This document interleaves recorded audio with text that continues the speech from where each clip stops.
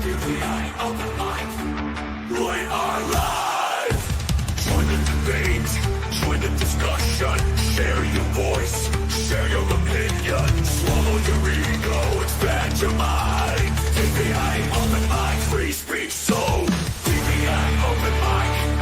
We are live. DPA Open Mic. We are live. Don't hold back, 'cause here we go. Let's go. Let's go. We are live. Let's go. We are live. DPA Open Mic.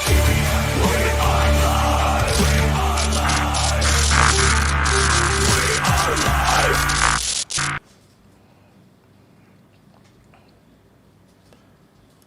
We are live. Welcome to DPA Open Mic, episode 143, where China is courting India in the SCO talks. It was a very big meeting. A lot of leaders were there. Putin was there. Pakistan is thrown aside, because it's not important, because China is now courting India. Because India is more important than Pakistan. If you have India, why you need Pakistan? So that's currently happening. And then shocking news was the past few days, the Israeli has launched a massive airstrike on the Houthis. I think it's around 2 days ago or 3 days ago, and the strike allegedly took out a huge chunk of the leadership of Houthis. Not everyone is dead. I think the supreme leader for the Houthis are still there, and then I think the deputy prime minister has taken over as the acting prime minister or something. So yeah, and then there is also rumors whether the defense minister is dead or not, and the top general is dead or not. So a huge setback for the Houthis, and the Houthis have promised to strike back against Israel, and now they have openly said that they're going to target Netanyahu, which is kind of funny because I felt that they would have always went for Netanyahu anyway. Anyway, that's something. And then yeah, so of course Ukraine war, very dull. Nothing. It doesn't feel like a lot have happened. But yeah, I guess you guys can hear me, right? No, after talking for so long, is that you're muted. So anyway, yeah, and of course in towards my region, Indonesia is having massive protests. They're really unhappy with this new president. A lot of the policies, like particularly the raising of the salary of the MPs, somehow was like a big problem for them, and a lot of reforms they are demanding, and yeah, so it is what it is. Although I personally I thought it's pretty normal for Indonesia. Indonesia always have this sort of protest all the time. So, but maybe this will be bigger. Who knows? So I'm gonna drop the link to join, so you guys can talk about it or anything you want. Like for example, we can talk about the European values, or talk about AI and chips, and or we can talk about oil and gas like last week. So and yeah, so and of course I think Canada is having a meltdown as well, if I'm not wrong, due to the tariff. And I think that's also one of the latest news was that the Supreme Court, the Court of Appeal seems to have shut down Trump's right to put up tariff. That I think is a developing story, because I'm 100% sure Trump is not going to put it, just going to lay down and admit defeat. They're going to find some other excuse to be able to do the tariff. If not, then they'll just do a legislation and to make it work. So give me a second. I want to drop the link to join. I copied the wrong. I was talking and I copied the wrong link. Okay, so drop the link to join in the live chat of YouTube, live chat of Rumble. I have pinned them, and I'm gonna also gonna drop it into Twitch and pin them. Although no one talks on Twitch. Twitch is a dying platform, as far as I am concerned. And I'm going to drop into the DPA Open Mic speaker lounges. And yeah, so then we can talk about it. Yeah. So give me a second. Forward this to dum. Yeah. So volume is good, Mr. Eric. Thanks. Yeah. So I didn't do the Discord open mic because I was like very busy and not really feeling it. Like Discord open mic is like it's a secondary thing. It's a nice to have. This open mic is the proper open mic. So so it's more important. The Discord open mic is like a additional thing that I want to do for the Discord server. But tentatively, I think this week I've been very tired. So try new things. I bet you guys probably have seen I've dropped a lot of the clippings as well as shorts, and I've also started to do shorts for the main channel as well for the sub reps. So let's see, over time whether it helps with getting more subscribers to the open mic channel, getting more exposure, because I think the open mic channel has been very low on exposure.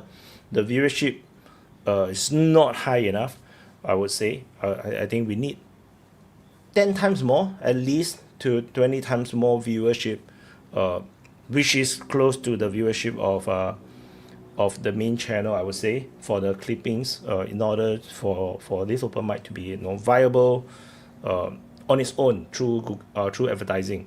So like Google advertising. So anyway, that's what it is. Yep. So tech derp. So give me a second.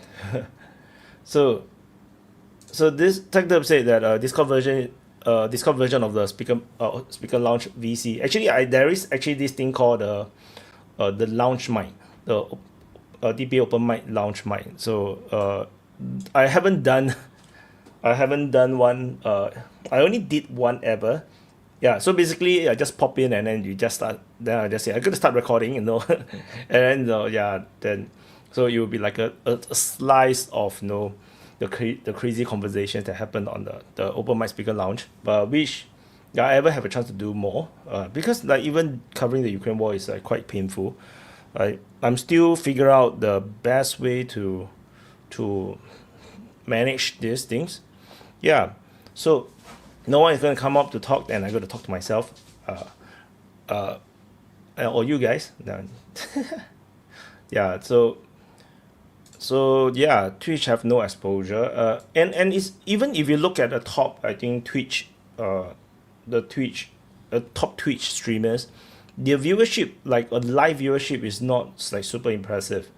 Like in my opinion, I think compared to YouTube, I think some channels YouTube live have way more viewers, and yeah, so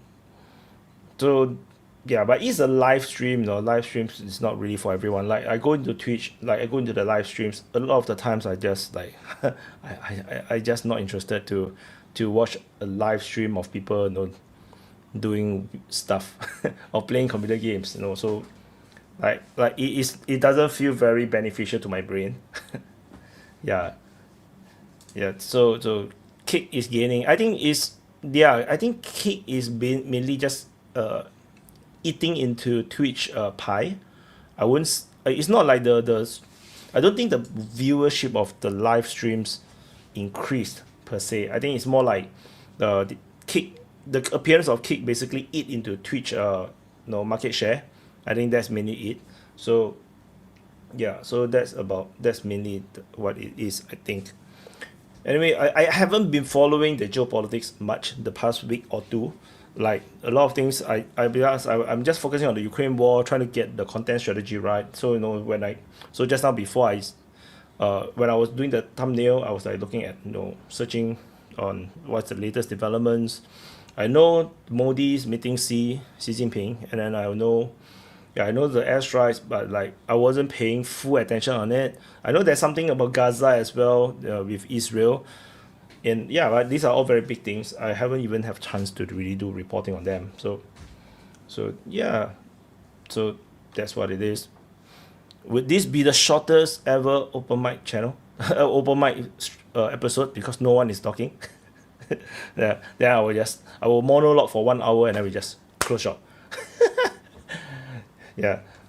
Meanwhile, yeah, was wondering if the shorts. Let me see. I'm not sure if the shorts are really doing well per se. I know there's a few subs coming from the shorts and the clippings, like a few, like just a few. But YouTube, of course, do their best to do balancing. I think we gained like five subscribers, and and the past few days, YouTube made sure to remove 5 subscribers as well off the Open Mic channel. So it's a sad state of affair for the Open Mic channel. Yeah, so let's see. I'm gonna scroll up and see what you guys have said earlier, since no one is talking. So yeah, so TechDirt was saying that she is hoping to see some discussion about the upcoming Zapad joint military exercise between Russia and Belarus. I'm not sure if we know enough to talk about this. Let's see whether they know. Oh no, the World War III Infinite chat. Shit. I forgot about that again. Shit. I always forgot, and then I always almost caused World War III. It's a bad habit. We have to not let World War III happen. Okay, let's whoops.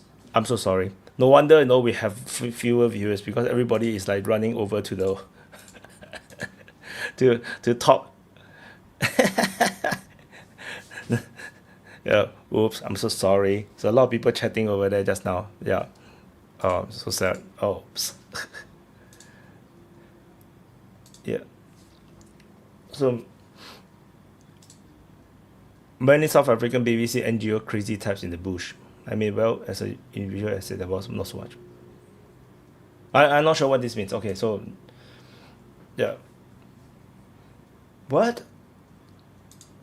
Oh, YouTube not giving notification. I'm not sure. I already gave like this stream like almost an hour, I would guess. So just to share screen. Yeah, so there was, okay, I think I have to do this. Oh no, this. So there is like chatters. There was chatters, in the World War III stream, which I forgot about it. Yeah, nothing ever happened. I'm so sorry. I always forgot about this. So yeah. So thanks for informing, so that I didn't cause World War III, although I did forget about it entirely. So I just, so since no one is talking, I just talk first. I think the China and India thing is very interesting. Both China is desperate to get more partners or more countries onto their sides. They want to get more partners, as much as it's actually it's entirely for the geopolitics. It's entirely for this confrontation with United States, particularly the trade war, which the China side is trying to get as much partners as possible, to somewhat side with China or totally side with China against United States. Donald Trump's tariff on India over the Ukraine war, creates this opening for Xi Jinping to immediately pounce on it, to take the full advantage of this sudden breakdown in relationship between India and United States. And so China is doing their best to go into it. But I believe, from what I saw on the summary on Grok, one of the things that they agreed upon was the trade balance. So India and China have insanely bad trade balance. It's very similar to the situation between China and United States. And they agree that they will resolve this trade balance thing. But this cannot be resolved. This is the same problem that I have voiced out regarding China and United States. This is a massive wealth transfer. So with this unbalance of trade, the United States is losing wealth to China, and that's what Trump is trying to do. He's trying to balance the trade so that there is reciprocal trade, so that both sides grow. Both sides we grow together, and not have one side taking a massive advantage, or at least have a landslide difference between the two between the wealth transfers, because it is possible to have balanced trade and both grow together.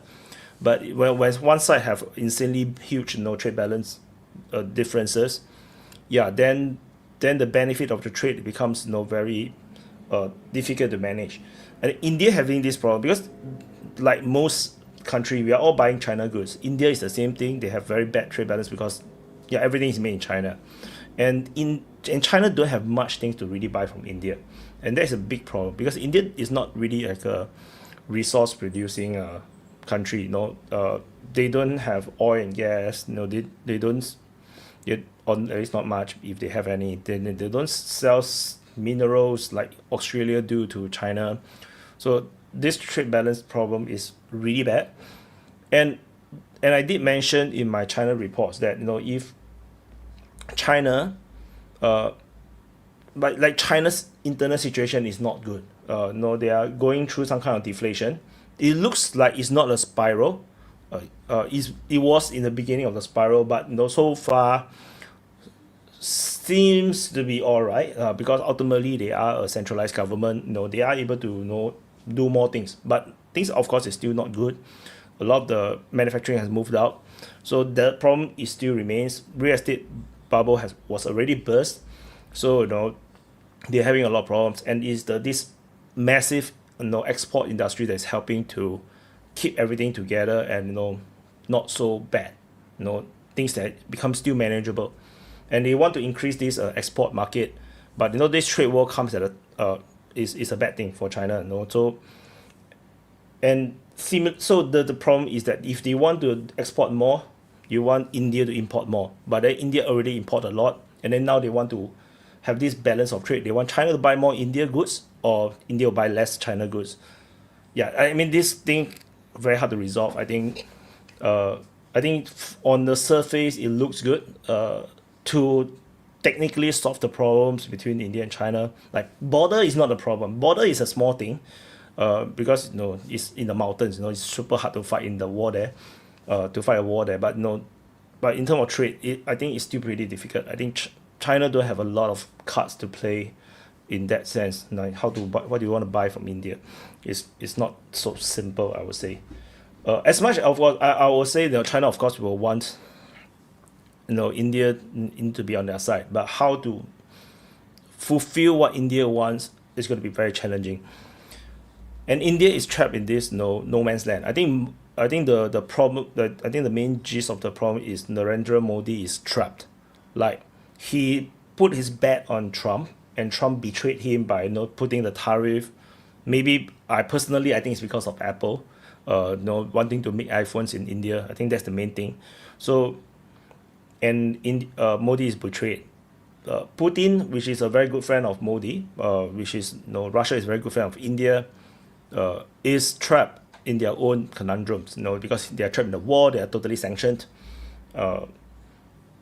and they also don't buy much India stuff, to be honest. And then China is a strategic rival, and even if you want to get closer and work closer with them through BRICS and through SCO, is still very risky because they are ultimately still a strategic rival.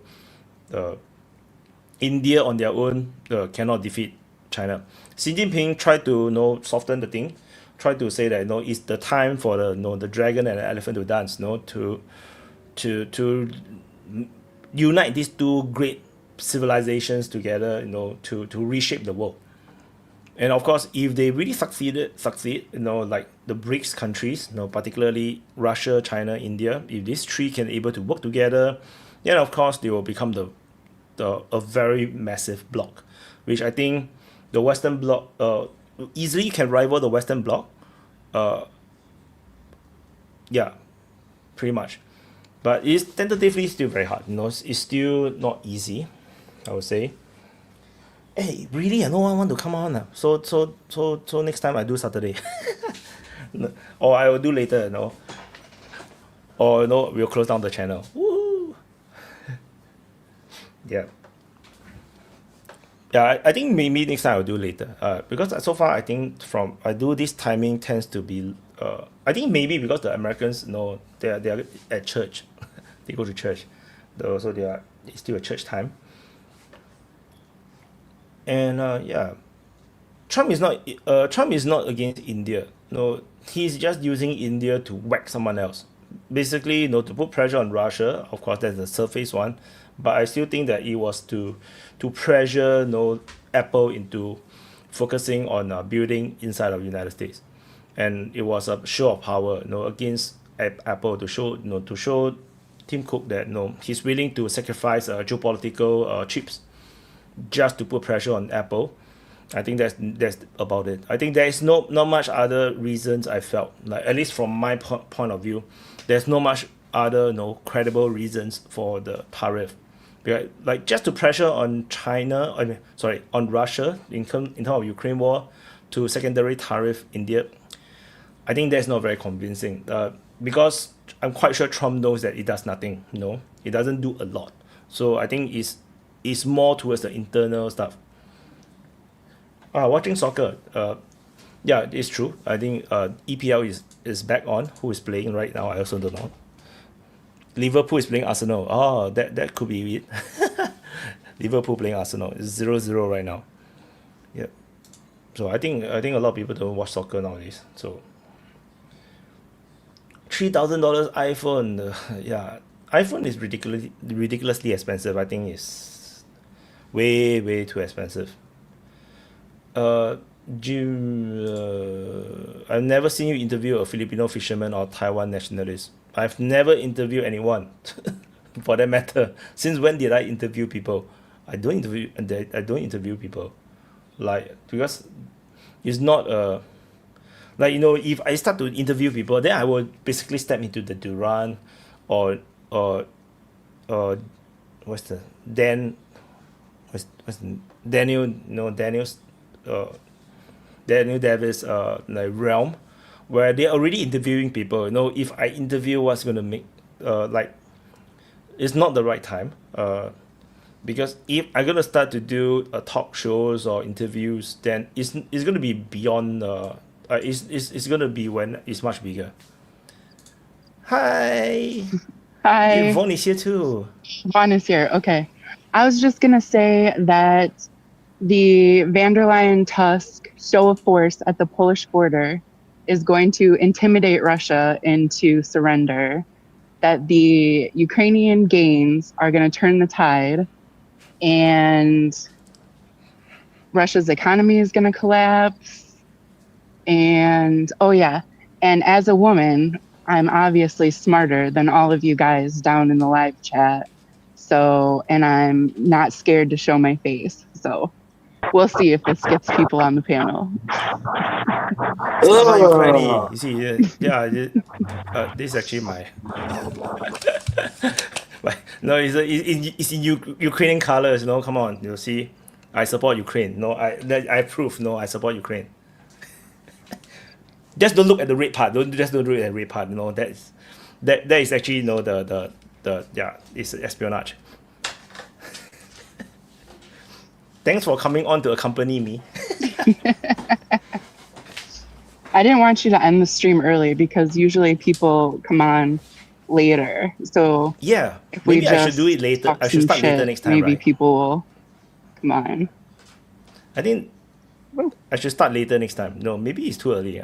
I'm not sure, but it's the European timing. The European. Yeah, I know. I mean, come on, all you Serbian fucks and Balkan fucks, get your ass in here. Oh yeah, see, I can't hear Vaughn. You can't hear Vaughn. How come I can hear him though? My StreamYard is weird. Oh, women don't want to hear what I have to say. I was hoping I would trigger some people to jump on stream. Yeah, we have like almost maybe 100 viewers. That yeah, we need more people. Yeah, where's Mr. Ted? Everyone's favorite. Chat. What everyone's favorite. I mean, he might even unseat me as Speaker of the Year because everyone loves him so much. I've never seen a man get more love than Mr. Ted. I'm jealous. It's so funny. I used the AI to help me do the clippings. I realized all the like more than half of the clipping is just him talking. It's like, come on, AI, you know, like the AI is like a great fan of Ted. Like he's like because they will like clip out what the AI thinks that is good conversations, and then it's like, well, it's almost everything is Ted. Like, so no, it's not my fault. No, I didn't plan it that way. I tried my best to put other stuff. I mean, I guess we could talk about Trump's war against Diebold and voting machines. Because, I mean, that's really what well, I mean, they all say Venezuela is where all the voting machine stuff came from. You know, I mean, this horse shit about, I'm going to go fight the drug cartels. It's like, dude, you're not going to go bomb the CIA. They're your friends. They work for you. I mean, this whole thing with Venezuela is kind of bullshit anyways. It's like, if you really want to fight the cartels, there's plenty of fucking labs all over South and Central America you could attack secretly. There's production facilities. There's probably storage facilities. You know where certain key players are. I mean, you know, why not go that route and see what happens on the ground with the people when some of these guys are gone and people might feel safer versus trying to land Marines or some dumb shit like that into Venezuela or just sending a fucking 1,000 cruise missile. We probably don't even have 1,000, but, you know, whatever we have left to shoot at Venezuela. I mean, there's an old book. It's called Clear and Present Danger. Tom Clancy wrote it like probably 30 or some years ago. Read the book. It's like 700 pages. It's a long book, but it lays out a pretty decent plan if you want to fight the cartels. You know, they didn't go in with a big military presence. You know, they just attacked the aircraft. They attacked the boats. They went after the stuff in the countries without announcing their presence. And it was all covert, you know, and obviously it's a Tom Clancy book, so it didn't work out perfect like it never does. But, I mean, there's a whole other way to do it. This whole show of force thing and all that, it's like, you know, and saying Maduro's, it's like, dude, if you got a problem with the voting machines and shit and the programs, start here, because that's where the fucking problem is. I don't give a shit about some factory in fucking Venezuela that made the machines or some stupid software guy. You know, deal with the criminals that are involved in the elections here. I mean, if you want to fuck with the cartels, why aren't we bombing Mexico?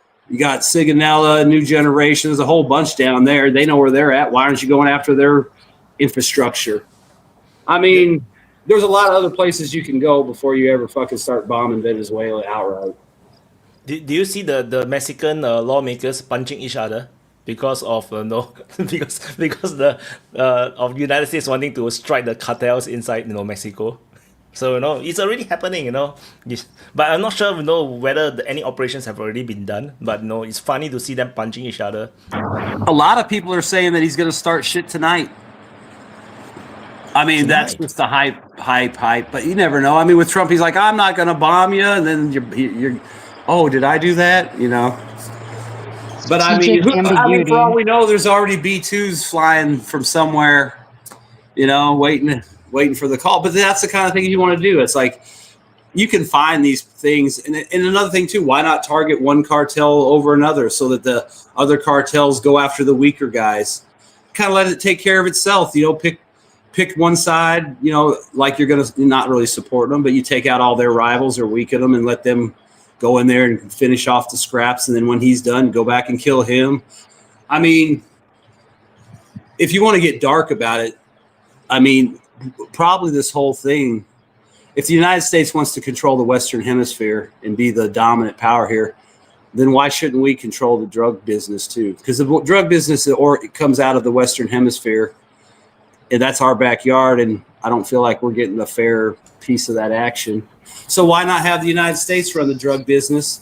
Clean drugs, no fentanyl, guaranteed quality. You know what I'm saying? I mean, why not have American drugs go out across the planet instead of, I kind of feel like we're just getting rid of the competition.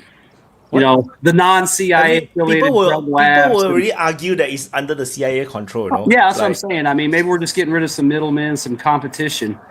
But I mean, really, it's like you're not going to get rid of the drugs no matter how much you bomb Venezuela and everywhere else. There's always going to be drugs coming in. So why not just admit you're just getting rid of dirty drug dealers in the competition, and you're going to provide clean, safe drugs for the world with the American flag on the kilos. And just quit lying about it. I agree. I think that our financial institutions, like the banks, aren't they making a lot of money off of these cartels, like laundering money and whatnot?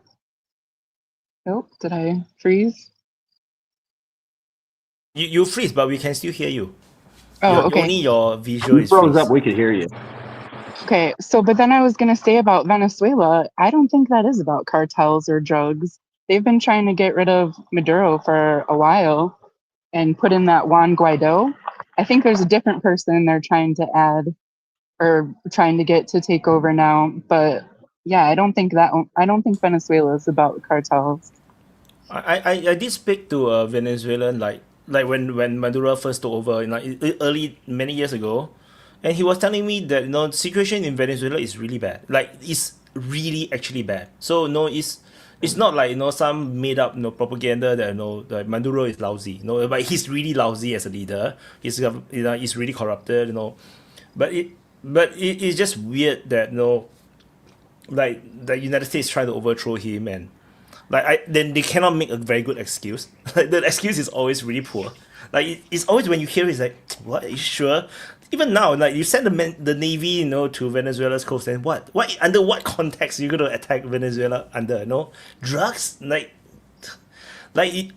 might as well just say we want to conquer the oil, and everybody will like, oh, okay, we got it. That's simple. Like don't make like.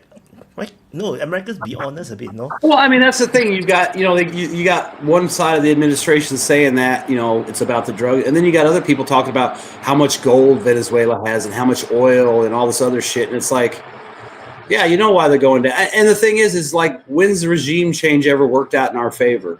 Libya, Syria, Afghanistan, the Balkans. I mean, I'm sure there's other ones I can't even think. It never works.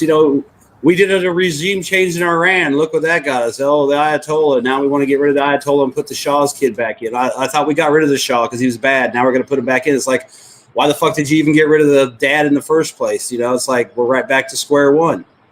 I mean, it's just retarded, the kind of stuff they're doing with that. I mean, what are we going to do? Knock out Maduro, and then some guy's going to come in, and we're thinking he's going to be our guy, and then probably turn out to be somebody else's guy. And then this shit with like them saying, oh, well, Cuba supports Venezuela. It's like, what the fuck is Cuba doing? I mean, seriously, it's like before you go that far south, there's plenty of shit close to home to deal with as far as if you want to deal with drug cartels directly. I should do a really hard purge inside the United States before you start, because you don't want these guys cut loose to go out and do terrorist attacks and reprisals, because that's what they say they're going to do. And they don't have to go and fight the ATF or the DEA. They just have to go blow up a fucking school or something. I mean, they probably won't, because no one wants to bring that kind of heat down by doing that. But you start hitting those guys way far away from home, and you haven't cleaned up or secured your own backyard. It's kind of more of like leaving your ass hanging out. It's like, are you going to purge out Texas and all the border states and maybe work around Mexico first, and then you can work your way down? It just seems like just another bad decision. It's not going to go the way they plan. I mean, the regime change never work. And the idea, and they're like, oh, we have all these countries, these countries in the Caribbean that support us. It's like, yeah, are they going to send a ship?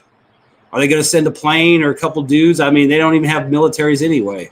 Is our greatest ally going to help us fight these cartels? I mean, are they going to pitch in? And we do a lot for them. Maybe they could help us with this. They supposedly have all this great internet stuff. They can find people and track people. It's like, are they going to help us? Are they going to send one of their subs over to help shoot cruise missiles at Maduro? Oh, and on that other thing, that $50 million reward for Maduro, if you're a Venezuelan and you can hear my voice, you're never going to get the $50 million. So don't even try it. Because what they'll do is they'll find some reason not to pay you, or they'll just get the information and then kill you. You're never going to get the money. I mean, I don't think anyone ever got paid for Saddam or anybody else. So, I mean, go ask them. I mean, maybe somebody did, but that $50 million, I mean, even if you were to get the money, they're probably going to take half of it in taxes anyways before they pay you. So it's not even worth the trouble. I mean, if you don't get the guy, your whole family's going to get hunted down and killed, and they'll find you. And, if you help us we probably won't get you out of the country safely, so you're fucked. So it's like it's really just a dumb idea. You're not going to get 50 million. You're probably not even going to get $5. So your best bet is My just to do your own suggestion business. is my suggestion for those that want to take out Maduro yourself for the 50 million, you must first ask yourself how much do you cost? Like what's the value of your person? No, because if you are not worth 50 million, then it costs lesser than 50 million to kill you, then they probably kill you to save that 50 million. I just wanted to say, we finally have a 50-50, different gender, male and female, and then Oh no, boys stuff have to Boys come and ruined spoil it. like it's the era of women, the female gender is going to be dominant. Like voice love, oh my god, it's always the Slavs. Yeah. I got a thing for black chicks. And I mean, the other thing too, I mean, the whole drug thing, it's like, okay, Maduro can't have drugs, but we can give the finest cocaine to Zelensky to keep him in line. I mean, it's like our cocaine is okay, but your cocaine is bad. I mean, we're probably giving him cocaine right out of the fucking evidence locker from the DEA. I mean, you think we're giving him shit off the street? No, that motherfucker's probably getting 100% pure, clean cocaine or cocaine, however you want I to know say it. already. It's Zelensky actually, blackmailed Donald Trump. He said that I cannot get my Venezuelan powder. You have to take them out. Because of he cannot get his stock. So I mean, now Trump has to seriously, do though, it I for mean, him. as long as this fucking drug war has been going on, they know where all the fucking airfields are they use. I mean, they probably got them all mapped out from all the years of fucking with FARC down in Colombia and all that. Medellin is the fucking hub of El Chop, or not what's his name? Pablo Escobar. I'm sure he's gone, but I'm sure the drug trade is still strong there. I mean, like I said, there's plenty of places you can go without actually fucking with Venezuela. I mean, what's Venezuela going to do if a few random airstrips in the jungle get blown up or some warehouse out in the middle of nowhere? I mean, yeah, they might get mad, but nobody can complain about civilian casualties or indiscriminate bombing if you're just targeting the cartel. And the idea that Maduro is part of this cartel, yeah, whatever. I mean, so are we. I mean, so is probably half the Western leaders are getting grift off that. I mean, think about it. The cartels have billions, if not trillions, of dollars to spend. They're paying politicians, they're paying cops, they're paying people to look the other way. People launder money for them. I mean, that's big business. It's like I said, maybe we're just trying to take it over. American made, proud American. Boys love, go. I was watching all these conservative talk show hosts, on alternative media or on YouTube, and they seem to support Trump when it comes to Venezuela, and they they fell for that agenda that it's all about drugs and cartels, and everybody seemed to forget about Epstein files and shit, so it's it's kind of fucked up. And one more, I have a question for you guys. I'm sorry, ladies are gonna have to hear this. It's kind of nasty. If Russians It's no different reach, than the voice chat, so if Russians reach Stinky, does that mean that Ukrainians got fingered? Go ahead, everybody.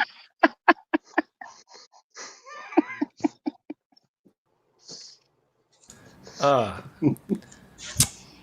just saying, I don't You know. know. No, yeah. Maybe none of us have experience, regarding Hey, this. hey, It's Wyatt, hard to say. you tempted me today when you did your update. You said who's gonna be first. We come up with the stinky jokes, so I had to come up with something. Well, the other thing Trump could have came out and said too, maybe to make it go over better, is Venezuela cannot be allowed to possess nuclear weapons. That's the good catch-all. So, and sooner or later, I hate to say it, but Serbia cannot be allowed to have nuclear weapons. That's a good line. That gets you in there wherever you want to go. Sorry, Effie. Go ahead. Yeah. Nothing important to say, really. I just saying hello. Hi, Bridget. And Wow, it's weird you just even standing sound hot. here on camera saying nothing. It's just strange. No, that's But I enough. want That's enough. DPA to keep going, so It, obviously. it's okay. It's okay. No, the live chat. No, yeah. Clearly, our Sims. No, they will be fine with it. You know, they like eye candy on the screen. Here we go. Yeah, I'm on the screen with Mr. Ted, so maybe I'll make it into the shorts. Yay. Yeah. I don't know how I Nunya, feel long about time the no see. shorts. He's back, tan, rested, and ready. Right? I know he was on vacation. That I am. You can tell So- from the looks of it, he's down in sunny Venezuela. He's going to be our live reporter on the ground. I'm planning the coup.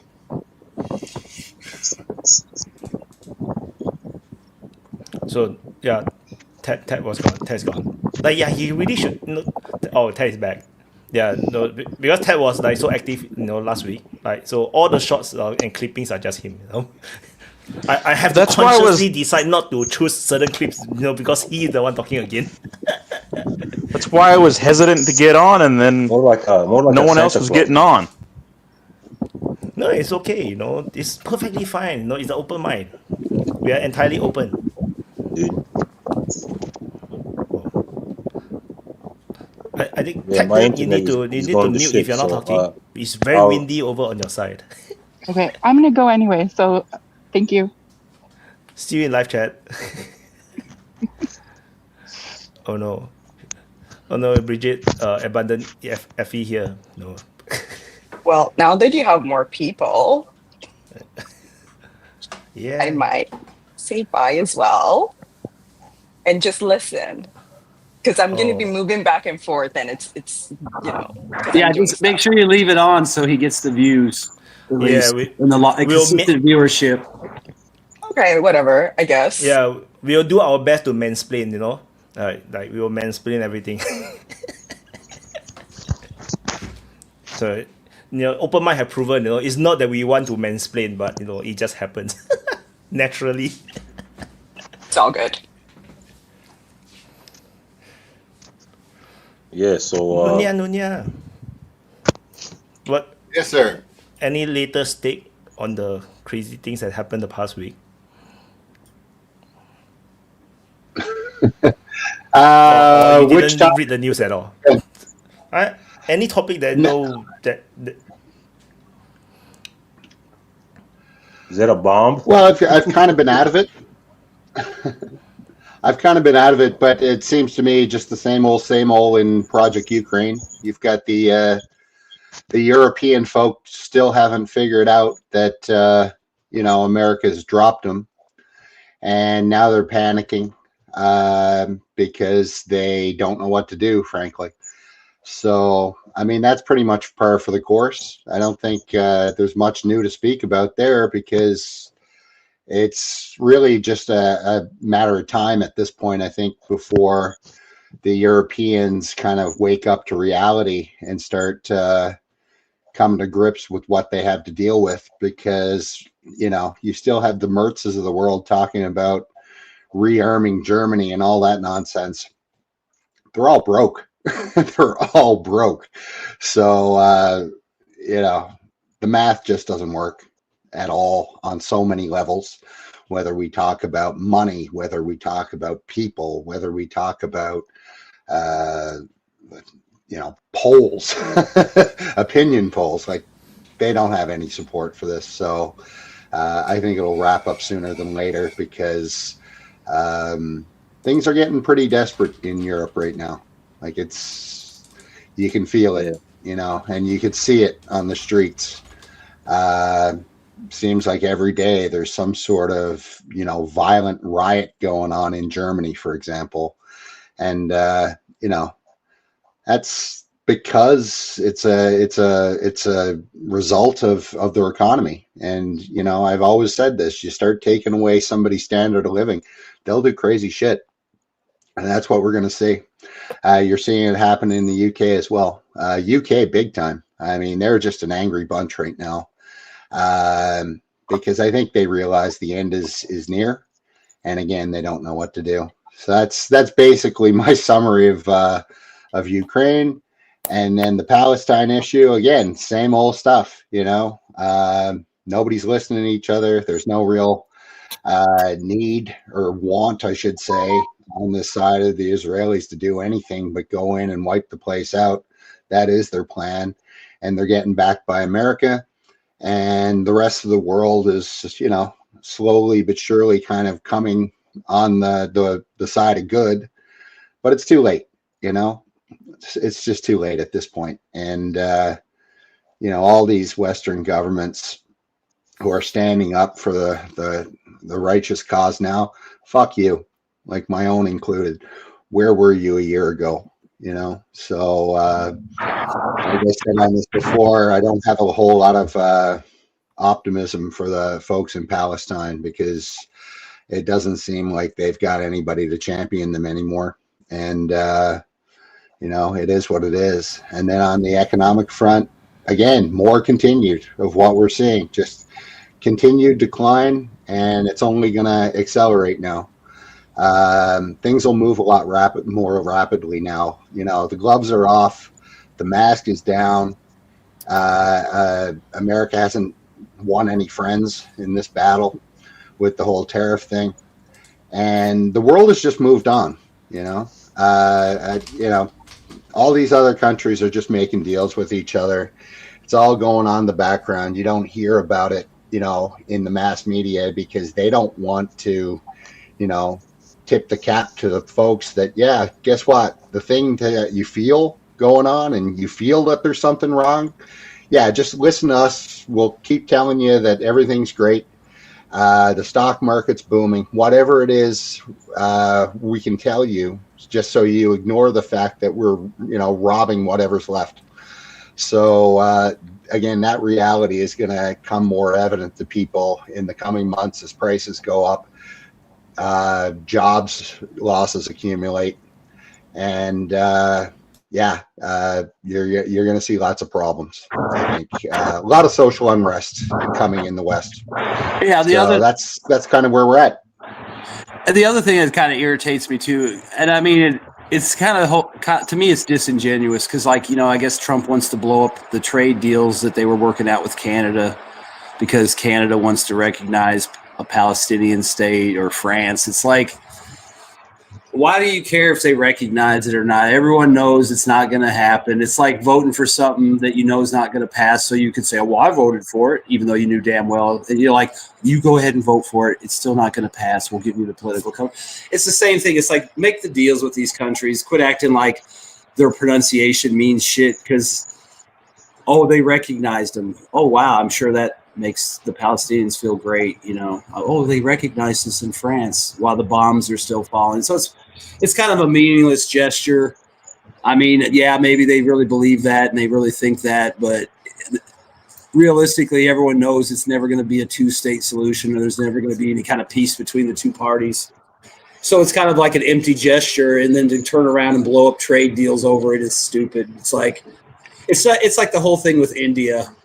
We're gonna, like the idea that India, if without India buying Russian oil, the Russian army would be out of money, and the Russian government would be out of money, is ridiculous. It's like, just shut the fuck up already. You buy uranium from Russia, you buy oil from Russia, you buy fertilizer from Russia. So let's quit fucking acting like it's a big deal that India's buying oil from Russia. It's like, we don't buy it. It's like, no, you bought it from this guy who bought it from that guy who bought it from Russia. So it's still Russian oil.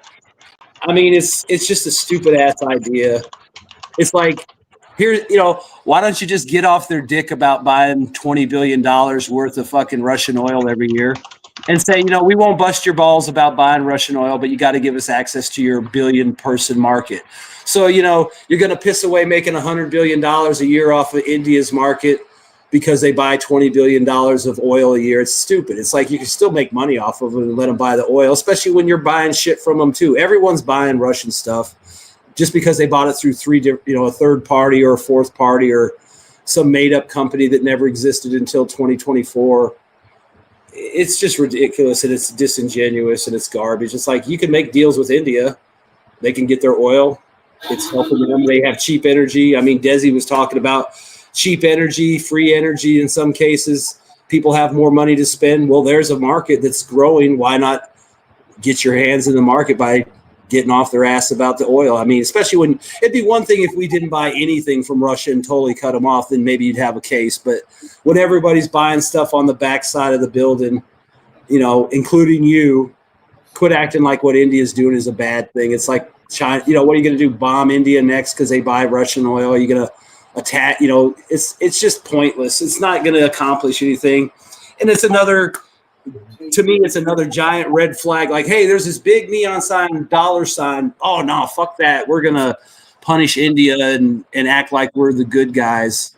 It's like, go make money, dude. That's what everybody wants to do. Who cares who's buying what oil? It's like I said, we're buying stuff too, so it's just bullshit. It's like, just get over it. I mean, when this war is over, we're going to be buying Russian stuff hand over fist anyway. And we're going to be making deals with the Russians over whatever's left of Ukraine anyway. So why act like it's a problem now? It's like everyone knows who's going to be managing that territory and who's going to be making deals. I mean, Exxon wants, Russia's so bad, but Exxon during that Alaska meeting seems to have gotten a sympathetic nod from Russia about coming back into Russia on this big project they had before the war started. But yeah, India's bad, China bad, anyone that's touching Russian products bad, except for us or Europe or whoever. It's just disingenuous garbage. Sorry. Just now, Nunya talked about Europe. I remember reading this. I'm not sure if it's real. But the leader of Germany said that they are now considering wiping out the stop doing the social welfare thing because they need more money for the military. So he said that. He said something along the lines of the welfare state is over because we need to rearm and stuff. But I mean, Merz is about as popular as crotch rot in Germany right now, so he's not going to get anything passed. Like, this is all fantasy that they're going to rearm anything with anything. They'd have to borrow all the money, and that won't be popular with anybody, particularly in Germany. So I just don't see it happening at all. I think that the people are just going to make their voices known. They're already doing it. So the idea of rearming Europe or anything, like, even if they had all the arms, with what army? I saw a poll a couple weeks ago asking Germans if they would fight for their country, and I think only 16% said they would. I mean, that tells you everything, right? If only a fifth of your people would actually fight for the country, and I don't think that's uncommon in Europe, because this whole EU project, all it's done is, make people's attachments to their country a whole lot less and less of what they should be. So this is an unwelcome result of, the globalist plan for this one world government and all that. Who are you going to get people to fight for Germany or France or Portugal or wherever? It's like, we're all European now, Mm-hmm. Yeah, let the Ukrainians die, let the Polish die, why we die?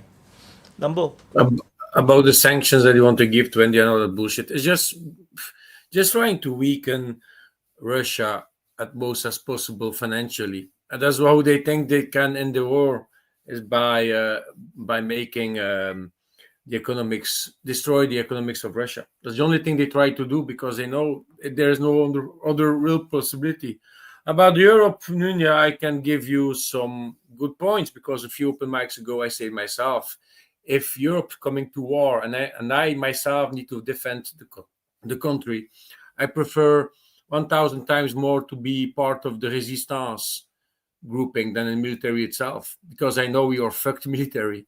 Good news for Belgium, we passed to 2% normally for the military defense budgets, so it's already a good way up. But still, everything they are investing in military here in Belgium also is like stupid. We bought I think 11 extra F-35s. You could buy actually 22 Rafales for the same price. You know what I mean? And everything built in Europe, maintained in Europe, good collaborations with other countries. There are big discussions about contracts like for the 6th gen Frenchy collaboration with other countries in Europe, plane. And France refused to have industrial collaboration with Belgium. And we are pissed about that. Our ministers are pissed about that because it's hurt us economically to have more jobs in that industry. And it's also something stupid. We are in Europe, and they are not allowed to help each other. It's fucking stupid. Why so specific? Why so specific? Like no Belgium. Belgium's so small. Why? We have a big industry. We have a big industry. We are specialized. We are specialized in a lot of things. We are smart. We have tech. We have possibilities to help out. We have companies making parts for Airbus. We have companies. We are building our own. We are assembling our own new vehicles. MOL, company called MOL, here not far away where I'm living, they're assembling the new. I forgot the name. Vehicles like 6-wheeled, 3-axle military troop transporting vehicles. We built hundreds and hundreds of that for our own military. So we have a contract with the manufacturer that is French, that they're going to make the parts and we're going to assemble it. That's how it works. Like for the F-16s in the 70s, it was Holland that made their F-16s, our F-16s. They are not built in USA. They were built in Holland by Fokker. That's just to give an example. It's the same like if India want to buy some Sukhois, they're going to build them themselves. They're going to assemble themselves. Sukhoi is going to send the parts to India and they're going to do the assembly themselves. That's how it works. That's how contract works. And also cheaper for yourself. Plus you put jobs into play also. So that there is things as Germany fucked, yes, financially, yes, but actually I don't know. Rheinmetall is making fucking lot of money for making weaponry for Ukraine for the moment. But the big problem that Germany has is like if you just look at the car industry, as a competition with China for the electric vehicles, they're hurting Volkswagen, the Volkswagen group, very hard. So what Europe need to say is like, we need to stop working together with China and promoting companies to buy from China. Is not the only time I said that. I said it already previously. Also by construction machinery. More and more companies here in Belgium and in Europe are buying from China. Why? Just continue to buy German. Just continue to buy for what we are making in Europe. We are very big in construction industry. We are one of the biggest in the world. If you're speaking about construction, about lifting, cranes, all that stuff, go to Holland, go to Belgium. We have the biggest companies in the world. The big launch system for SpaceX were built with Belgium cranes that they hired from Belgium for Belgium companies. We are the market leaders in that. Germany is a market leader in construction machinery. You have Liebherr, you have Tadano, that's actually Japanese, but you have the phone stuff. We have very big brands. We have Volvo and in Sweden. We have very big brands in construction. And just because it's so much cheaper and China became more modern and more European in the market, they are playing competitive very hard to try to sell shit to us. And the quality is not there. It can look good, but it's not that. Just cheaper. A lot of companies now just look at the price over quality. They prefer to buy cheap instead to expensive and durable in quality. There's the same that people are doing. They are buying these cars from BYD for I don't know what brands, electric vehicles that are still too expensive compared to normal petrol engine. But it's Europe that's saying to us, buy fucking electric. But we need to use the same budget we had 10 years ago to buy our diesel car. Now we need to use the same budget for that same car to use electric.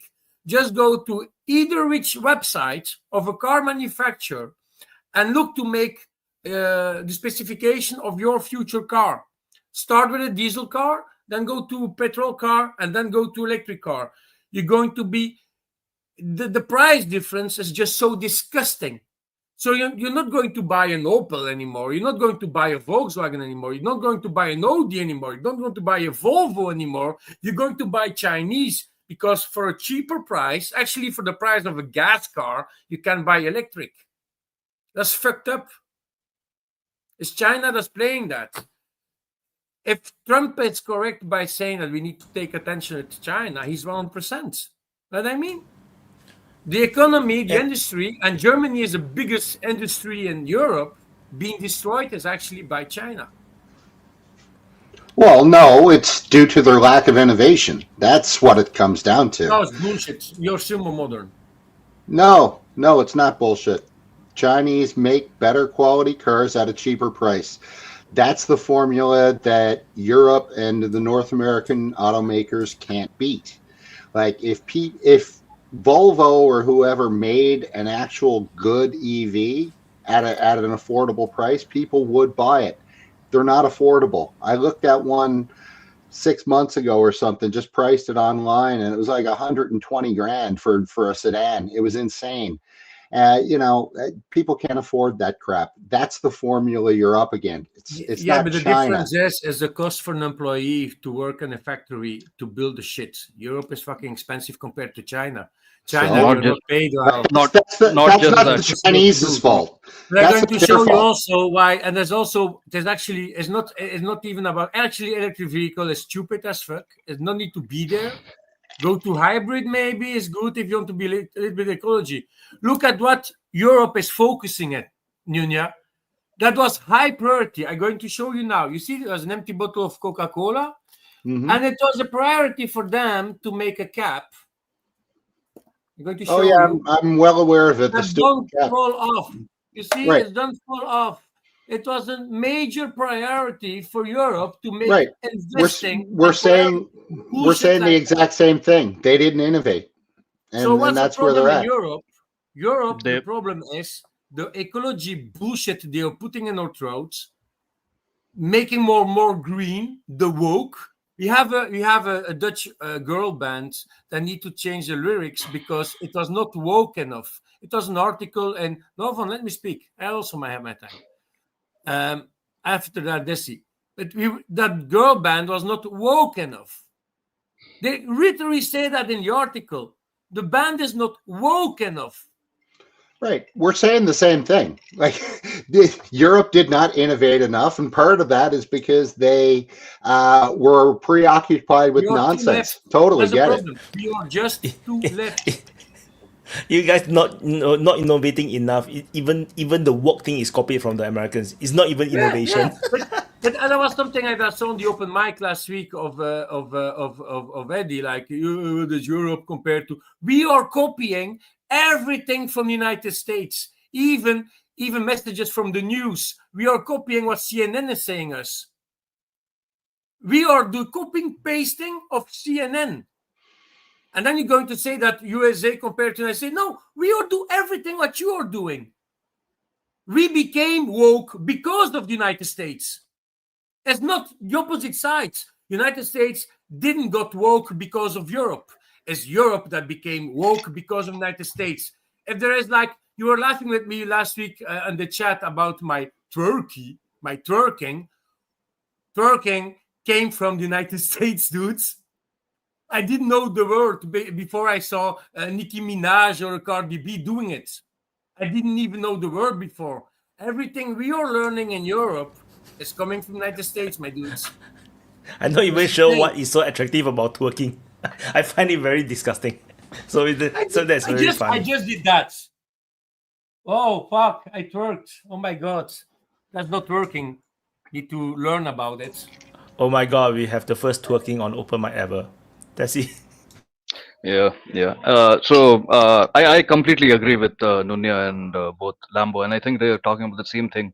And it's not just about wages or even innovations. It's about the sheer availability of resources that Europe, before the start of the Ukraine war, did have, which used to come from, first, should we read this? Okay, go Yeah, ahead. people are upset with China and Russia for not doing anything to stop Israel. But what exactly should they do? Are their citizens demanding them they intervene? I think that is a requirement. Required. That is required first. I totally agree. Yeah, that's totally agree. It's not their war. Just like I Yeah. tell everybody who talk about Palestinian Gaza issues, like it's not your war. It's no why you bother. Okay, but no, okay, sorry. That's it. Continue. Yeah, I mean, going on a tangent about this thing, like there's a better argument as to why Saudi Arabia, Jordan, Egypt is not intervening. I mean, they won't, they're American puppets. But if anyone should have, it should have been the Arab countries. And if the Arabs are not intervening, what rise to the Chinese or the Russians or the Indians? I mean, India won't, but at least, and I will tell you this much also. Even India, which is technically quite, pro-Israeli nation, even the BJP has stated several times that there should be a ceasefire, right?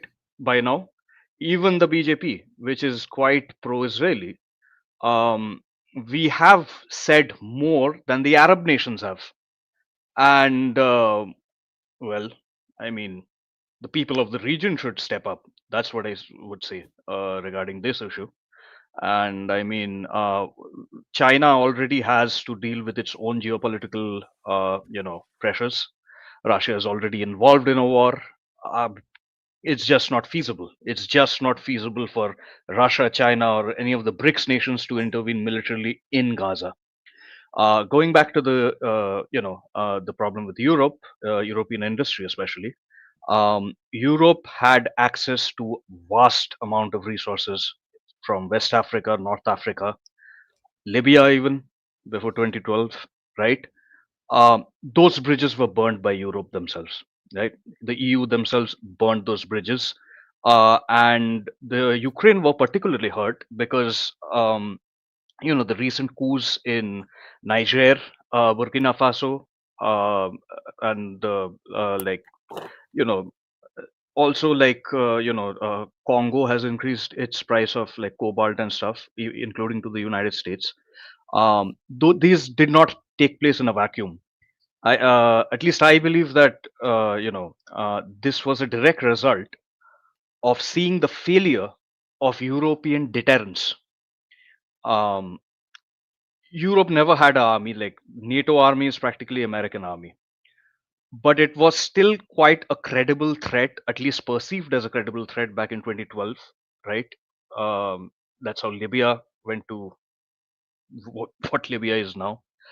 Uh, but Russia proved that Europe technically is important. Its economic sanctions are not. It can be bypassed and can be beaten, right? And that influenced, definitely had an impact on the leaders of other nations, who now really truly started to believe that yes, we have entered a multipolar stage of the world, and they started essentially defying Europe. The prices of uranium went I think it was Burkina Faso or Niger. They It was like $5 a kg or something, a pound, something like that, and then it jumped to 200 after the coups, right? And the French garrisons were all kicked out of West Africa. So same with China, right? You look at where the resources, natural resources are, all, and natural resources is, if Europe wants to keep its high standard of living and high wages, it has only two ways to do it. Either increase its own purchasing power, its current currency's purchasing power, which is not an easy thing to do.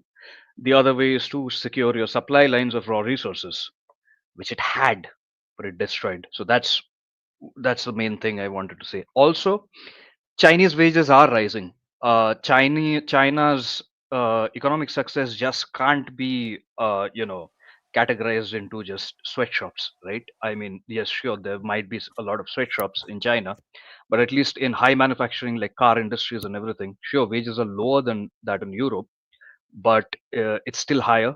The purchasing power of Chinese citizens is quite still good in some regard, and at the same time, you can't argue that it's an advantage for China. It just exists, and the people of China, they won't revolt, they won't be angry. They're satisfied with what they have. Um, you reduce Europe's wages to the levels of China, and entirety of Europe will revolt, and that's a geopolitical reality. Anyway, one, go ahead. Yeah, just real quick, and then I think it's Shumpak. I was just going to say, wait till you get German engineering at Chinese prices, and then what are you going to do? Because they already have those companies over there, and they like to take the stuff and use it as their own. I mean, once they get that worked out and they have high quality engineers and machinery and all that, and they can produce these cars cheaper. I mean, there's a story about a truck that Toyota makes. It's like $10,000. It's a nice looking truck. Can't buy it in America because, America's truck market, you got to spend $50,000 on a bare bones 150.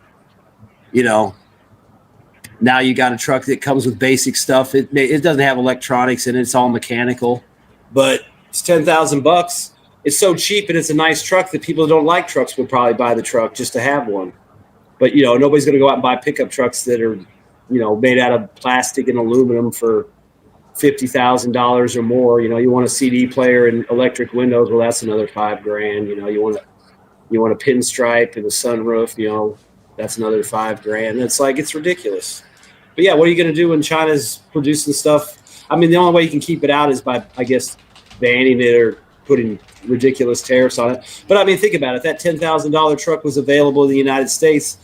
Oh, I'll do 100% tariffs. Oh, it's still $30,000 cheaper than the nearest American truck. So what you going to do, 500% tariffs so it costs as much as a fucking Ford or something, or a Chevy? Sorry, go ahead, Shempak. I just want to add before Shamapa go. The Chinese already bought like companies from Europe, like I think German as well.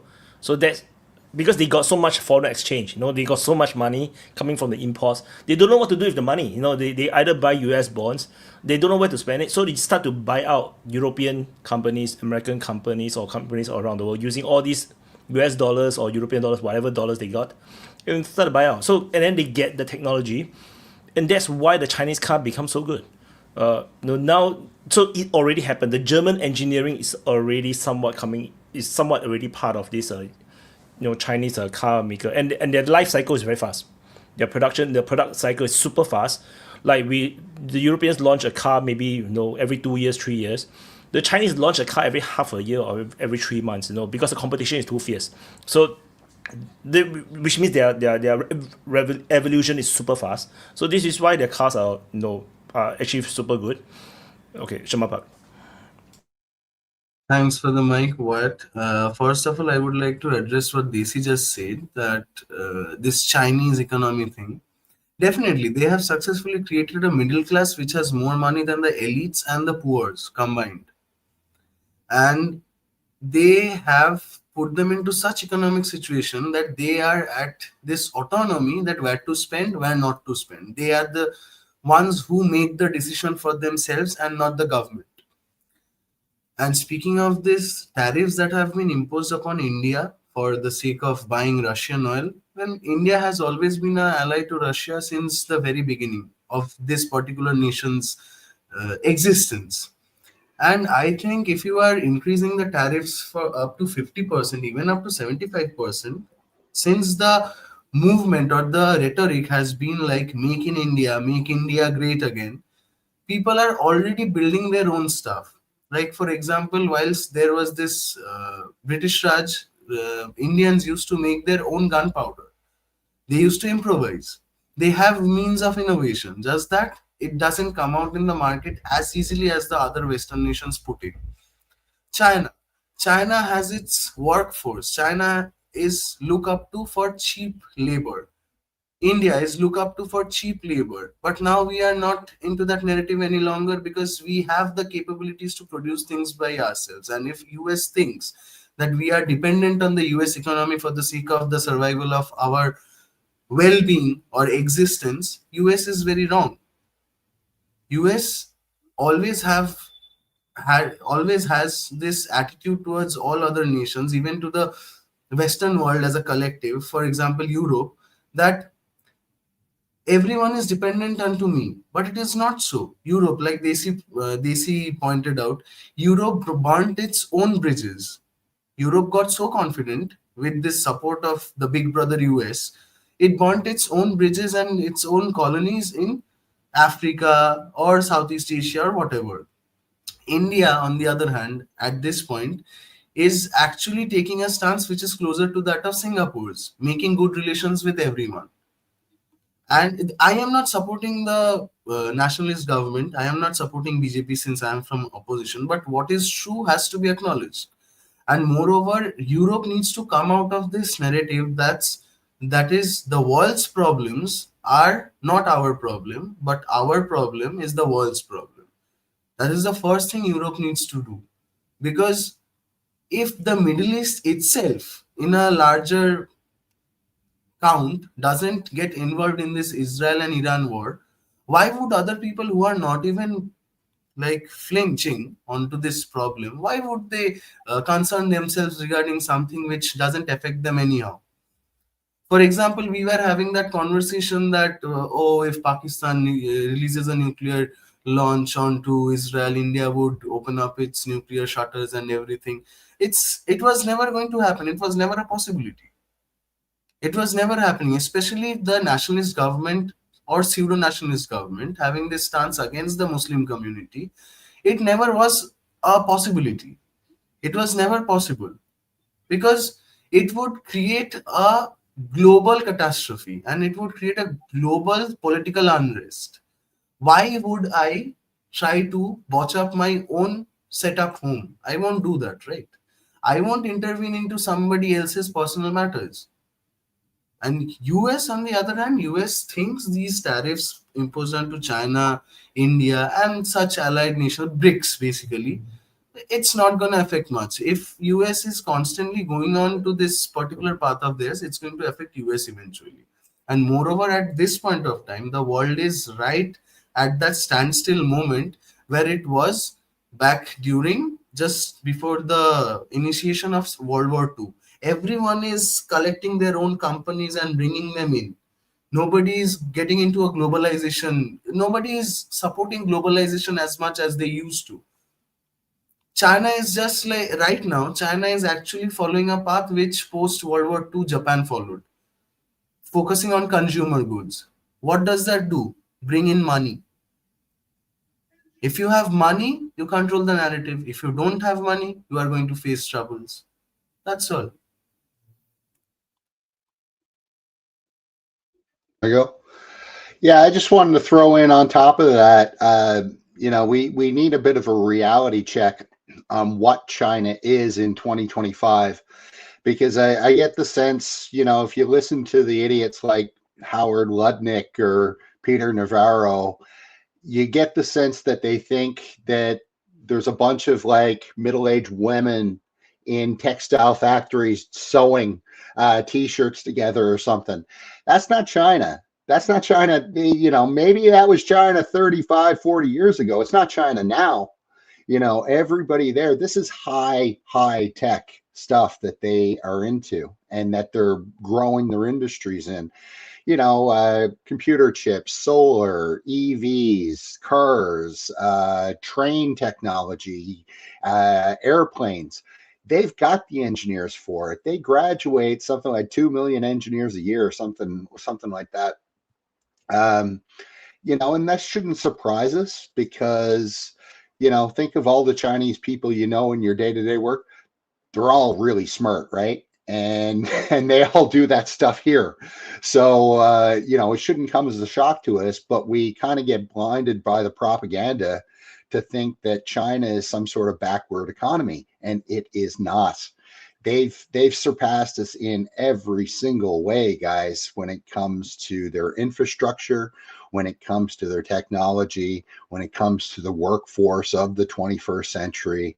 It's all lined up right there for them. And, the sooner we come to grips with that and figure out, okay, how do we now pivot to, maximize our comparative advantages vis-a-vis these other countries. That's what a smart country would be doing right now, instead of trying to prop up the buggy whip factories, So That's my 2 cents on it. Go ahead, Desi. Just a quick anecdote to what Nunia just said. Chinese kids are introduced to calculus since standard 6th, and that's the lowest, and that's how smart they are, and that is plausible. If I may, that is actually something we should be afraid of, because that's a huge deal of development from what China was 30 years ago, from what China is right now. They have made a huge leap. I Go hate ahead, Desi. calculus. I hate calculus, but anyway, the thing is, I completely agree with like both you and Nunia, Sam, is that China has made a huge leap. There is this narrative enforced by both Western media and Indian media that China has like is still backward. The sweatshops has moved from China. It's in South Asia now. It's in India. It's in Bangladesh. It's in Myanmar, right? Uh, that's where those industries have gone. Chinese cities are very much comparable to European or American cities now. And the biggest the main criticism we make is of China is there's too many. And thank you, your public, for the super sticker.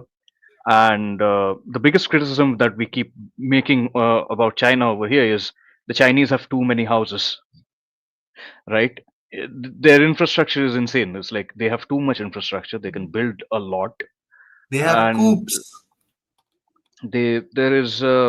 it's hard to compete in the areas where China is already doing well.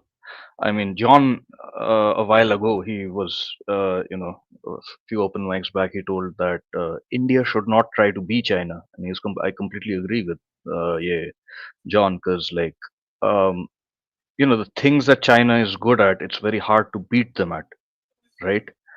So essentially, every other nation, every other economy has to basically adapt, and just as Nunia said, work to their advantages, essentially.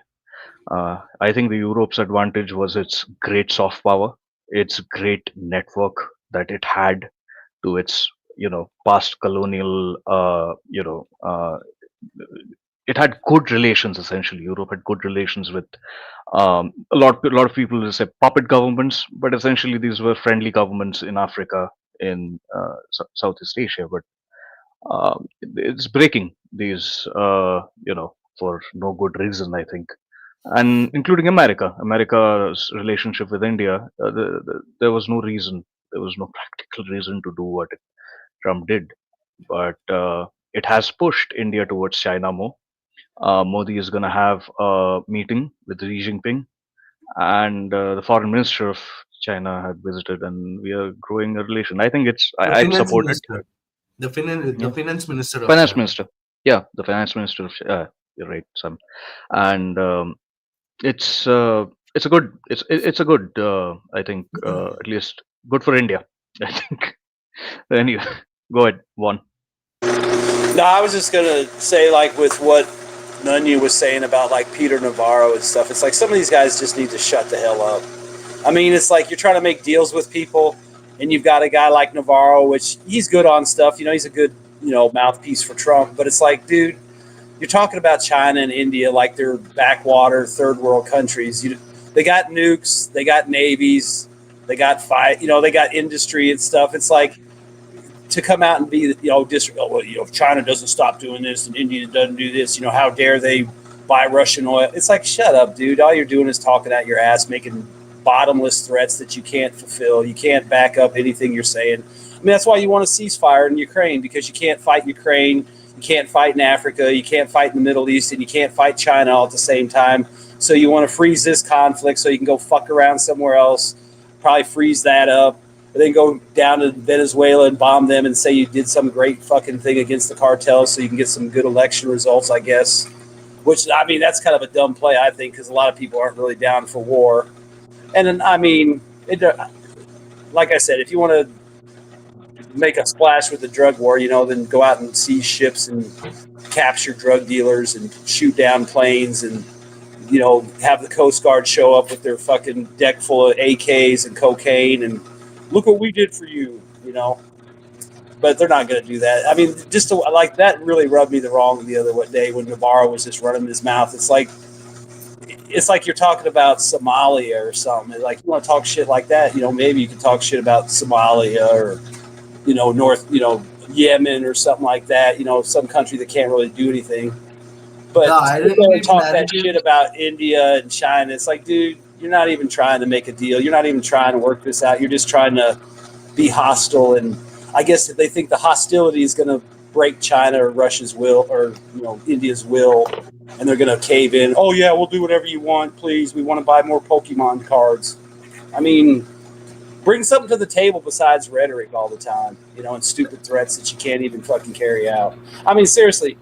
How if we go to war with Venezuela and start bombing them, are we going to run out of shit again? I mean, because we already know we ain't got shit in the stockpiles. Everything's been used up or pretty much being held in reserve for the big war in China. So it's like, what are you even going to do? It's like, quit biting off more than you can chew. I mean, we're not really, we're a strong country, but we're not so strong that we can go fight half the world's population at the same time. I don't care how much shit you build up and all that. I mean, that's the other thing too. You're talking about all these areas of conflict, and you haven't even bothered to increase production to any noticeable amount. Oh yeah, we'll get 1,000 shells a year, by 2030. Well, great. Well, hopefully nothing happens before 2030. Like all these countries that are waiting on their F-35s, but they're supposed to defend Europe from the Russian invasion.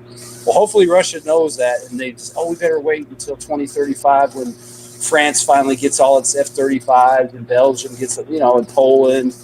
I mean, it's just retarded. I mean, it's like some of these people should just shut up.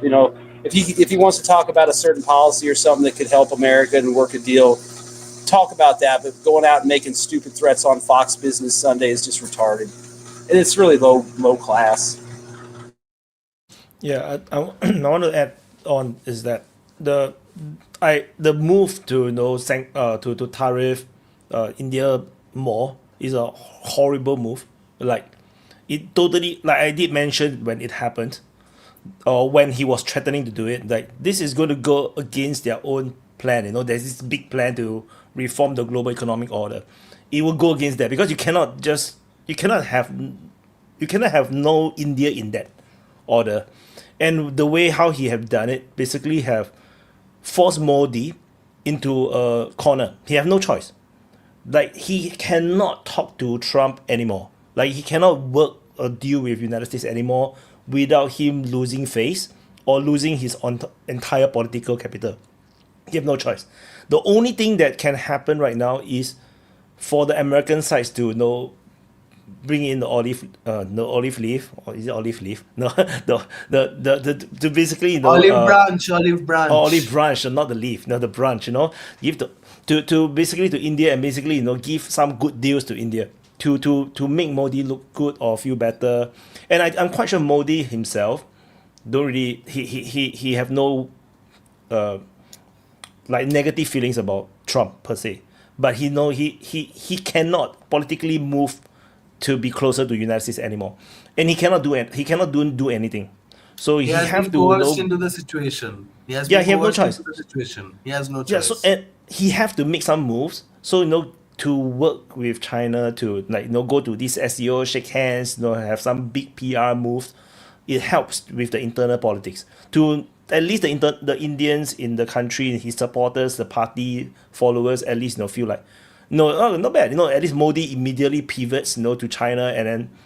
But the thing is, geostrategically, it makes zero sense to pivot to China because they are the strategic rival, and also there is not going to be any good deals that are going to be able to be made with China because this applies to every country around the region, or even the world.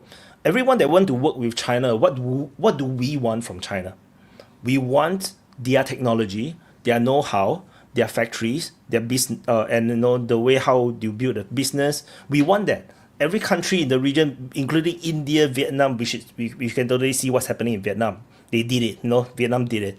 Like Malaysia, Indonesia, everybody's want what they want from China when they go and talk to China, talk to Xi Jinping. What they want is that, we want your know-how. We want to do business, make manufacturing just like you.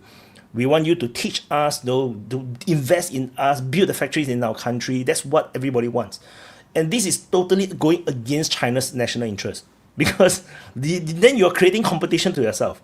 And China is not a consumer country. They are not the United States or Europe, or at least they are not yet. They are unwilling to take up debt. You need to take up a lot of debt to do that. So that is the conundrum that I think India is in. Shamapa.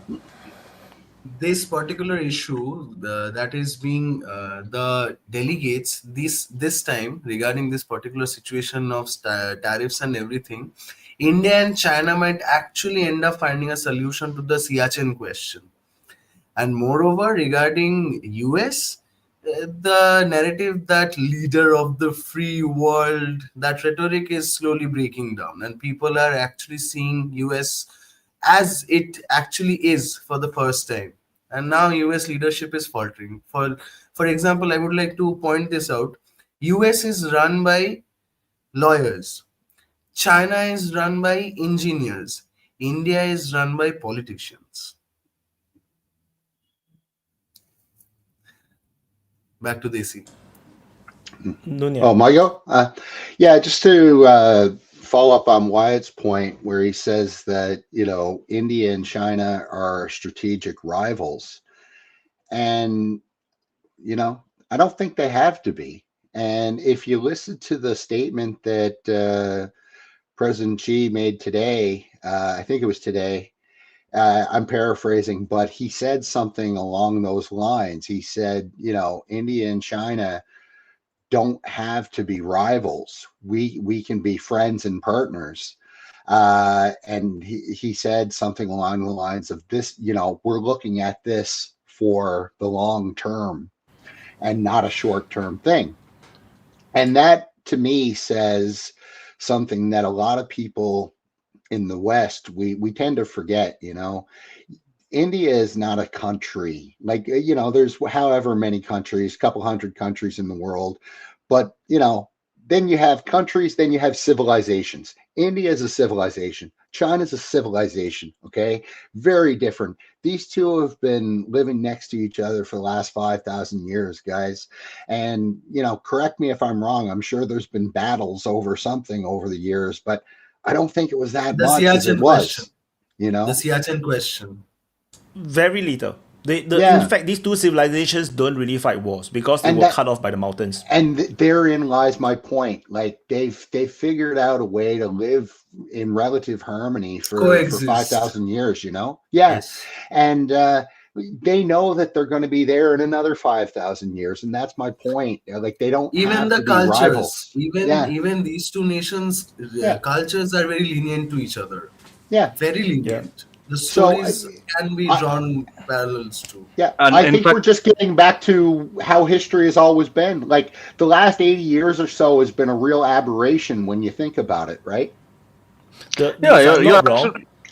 Give me a second. If I'm not wrong, the only times where the Chinese empires invade towards the Indian subcontinent, they are always the foreign powers that is controlling China, like the Mongols. Or the Qing Empire, like it's usually always the steppe people, that is doing that. The Chinese empires themselves are too busy with themselves, Exactly, and that's what I've always said too. Like both Xi and Modi, they've got a perspective that not many people have in the world, right? Because both of these guys get up and they just say to themselves, "Oh shit, I've got 1 billion people I got to feed, get energy for, water for, education, you blah, blah, blah, blah, blah." They're so hardwired on their own domestic issues. They can't think expansionist, right? And both these leaders get it, but very few would because they don't have that responsibility. Sorry for jumping in. Go ahead. Culturally and historically, or rather instinctually, the Indian culture and the Chinese culture have always been assimilating ones. They have never been the ones we won't push you back. We would just assimilate you into ourselves. That's the thing. So that is going to play a huge part in this. Yes, Desi, go ahead. Yeah, my view is a little more nuanced, right? I agree with both Nunia and what Wyatt said, right? China is not India's strategic rival, even though it is our economic rival, right? I mean, if we just open the floodgates to Chinese products, consumer products, it's going to hurt Indian economy very badly. And we have a huge lot of tariffs because of that, right? We have to protect our own industry, our own MSMEs, and even like artisanals products and everything, right? But at the same time, in geostrategy, I completely agree with Nunia. The differences between India and China are like merely very small border issues, which we have inherited from the British Raj, from British made borders. And I mean, those areas are neither like they are insignificant in the big picture to both China and India, quite frankly. There's nothing there. These are absolute mountains and stuff. And talking about the history, the only time that China invaded India was under the Great Wan. And it wasn't even China; it was the Chagatai Khanate. And in retaliation, like that invasion was stopped by the Delhi Sultanate, and then Khilji sent a expedition into China through the Himalayas, and that expedition just died in the Himalayas. They couldn't even reach China proper. They were just killed by the. It was a good army too. So yeah, as far as India and Chinese relations are concerned, I think there are sectors that China can help in. Infrastructure, like, I mean, I wouldn't mind if China starts building like some of those roads, because India can pay for those roads. We won't go into a debt trap like any of the other places. Even though we can build some roads, but that'll be like a good, diplomatic bridge building exercise. Only the Chinese can literally build a bridge and to bridge building, diplomatic bridge building like that. I mean, um, China can actually invest in India. I think India is a much more stronger bet for investment than say Pakistan or any of the other a lot of volatile places where China is investing in. So I mean, there is scope for partnership, I would say. I don't know how far it can go, but there is definitely scope for cooperation. And we will remain economic rivals, but it can be like a healthy competition between like India and China. Anyway, Juan and Wyatt, I don't know who's first. Oh, I was just going to say real quick, with all this rhetoric and threats against, India and stuff, look what you've accomplished. You got Modi, Kim Jong-un, Xi, and Putin all meeting. Good job. Good job. You're supposedly worried about this axis of evil or competition or rivalry, and you basically are pushing them together. Narrative. That's again a narrative. Oh yeah, but I mean, so it's like I was surprised. I saw, now Kim Jong Un's coming. It's like, wow, is the Ayatollah next? But I mean, look at you got four major powers right there that are coming together, and they're going to talk, and who knows, maybe they'll make a deal and do some business, or I doubt they're going to do a military alliance or anything like that outright. They might have some cooperation or something like that, but I would assume that when this is over and done with, there'll probably be some new business deals between all four countries. And who knows, maybe India, India doesn't have to announce it, but maybe India will start sending something to South Korea or North Korea, and North Korea will send something to China, and China will send something to Russia, and Russia will send something to fucking India. It's like, good job, dude. I mean, go on Fox News tomorrow and make some more threats and see who else jumps off. I mean, it's just dumb. So I just want to add on. It's like when I say strategic rival, it's based on the current situation that they are strategic rivals. Like I'm not like there's no like you don't have to be rivals forever per se. Just like France and Germany was strategic rivals long time ago. Now they are allies, right? Because they're all part of the European Union and whatnot. So just like Canada and United States was no allies, and now they are like rivals. Things can change. I'm just saying that China's situation is very difficult. They have to take a lot of concessions to support India, like to help the India to build up these industries and whatnot, make them become a competition. It's a bit like Microsoft invested in Apple because they don't want Apple to collapse. They have to make this competition survive. and then that kind of thing. The problem is whether China, under the Communist Party, are they willing to do this, take this risk? And my perception is that so far until now, they are very reluctant to treat other countries, very very well. Like it's always a business deal. Like a lot of people talk about all these deals, in do all these things in Africa and whatnot. They are all business deals. They are loans, and then they build stuff. It's not like the Japanese where they go into Myanmar and build stuff or invest things for free. Like the Japanese do that. The Chinese don't. It's always a business deal. So until the Chinese is willing to share freely, like what Singapore did for China when we helped them open up, we went in and share freely and invest in them. Until China does that and invest in India, I think it's very difficult because there's no trust. The trust need to be built. That's it. Yeah, I mean, for technology, technicalities, technology that China can maybe share, but they are not gonna share, and I completely agree with you. But at the same time, as far as economics is concerned, and economic policy is concerned, I'm not sure. Like, I'm no economist, I'm no expert, but I don't know if what can be applicable in China can be applicable in India. Yeah, right. We are very different societies. We are structured very differently, essentially. China has also a different level of urbanization and industrialization than India does. Right. We are still a semi-agrarian nation, while China. I don't think we can call China agrarian, even though they have a huge farming industry, especially in the east. But it's a very two different, very unique nations, I would say. And what economically, what we can do is niche building, essentially. What China is doing, we don't need to do. We will do it, but for the domestic economy. But as far as exports are concerned, it'll be hard to compete with China. And like now with the tariffs, it's impossible, right? Uh, the something that we were looking forward to here in India were like tariffs and stuff on China, because that would have made our products more competitive to Western markets. But now that's not a possibility, essentially. So there is no competing with China in the product, in the sectors that they're doing well. um, uh, and essentially we those, like, car manufacturing, heavy industry, those should be built for India. And at least, like, my nationalist viewpoint is, yeah, I mean, Indian products should first be handed down to Indian businesses and Indian private enterprises before they are exported, right? Uh, we had this problem of, like, our best products were always exported, while there was a separate quality and category of products that was made for Indians themselves.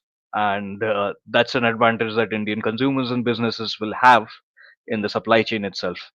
uh, but I also wanted to actually address the impact of the tariff itself, because initially I had thought that it'll have no impact, essentially, and the domestic market will absorb stuff.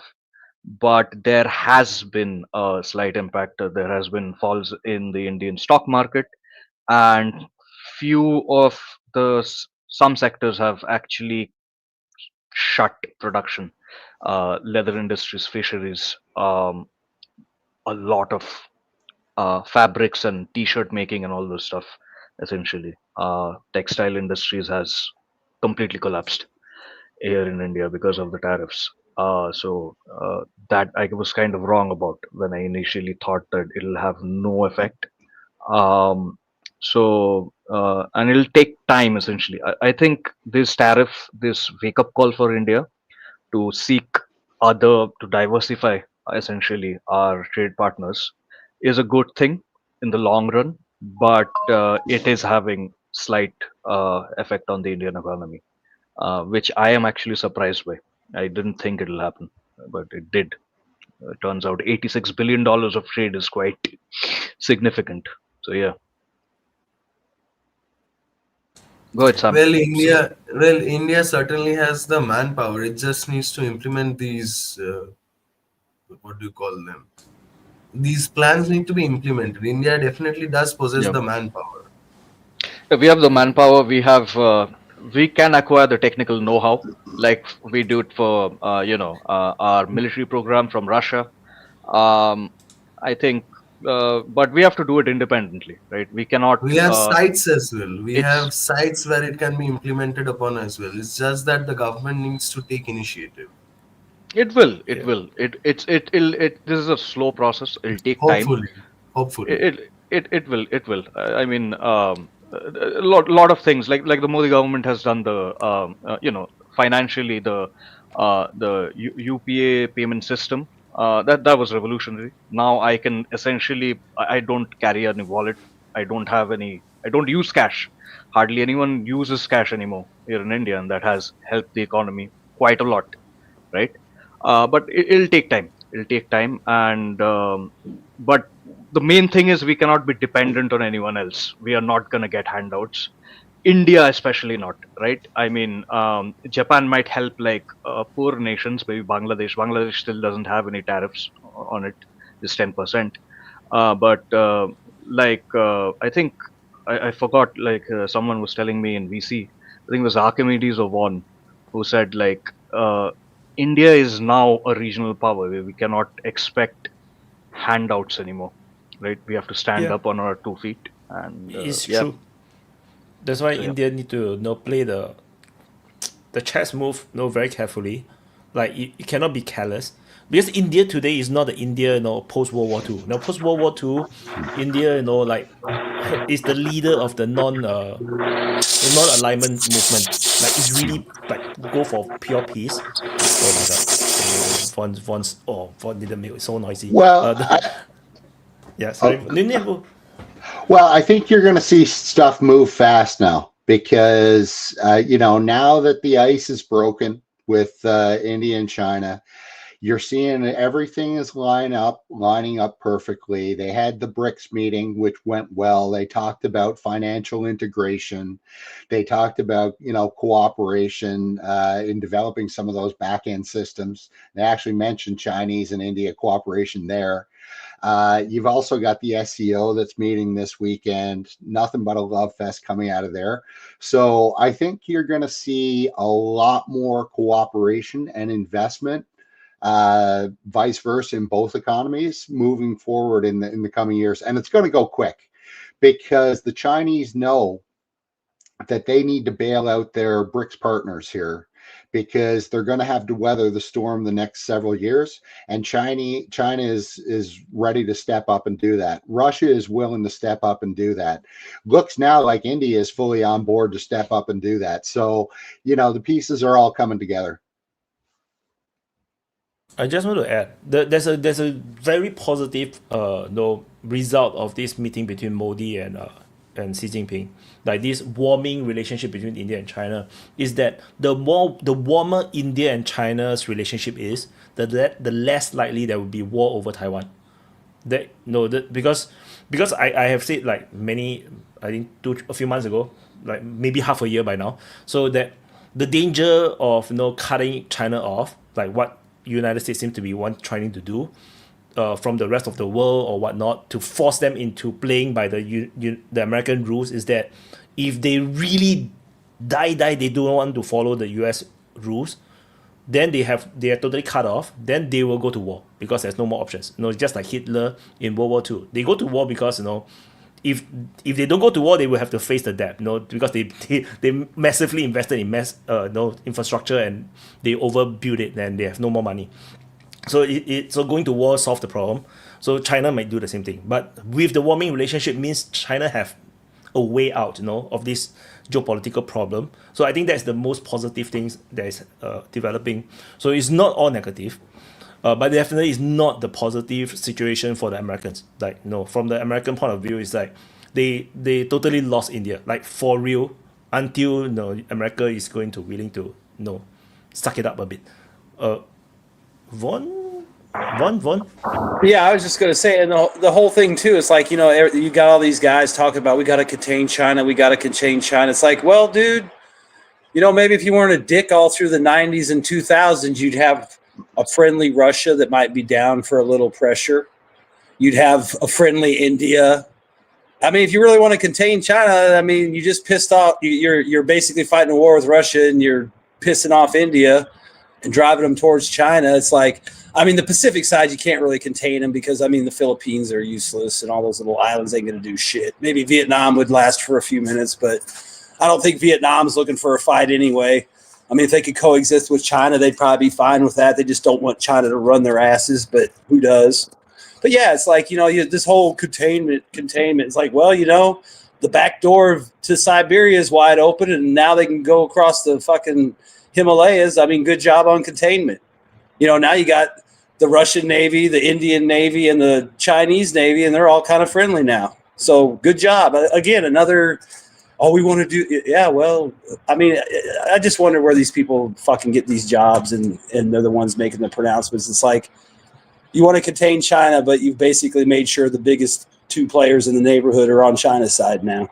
Or at least, friendly to China's point of view. Yeah, I wouldn't say India is completely on China's side yet, but I would definitely agree with Wyatt that I mean, if the relations keep warming up between India and China, China has a route to the Middle East and Europe through India, and that completely, the significance of the South China Sea and the Ring of Islands and the chokehold in Malacca Strait, that's completely gone. And China has like, well, I mean, and I completely agree with what Wyatt in the point that the build-up of the Chinese Navy, right? It had mirrored the Reich, right? The build-up of Hitler's, yeah, and if you build up such a huge navy, you have to eventually use it to justify its continued existence or even expansion. Yeah, I think China is gonna now, if this keeps warming up, India and China relation keeps warming up, it might ramp down its naval production, and I think that'll be a overall good thing for the Asia Pacific region, especially South China, and the tension might slowly de-escalate there. So yeah. Nunya. Yeah, I just wanted to add to that, and just to speak to how the U.S. has lost India. I think absolutely they have. I don't. The foreign minister, what's gigant? How do you pronounce his last name? India's foreign minister. Jaishankar. Yes, thank you, sir. He's awesome, by the way. But he said last week, because I guess Navarro or whoever was complaining about, India, and he basically said straight up, if you have a problem with, Indian products, don't buy them. And it was very stark, and it was right on the chin, right? And you're seeing a lot more of that. Other countries, like I said earlier, they've just moved on, and they're not afraid to let anybody know it now. And I think you're going to see a lot more of that in the coming future too, because, as Vaughn was saying, the West are just hypocrites, and everybody's calling them out on that now. And that's just going to continue as the world adjusts, and all the supply adjusts and everything. We need leaders in the West who see this for what it is, and need to start preparing to react to it. And unfortunately, I haven't seen any yet who fit that bill. So we're in for a rough ride. I think to react to it, the countries, especially the Europeans, will have to do massive political reforms and economic reforms, and it's going to be very painful, and no one dares to do it. Like what Trump administration is literally doing a massive economic reform in their own country. They are doing political and economic reform. They just didn't say it out as it is a reform. They just saying that, we're going to do this, we're going to do that. But they're actually already reforming to prepare for this new multipolar world, which is why they're so aggressive, with their allies, because they have to slap them to wake up. No, the rule of the game has changed. The multipolar world is here. No, so United States have to prepare for itself. The Europeans are still dreaming, and I think that is the main scary thing about it. It's like they are still sleepwalking into this world where they are becoming the minor powers. They are like very minor powers. They're a bit like the whole of Europe is almost becoming like a Southeast Asia. You know, it's like they are just like a place where the big powers play their pawns. You know, and then like ASEAN, why Southeast Asian Association was formed is to prevent big powers from coming in to play us. That was the reason for the formation of ASEAN. But the European Union is literally getting played by the Americans. Then and they happily get played. And which is kind of like shocking because they are Europe, America alone cannot conquer the whole of Europe. The Europeans, they could do a lot if they really think carefully what they're gonna do. But they don't. They are stuck with a lot of ideologies, like some ideas about this European thing, and like they are stuck. And this anti-Russia thing makes zero sense. Yeah. Well, I think all these globalists, though, all these Western globalists, they're going to get booted out by force if necessary in the coming, years.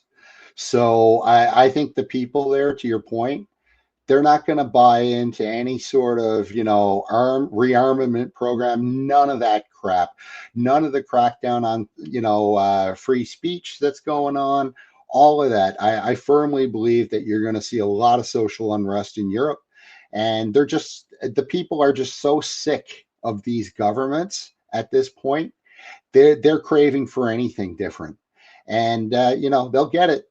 They'll surely get it. Hey, real quick on that, over in England, they're painting the Red Cross on everything, and they're tearing them down. I mean, it started out as a joke. They made a meme like, yeah, I painted this old couch has been sitting out in front of my house for a month now. And my son painted red crosses on it. And it got hauled off within an hour.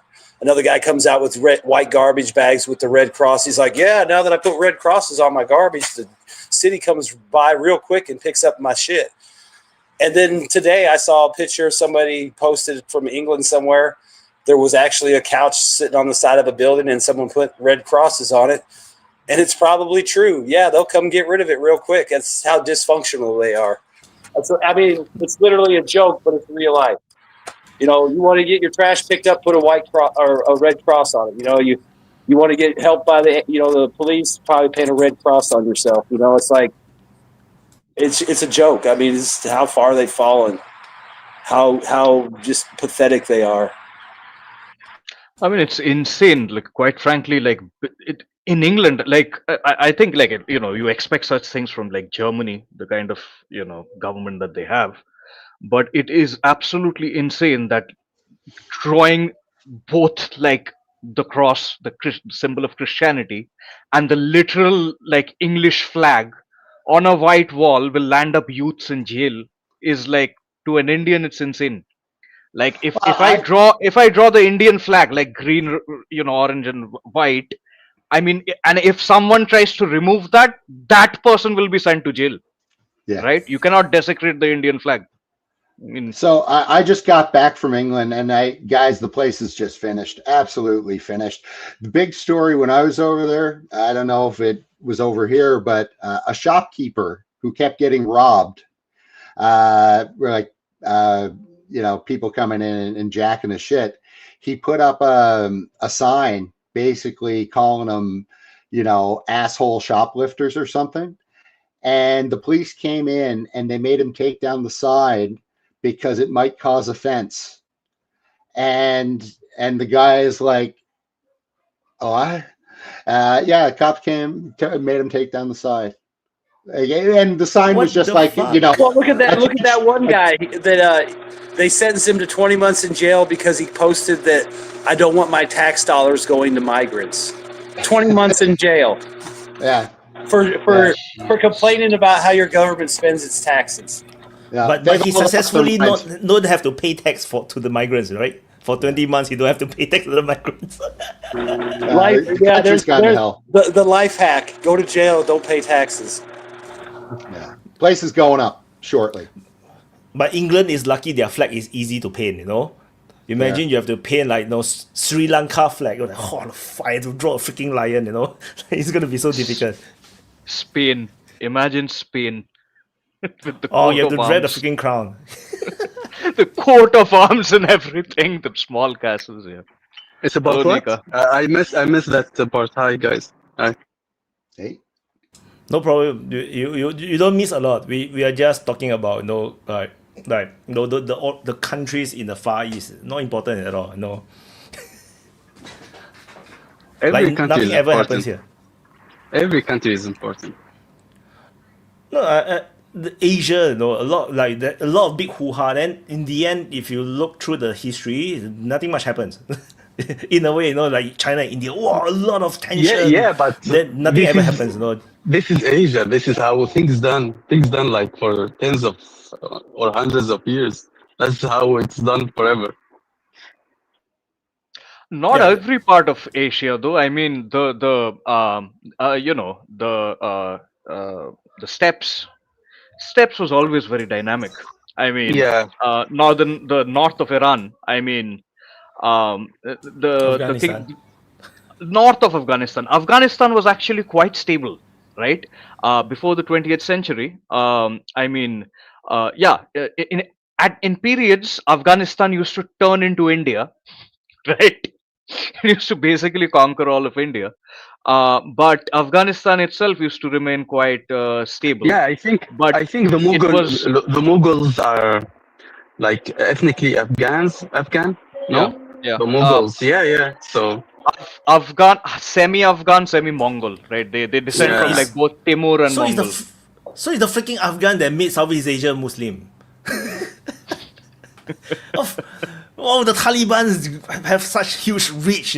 Whole of the Malaysia, Indonesia is all Muslim right now. It's because of the no, but the trade. India. But Malaysia is with trades with Arabs because they have like a trading link with the Asians, the Omanis and stuff. They had No, like but it's a the route. same era. It's the same era. It was Yeah, but- because the Muslim power in India was No. very powerful. It wasn't. It was the influence. It wasn't from India. The Islamic influence was before even India was invaded by the Mughals. Yeah. It was by trading the Arab subcontinent, sub island, the Kingdom of Aceh. Kingdom of Aceh. Yeah. It was the northern tip, like the northwestern tip of Indonesia. Was the first nation that in East Asia that turned to Islam, essentially. Yeah, they traded with the Arab countries. Yeah. The current day it Aceh. has- Aceh, yeah, and it has precedence because that particular kingdom always adopted the religion of like the west of that place, right? Yeah. It's the first to adopted become Buddhist, the first to become Hindu. Yes, and first But to it's become logic. Muslim. But it's logic. It's the most western area that the most area that will like have contact with the west parts. Because east there is an ocean. There is too much like area. Yeah, It's like more islands. The reason why they converted is mainly because of trade. Like because the Muslims coming from the Middle East and India, they say that if you're Muslim, you have priority trade. So you're priority for trade. So everybody just say, okay, I'm become Muslim. No, they don't care, because Islam in those days are not the Islam of today. It's a very relaxed religion those days, especially in. I can tell you, it's true. You go to Indonesia right now, you see how Muslim are they. They are nothing like the Middle East Muslims. Yeah, right? no. So It's different. there's a lot of because no. Let me explain. In Islam, there's a lot of flexibility in interpretation and stuff. So you can have even with the same roots, you can have different variations. It depends on the population, because the West Southeast Asians are like that, so they adapted the more relaxed Islamic version. Yeah, I think those days it's just not so bureaucratic. Whoops! I can hear myself. I'm doing my degree, bro. Yeah. Gaby. Yeah, I think so. I think the bureaucratic system is not as rigid as it is today. Today, I think the Islamic industrial complex is very powerful. like is now in every country. You know, the mosques are very powerful. The mosques are competing with each other, and you know, like it's an industrial complex by its own now. Like in those days, it's not. You know, it's just like I'm a practicing Muslim. You know, then they just eat halal and then go to pray and that's it. One interesting thing is Wahhabism, the current dominant form of Islam that is practiced in the Gulf itself. That came from India. Yeah. That came from India, right? Islam came from the Middle East to India, and then Wahhabism was formed like one of the Indian scholars, right? No. Although I'm not no expert. It's from It's Saudi a tribe Arabia, in but Saudi. yeah, it's not even a tribe. It's a man who was like, it's a man who tried like to have a vision. There's a lot. He tried to correct a lot of things that were happening in a wrong way, but he meddled it. He transformed the basic idea, which was the basic was a good idea, but through competition, through stresses, political stresses, economical stresses, he transformed it and it became what it's now. Because back in the day, there's a lot of like things that are wrong in Islamic way. He tried to correct it, but he couldn't have the power, the political power, the manpower to do it. But he needed to accommodate to the politics and stuff, and it evolved through years and years and years until it becomes what we know today. It's a long history and a lot long of error and mistakes, and he did a lot of mistakes and tried to correct them, but the correction isn't like that. It's what results now. That's the issue. That's the issue. No, I'm not saying like the origin or the creation of Wahhabism. I'm saying like before the Middle East adopted it, India had adopted. There was this like Muslim scholar called Sayyid. I'm forgetting the name. Sorry, I have to check. Wait. Yeah, Syed Ahmad Barweli. So it became dominant in India, essentially Wahhabism, during the British Raj, before it went back and became popular in the Middle East itself. Yeah, but because there was you also like various sects, competing sects there, and it was not dominant essentially in the Middle East. Or is it just similar? Maybe it's different. Yeah, sect, it's similar because you can call a lot of fundamentalists Wahhabis. Because it looked like Wahhabism is like it's like saying we go into the roots, we explain things by the book, and we don't like interpret things, and it's a philosophy, it's a way of thinking, but Wahhabism So it's like the Protestant version of Islam. It's like the Protestants. But Wahhabism, the problem is the Wahhabism are like stuck with the political leaders, and it's morphed a bit and became what's now. It's specific because it adapted in a way. It like leads to the political system. It's with the tribals, with the tribes that in the Arab the desert and stuff. It morphs. It like have 3 or 4 stages of evolution, and he learned from each stage. He learned. And for example, he went like to befriend a big tribe, and when he tried to force things, it get the others like said to that tribe, you need to make that person correct, or we will punish you. And it evolved anyway.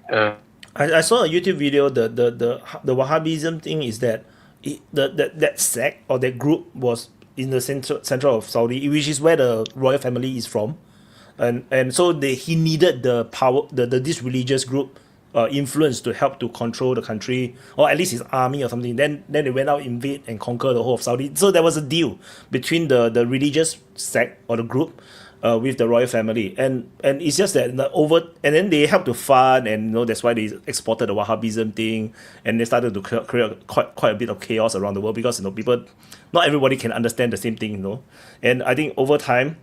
I think the Saudi Crown Prince realized that whatever they're doing prior to their opening up again, it's not working anymore, because the oil money is going to start to slow down.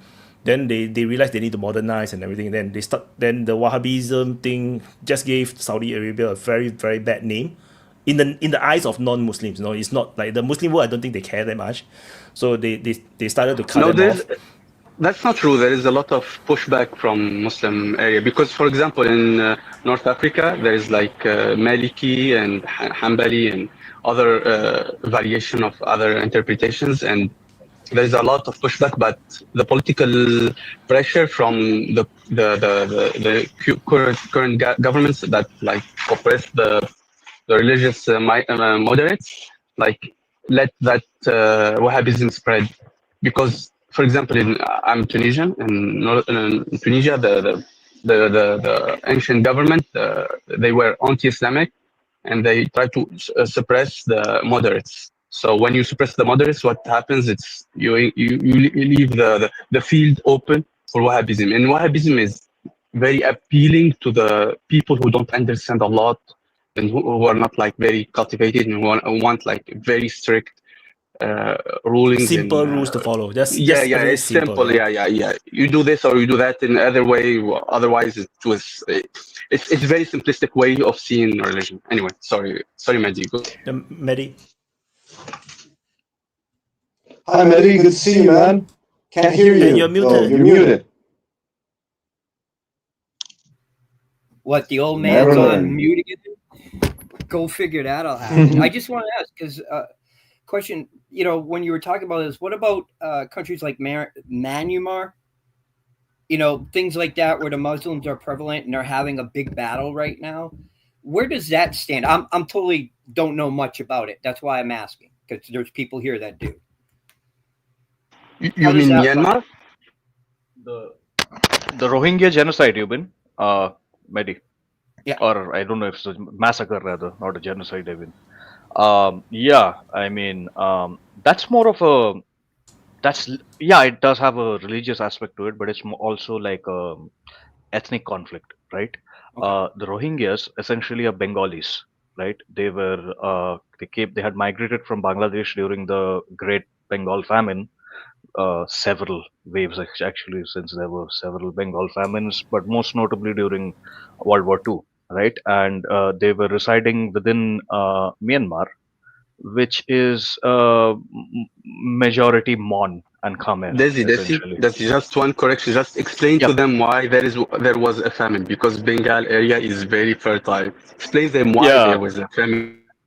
there was Churchill. It was Churchill who orchestrated a famine because the Japanese and the Indian National Army, led by India's like renowned and respected fascist leader Subhash Chandra Bose, was invading India and trying to liberate India. And there was massive support domestically for Subhash Chandra Bose, so much so that both Hindus and Muslims were fighting in the same army, shoulder to shoulder, including women, not just the men, right? And this was seen as a huge threat in, like, the Battle of the Pacific was still ongoing. America had not yet decisively won. Midway had not taken place, and this was a threat essentially. And the Burma front was a huge front essentially, and about 100,000 British Indian forces and British forces were encircled and captured by the Japanese in Singapore and Malaysia, just a year prior, I think. So this Fortress was Singapore. Fortress Sorry? Singapore. Fortress Singapore. Yes. So Fortress. this was Fortress. Air quotes. So this was seen as a very huge existential threat, and if India had turned, it would have, like, I mean, hindsight is 2020. We know, like, even if India had flipped and gone to the Axis side, the Allies would have still probably won. But it was a huge threat, and food grains were essentially shifted, and there was the famine was completely artificially created essentially. Grain reserves and everything was moved out. um, uh, the crops had there was actually more crop harvest was Yeah, it was a more than the higher crop. previous year. It was a Previous higher year crop it was, than normally. yes, Totally not a Holocaust, though. 10 million people That's the Indian estimate. The English estimate is 300,000, 4 and million. the Union estimate is around 3.5 million. So take your Yeah, pick. the common number is like 4 million. That's what's usually thrown around. But I've Average. heard, yeah, the 10 million figure. The- Totally the- not a Holocaust, though. You're not so special. There can be only one, right? There can be only one. So yeah, And we that's detracted when very far away. We thought we are talking about Rohingyas, but never mind, I can Rohingyas, continue. yeah. Yeah, Nika sent me on a tangent. But yeah, that's when the Rohingyas went into Myanmar, and they have like essentially lived there ever since. And you know, there have been waves from Bangladesh essentially. They're like refugees Including the living in, independence war. Including the yes, independence war as well. including the independence war, because there was a genocide even then conducted by Pakistan in East Pakistan, right? And like the refugees from that war, 71, still live in refugee camps in Assam and Bengal, right? It's like Myanmar, India, we just didn't have the economic capacity to essentially relocate and assimilate these populations. And at the same time, since they were refugees and were like culturally distinct, even in India, right? We are way more culturally similar to Bangladesh than the Myanmaris are to the Rohingya. And even we didn't weren't able to completely assimilate the refugee populations.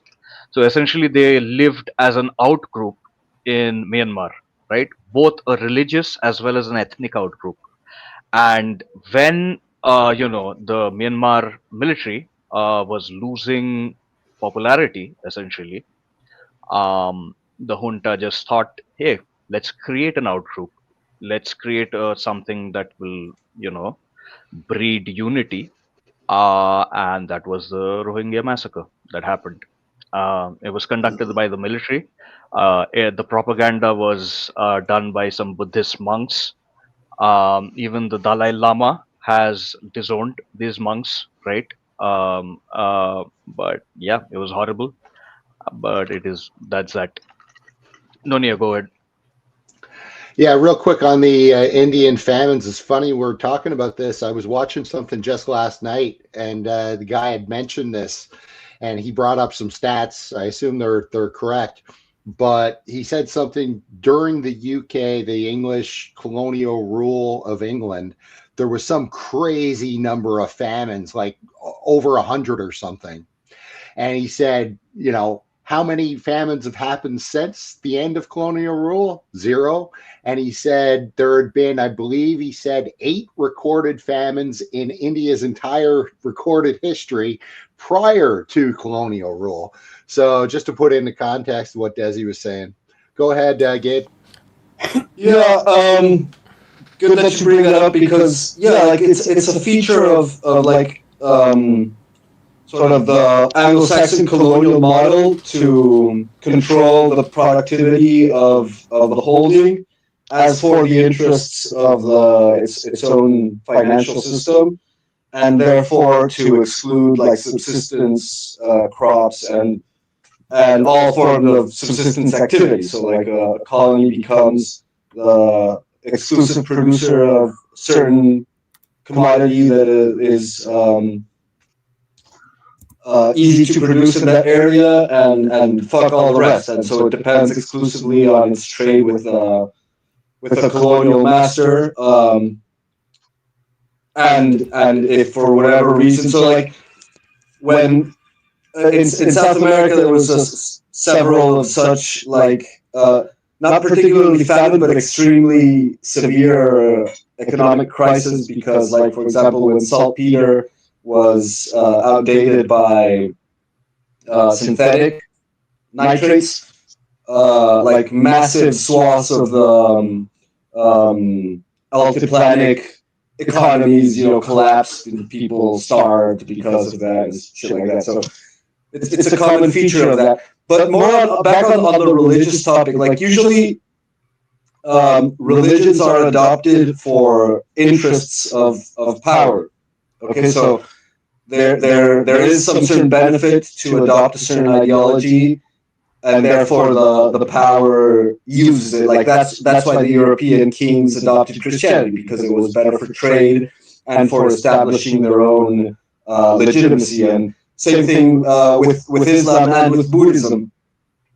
And to that point of how Islam is adaptive to different types of cultures, I say that religious texts like Holy Scripture and stuff like that are Holy Scripture precisely because of their ambiguity, because they're abstract. Because when you talk about like transcendental truths, like metaphysics, you can't be specific, because the words don't encapsulate great truths. And so you need to be allegorical, and therefore it's applicable. And that's why these sacred texts survive throughout history, because they apply to different periods and its contingencies. And so they can adapt to different historical contexts and geographies and so on, and cultures. And specifically to Nika, I wanted to ask the question, like, because there is this pretty established historical fact that Islam was utilized as part of the Cold War strategy against the Soviets. And so a particular, I'm not sure if it was created as such, but at least a particular brand of Islam was fomented. You know, like what you said about Tunisia, how they crush the moderates because that way you can use the extremists as a caricature to universally condemn Islam. And so that happened throughout, especially in Pakistan. Pakistan was like a particular hotbed, breeding ground for these particular forms of Islam that were going to be used as the mujahideen, as extremists against the secular governments in the Middle East. You would need the radicals one that was willing to fight, because if you talk about the moderate Muslims, they will not fight. They're peaceful, right? So you have to use the one that is more radical, that is willing to fight. Yeah. So Nika say he will fight. What would Nika identify as that particular brand that was manufactured or fomented, particularly, like specifically by the CIA, you know, by the Western colonial power, Western hegemony, as like specifically as a tool for their own dominance? I think Madi is before me, but Madi and then. Mine will be quick. Now, Myanmar, and we were talking, Nunya brought up the famines. And was it because the resources that were there, like, let's go the Irish famine. You know, there was the potato crop failure, but there was also resources there that could have fed all those people. But England, of course, took all those resources away because it was owned by the English landowners who wanted all the cattle and stuff. That's why all this really started. Was this the same situation that happened in Myanmar in there, where the resources were there, but they were taken away from the people abroad? Yeah. You know something very unique about, for example, the Irish famine. Who tried to help the Irish? You know who wanna try to help the Irish? Ottomans. The British refused Ottoman help with food, so the Ottomans had to sneak food to Ireland by ships, and you can read that online. It's very cool. Okay, so about the variety, about moderate or non-moderate variety of Islam. In my experience, for example, in my country or other Islamic country, for non-democratic, like authoritarian regimes, the more suitable religion is the hard one, is the more radical ones. The more dangerous one for them is the moderates, because moderates are, for example, you cannot emphasize moderate Islam and spread corruption and be corrupt. People will revolt. People will seek a better government, because doesn't mean that modern Islam is like, I will do whatever you want and you can rape and stuff. That's the radical Islam, by the way. That's the radical. That there's two radical Islam. Those who will obey the government, whatever it does. That's one type of radical, and the other type that will fight everyone. Those two type of radicals. Uh, the more no, I said authoritarian. They want both because one they can fight and one they can support. Okay, so it helps them. But moderate, they will fight back. The moderate Islamic, because if you are corrupt, if you spread like corruption inside the country, moderates will fight back. Religious figures will talk about that. People will despise you, and that's not good for someone who was corrupt, who will wanna like do shady stuff. That's why it's more appealing, and you cannot like justify fighting it back. You understand what I mean? This is how it happened in a lot of countries in Arab countries. It looks like it's very successful though, given the number of dictatorship in the Middle East. But yeah, Yeah, but this is the thing. There is a lot of horrible things that are supported by West, and it's not they don't take credibility from the own population. They are not elected by the people. They are put there by the West. That's why, no, for no, example, CC. Yeah, it's not. I don't want to detract too far because I just want to say no. When I say moderate is Muslims, is basically the same as they are just like normal people, like us. You know, the of course we also fight back if our government is super duper corrupt. Like, but you need the extreme. You need to be very super duper corrupt before like you cannot live your life unless you overthrow the government. Then of course the Muslim will also do the same thing. They will overthrow. When I'm talking about the radical ones, are the ones they feel like they need to fight to do the jihad to do certain things. Yeah, those are the people that the CIA weaponizes. Because they believe in a system of Islam that they can be weaponized. We name Most them people are not. takfiri. We say takfiriyin. Those are, for example, this is a more radical variation of the Islamic understanding. Is very minute version, but it's very loud. Those that we say takfiriyin. Takfiriyin is that they will get you out of the religion because you do a minor thing. For example, if I don't know, I did any minor thing that will get you out of Islam, and they say I can kill you basically, and they justify killing anyone not Muslim, and this is our like 0.0001% of the population of the I mean the scholars. Even the scholars are very minute, but it's very simple, so it's very easy for people who don't understand, or people like if you are like a drug dealer or someone who did bad things and want to repent.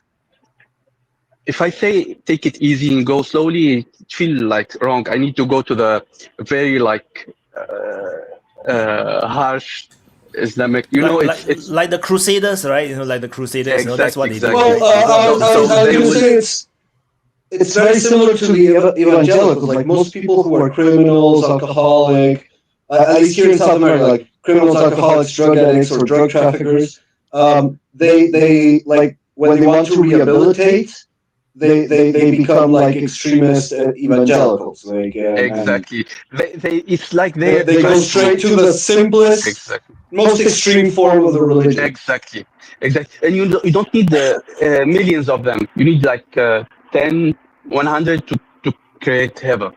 It's like a minute percentage, but they can have like a major disruption for any country. Totally agree. Yeah, and it doesn't even need to be any religion, right? If you look like even in India, I have like two examples which are not non-Muslim, and I'll go to FE right after I say this. One is like a religious one, which is like the Sikh movement, the Khalistani movement, which started out as a separatist religious movement, but then was hijacked by literal criminals and murderers, who eventually became drug cartels, who still persist now in Punjab. And another example is the Maoist insurgency. The Maoists started out as like these idealists and like who wanted to create an utopia by overthrowing the government, get rid of caste, get rid of everything, like the whole shebang, right? But eventually they became land mafia and resource mafia. right? And they were like killing people randomly, and they just became like they called for this thing called total annihilation of all class enemies, and class enemies became everyone with money essentially, or anyone who could be kidnapped and extorted. Quick correction to DC. He said something a while ago that Subhash Chandra Bose was fascist. He wasn't fascist. It was a nationalist. He was a Yeah, nationalist. Civil War. nationalist. Civil War. Effie, Hey, go on, Effie. Speak. No, Speak your also, mind. but before I Effie just goes, oh okay, yeah, go. Like before Effie goes, I don't like. I don't consider like all forms of fascism to be even like negative per se. Sure, there was like most fascism in history has been negative, but in a lot of ways, Subhash Chandra Bose was in fact did have like fascist tendencies, right? Man was ally of Hitler. Man had He had extremely good fascist. relations, He had tendencies. lenient. He had lenient agendas with the fascists, but he himself wasn't a fascist. He was a nation first man. Yeah, I Doesn't mean, matter. yeah, sure, We actually we sure. don't know who is this person. So Tomato, tomato. No one Anyway, knows. No one knows. anyone who the liberal democracies don't like is automatically a fascist. So you don't need to, complicate the description or the I, identification. agree. Go I, on, I, Effie. yeah, if we go ahead. oh. So what I was going to say, I think, because the conversation has gone past, but all I wanted to say along this line is that the use of extremism or creation of extremism, I don't think is limited to Islam.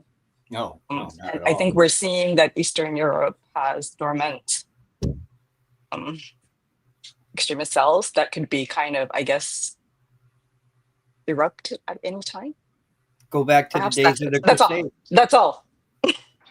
Well, Thank you. actually, you're right, because if you Extremism. go back to the days of the Crusade, it was fundamentalism that drove all that, plus money and greed.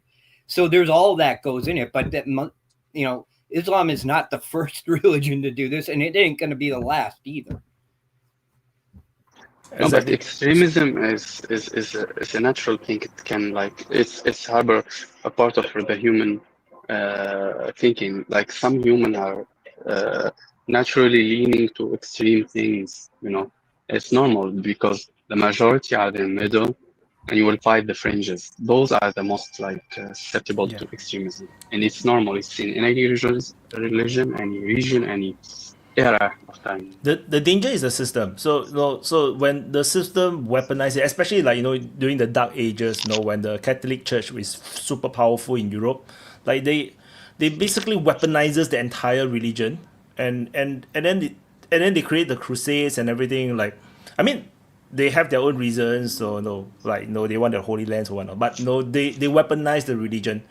And the same thing, and then the Catholics went to war with the Anglicans. It's the same thing, is they just weaponizing. They are fighting a religious war. They weaponize the religion to say my religion is more correct. Like I said before, it's downstream from power. Sorry, am I sounding very terrible? Like I've heard some complaints. You sound like you are in the auditorium using a microphone. Otherwise, it's perfectly fine. We can hear you. Hello. Can you hear me? Well, when I was saying earlier that the ideology or religion is downstream from the needs of power. So, like in the case of the Crusades, the excuse was holy war and whatever, and that Muslims were conquering Christian land because they were. But first, they abandoned these like they didn't defend them when they were under the control of the Eastern Church. Okay, and once the Muslims take control, so like first we let the Muslims advance because we're not in control, the Catholics aren't in control. So when the Muslims takes over, then we can have an excuse and say, oh, we're defending Christianity, and we can rally the Christian devotees into this holy war. So it is an instrument of power. It was a geopolitical move. It wasn't religious per se. And the same thing with the Anglican Church. Like, King Henry, like why are you separating from the Catholic Church? Is it because you want to marry Anne Boleyn or something? And he's like, no, it's because God sent me to, like so. First, there's the religion. Yeah, first there's a material reason, like a geopolitical power interest, and then comes the BS that justifies it post hoc. And that's usually, and the thing about extreme, like most people aren't moderates. Most people are sensible. They have common sense. That's why common sense is common sense, because it's common. So most people are sensible and have common sense, but then there's certain groups of disaffected or extremely damaged, or maybe even below average IQ people, whatever. Therefore, they can be used. Even if they're a small group, they can be used to do extreme things. And that's why they're such a good instrument. It's not going to be a majority ever, but it is going to be a group that is willing and able to be extremely brainwashed and to be pushed into doing things that most people wouldn't do. And that's why they're such an important asset for movements of power. Just want to say before. I just want to push back a little bit on that, because we're talking about like one thing I do agree, Gabriel, you pointed out that it's ideologies and not just religions. When these when religion is used this way, it's very similar to being used like an ideology, but at the same time it need not always be negative, right? I mean, it depends on the cause. It depends on the there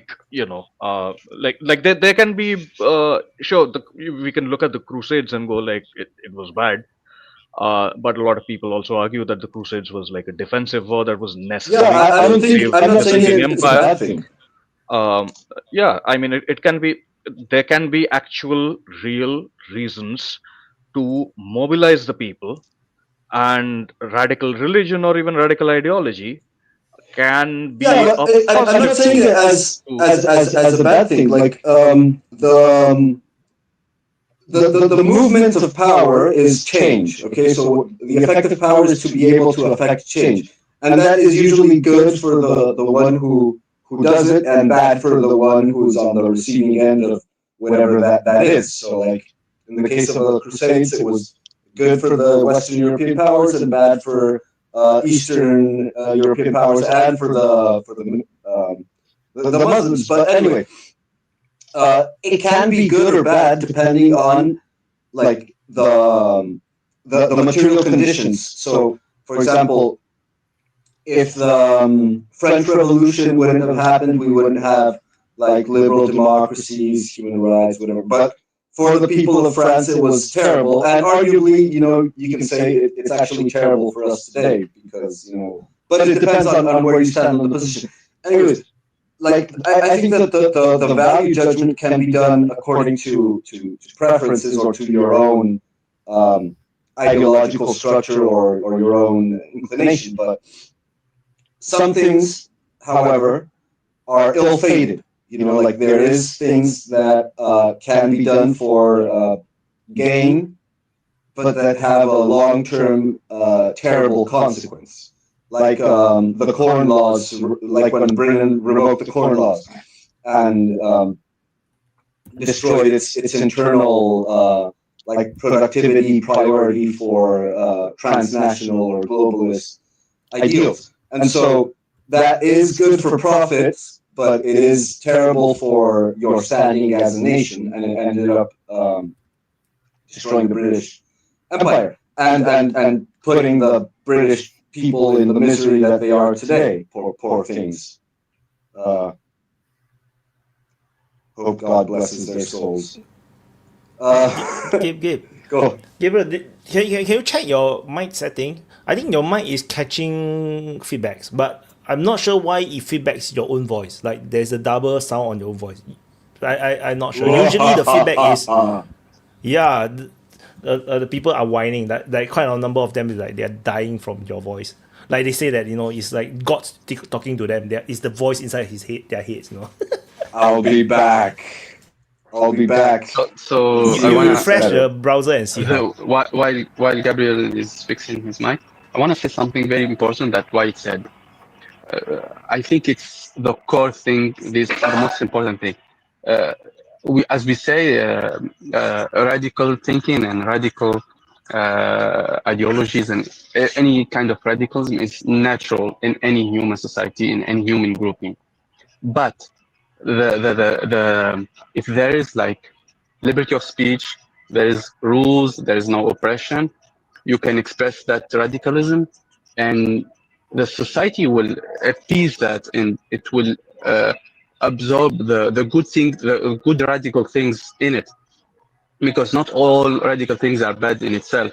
So if you have a more a system that is like more lenient to listen to the other, and there is like rulings and people are free to choose and to speak about themselves, and more like equal system, I think the radical side of society will be shrink and will be more moderate than a system that oppress any voice, any different voice.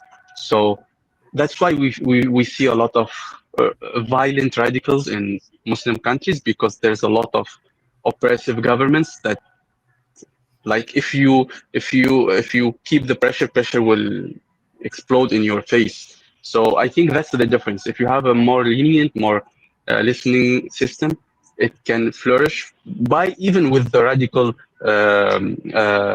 entities in it. And as I said, the society will tend to accentuate, like appease that radical side of the radicals. But if you have a oppressive or convergence system, it will like increase that radicalism, and it will blow up in the face of everyone. Yeah, I absolutely agree, Nika. And also on the flip side, um, uh, radicalism itself can be used, even if these are like based on good ideals and for the best causes. It can be used for negative consequences also. There are many examples, and yeah, But essentially, it can also get out of hand. Like, I'll give you an example in just India itself, right? Like no, Hindutva. just one second. Yeah, But don't you think even if you have those elements, it will be easier if the environment is absolutely, like, yeah, it will be easier absolutely. even to squash them out. It will be easier. Absolutely, because I'll give a good example, right? The Hindutva movement is like it's very it's peaceful, right? It's just it's wanting rights for Hindus, but when the majority population felt that their voices were not being heard, that they were being oppressed, right? That's when violent elements within the Hindutva movement emerged that started doing a lot of bad things like lynching people for eating cows and beefs and stuff, right? Polarization of the population in the name of religion. Yeah, yeah, but that that was also because of Congress's like kind of suppression of Hindutva, Inability and to but check on RSS.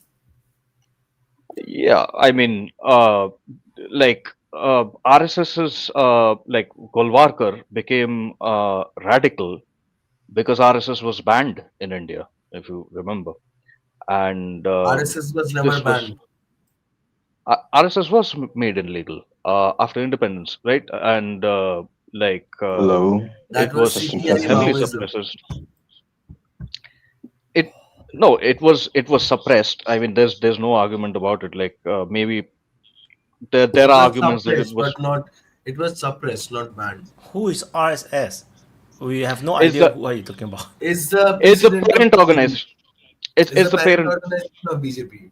Yeah, yeah. It's the ideological core of Father the of BJP BJP. movement, and it's like Hindus the first. core of Indian right wing, right?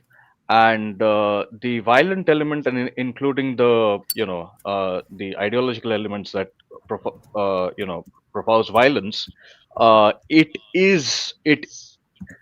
peaked and it was created when Congress was at the peak of its power, right? Like this was during Nehru and Indira Gandhi, and Just after independence. right after Just after independence, independence. right after independence, and in that way, it mirrors what Nika said. But then when the BJP came to power, we had like brilliant, statesmen like Atal Bihari Vajpayee, who cracked down on the, negative elements and the violent elements, and stopped all the Hindu-Muslim riots that were taking place. Uh, but I like now under Modi's rule, there are some elements, some local elements essentially within the BJP who still use such violence. But every time this gets checked by the central power essentially. Whenever there are checks and balances present, you can ensure that such things don't happen, right? For example, So whatever was happening in Manipur. yes, essentially. And it had to be stopped. And the Indian army was sent in by the central government. And, the violence in Manipur was stopped. And that kind of thing must happen. So while, open free thought and free speech is important, there should also be checks and balances, essentially, when you are dealing with things that touch on the nationalist heartstring of any or religious heartstrings of any community. That's all. Anyway, who's next? I didn't notice. Upgrade. Oh no, wait. Upgrade has had his finger for too short a time. Like yeah, we're not letting him for a while, so he can keep the finger up longer. Bravo. It's like Moses. Remember that story when they're fighting against I think it was the Midianites. But anyways, like as long as his arms were held up high, they would win the battle. But if his arms would get tired and lower, then they would start losing the battle. So like the conversation can go on as long as Upgrade holds his finger up. I get compared to Moses now. Jesus Christ. And Gabriel still have the godly voice. You still have the echo. Oh, So you damn see it. the godly voice came down and preached to us. No Moses stories. Moses. No like Moses. yeah, freaking God. Yeah. Yeah. Anyways, we I want to piggyback on what Desi said. Right, we had very good examples in history of this kind of radicalism. Right, like I will just take an example of the French history with Robespierre. He was a big architecture of the French Revolution, and rightly so, cut off many heads of the bourgeois who took a lot of money from the people and let them starve. No. Upgrade. He was the bourgeois.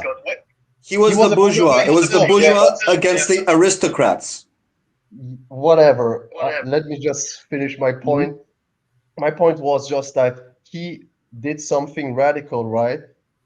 For a good cause, right? But at the end became so fucking crazy that he started to cut off everybody's head. It doesn't matter if they were even fighting with him, against the monarchy. And then after a while, he just everybody started to hate him and start to say, hey, he's a fucking lunatic. He started to cut off everybody's head.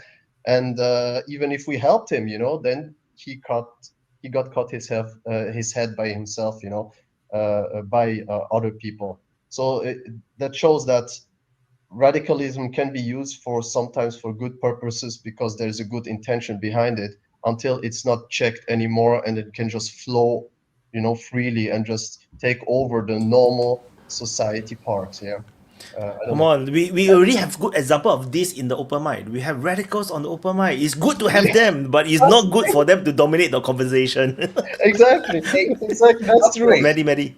Upgrade to your point there, though. Radicalism is good to a point to move something forward, but the problem is once, like Robespierre, once they gained what they wanted, he kept on going to He where kept it on just went full going. completely insane.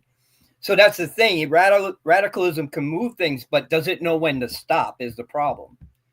Yeah, Maybe sometimes he it's good just to have wanted an wind on, right? excuse to let heads roll. He loved head rolling. Why you are so mean to the guy? Maybe he just liked the look of it and the sound of the head. It's aesthetic, you know. Yeah, he loved it. It's a part of the art. I mean, in Like him. they have a love fan in the Aztec Empire, you know, like Playing soccer with rolling heads. Playing soccer with rolling heads. Hey, is it better now or is it worse? Perfect. That's good. That's good. It's we now can hear ourselves. Just now we cannot. Oh no, you are the lovely voice, Wyatt. No No, more Vaughn is Donny muted. voice. Oh, is it upgrade? Oh yeah, Let me yeah, mute terrible. upgrade.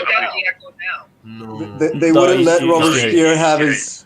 So it's They wouldn't Gabriel. let Robespierre have his little joy. Yeah, but that's the thing, that usually the radical serves a purpose.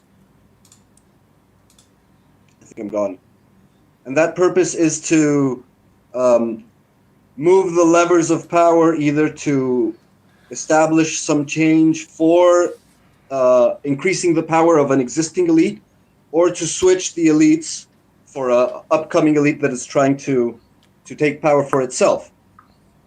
And all the good intentions, you know, are a form of rallying up the people for whatever cause, only so that the ones who are actually fighting for power can take it.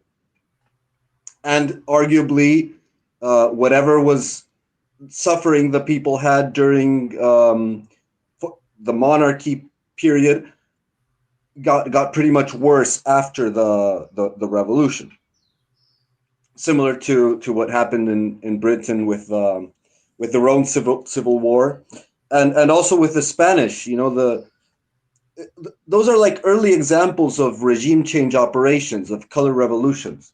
When the Spanish lost when the civil war of Spain, and it was also very much influenced by French elites trying to take over the monarchy of Spain and balkanize its empire.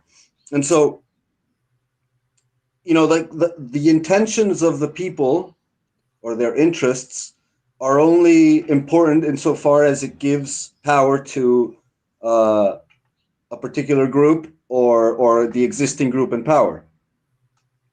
Once they have been used, they are discarded. That's a constant pattern throughout history. Now, sometimes they might improve the situation. It depends on what the intention of the elites is. But at least in the short run, it always gets worse. Like in the Russian Revolution, like the civil war of the Russian Empire was arguably worse than the situation under the Tsar. Even though after that, you know, under Stalin, Russia improved significantly, at least as an industrial power.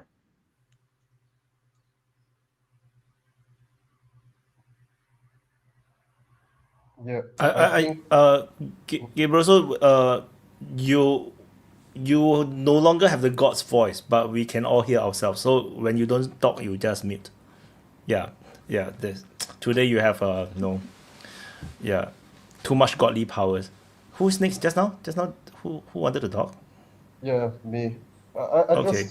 I just disagree a little bit. Sometimes, like for example, in the French Revolution, it was much better after the French Revolution, because not in the near future, but in the long term, because the king was going totally nuts. He was starving his people to death, you know, and the people had this in this period of time. Don't forget, religion played a huge role in it, right? So they were actually rebelling against the gods, you know, who are responsible to bring actually the king on this throne, you know, and he's representing a godly thing, you know. So people were very scared to do that. That's why nobody did it until one did it, and then it spread out in Europe. And people were very scared, especially the monarchs in this time, that it would spread even further than Europe. And after a while, it did. But to just say that all the revolutions after afterwards give a bad outcome is not always the case, right? Maybe in the Russian Revolution it was different, but in the French Revolution it was quite a good thing, because we had quite a prosperous time after that, especially when Napoleon took over, even if it was for a short period. But it depends on the context, the country, so many aspects. So yeah, Mehdi. To your point, Upgrade, you know, a lot of people think that French Revolution that decided it all. It is not the case. It went back to a monarchy afterwards because what they were trying to do just got so crazy. And like he was saying about Robespierre just lopping off people's heads, that people were sick of it. So they went back to the monarchy and then eventually went, you know, to what we see right now. But a lot of people don't know that is that it was so bad. They just said, fuck it, just bring the king back. Exactly. We had the emperor. Even worse, right? We had the emperor. It was not even a king anymore. He was the emperor. He decided even over more things. You know. Afterwards, you can say that he implemented also a lot of good things who are applicable in many countries in Europe and even in the world, right? The civil code, judgment, you know, in front of a court, you know, school systems, you know, also military tactics and stuff like that. There was a big time of prosperous thinking in the French nation, and that went on everywhere, right? Before already Napoleon, right? Also the kings, when you saw that the Russians looked at Versailles as some like peak of the monarchy, you know, in the world, right? It was very sophisticated things going on, but unfortunately it started also your own people. So that was the backdrop, right? Daisy. Yeah, I view Napoleon very much part of the revolution because he was the one who successfully exported the Republican ideals throughout Europe. The Robespierre, the Jacobins did not, right? And without Napoleon, there's a good chance that Republicanism could have completely been crushed, essentially, and would have been a footnote in history, and monarchism and feudal society would have survived. But at the same time, I think the direct result, the economic results of the French Revolution was definitely, at least like in the for at least 50 years, it was negative for France. Radical movements, especially violent ones, is will be inherently, negative in the short run, just like the French Revolution or the Russian Revolution or any revolution you take. Like there are several examples in Africa, especially, right? They gain, a liberation movement, yeah, freeze a African nation, and they immediately start infighting, and just it's worse than colonialism, essentially. But yeah, in the long run, radicalism does it is a force of change, essentially, but usually change, if it is brought in violently through revolutions, will be absolutely negative in the short and medium term, at least. And just like Mehdi said, the people got so fed up that they went back to monarchy, right? And there was that French Second Republic came in, which was so corrupt that they brought back another emperor, Napoleon's cousin, nephew, right? He His, became yes, Napoleon nephew. III. Mhm. Yep. So But he failed totally. He was he going. He also said failed. that he has his gene of his of Napoleon, and that he is a great war leader. And we got totally destroyed by the Prussian army. Prussians. Yeah, Yes. yeah. Yes. And also I want to point out that it is only during times of crisis does these violent revolutions take place. There is an argument, but then we are going into alternate history, so take it with a grain of salt, that the changes that we saw take place violently in history could have happened at a more glacial pace, but some things might have been inevitable. There's an argument. I don't subscribe to this argument, but that a lot of people do. And maybe the industrial revolution might have inevitably happened, so that might have brought in liberalism eventually to the mainstream. So that's why I like, especially when I'm talking to communists, I give them this advice, like, before you plan for the revolution, plan for the day after the revolution first, and then you decide how you want to overthrow the government. Most don't. Anyway, Upgrade and Mehdi, who wants to go Yeah, first? just to say real quick, most of what Upgrade said was Jacobite propaganda, anti-royalist Jacobite propaganda. There's no way of establishing as a matter of historical fact that the improvements that happened to French society were actually because of the revolution. Like, it could have been just a simple process of technological advancement, and what happened after, and you can also argue that arguably the French people are worse off because of all of that. Even up to this day, they're still suffering the consequences of that terrible decision of following the propaganda against their beloved monarchs that just wanted the best So for you're them. pro and monarchy, that Gabriel? Based. I'm Sorry, I mean, like, what's your argument? Are you pro somebody just ruling over everybody and nobody can say anything? I'm confused now. well, that hasn't changed. I'm against that, but that's a state of affairs. It's not like it changed because monarchy was. There is arguments in favor of monarchy. Like, that's an What? improvement. What? At least we're not starving and nobody can just come and take all your fucking shit away, like, your food. At least you can eat, Yeah, Unless but it's they can. taxes, unless it's Like that. That's why I said inflation. you can't establish that as a It's not consequence improvement. It's of. a deep movement or what? I'm confused now. So Someone's microphone is echoing. Oh my god. The you're echo echoing is. so much. Yeah, you guys have to let Gabriel finish what he want to say. If not, we are all gonna die in his He will echoes. continue for 5 hours. Yeah, you will continue for 5 minutes. No, like It's I'm propaganda. not making an argument in favor of monarchy, but I am arguing against certain historical propaganda items. Like the fact that the improvement, like people aren't starving, and that they have more liberties today because the monarchy was deposed. That is, it's either false or open to interpretation. Because Well, the I mean, French look at people. England. England's a monarchy.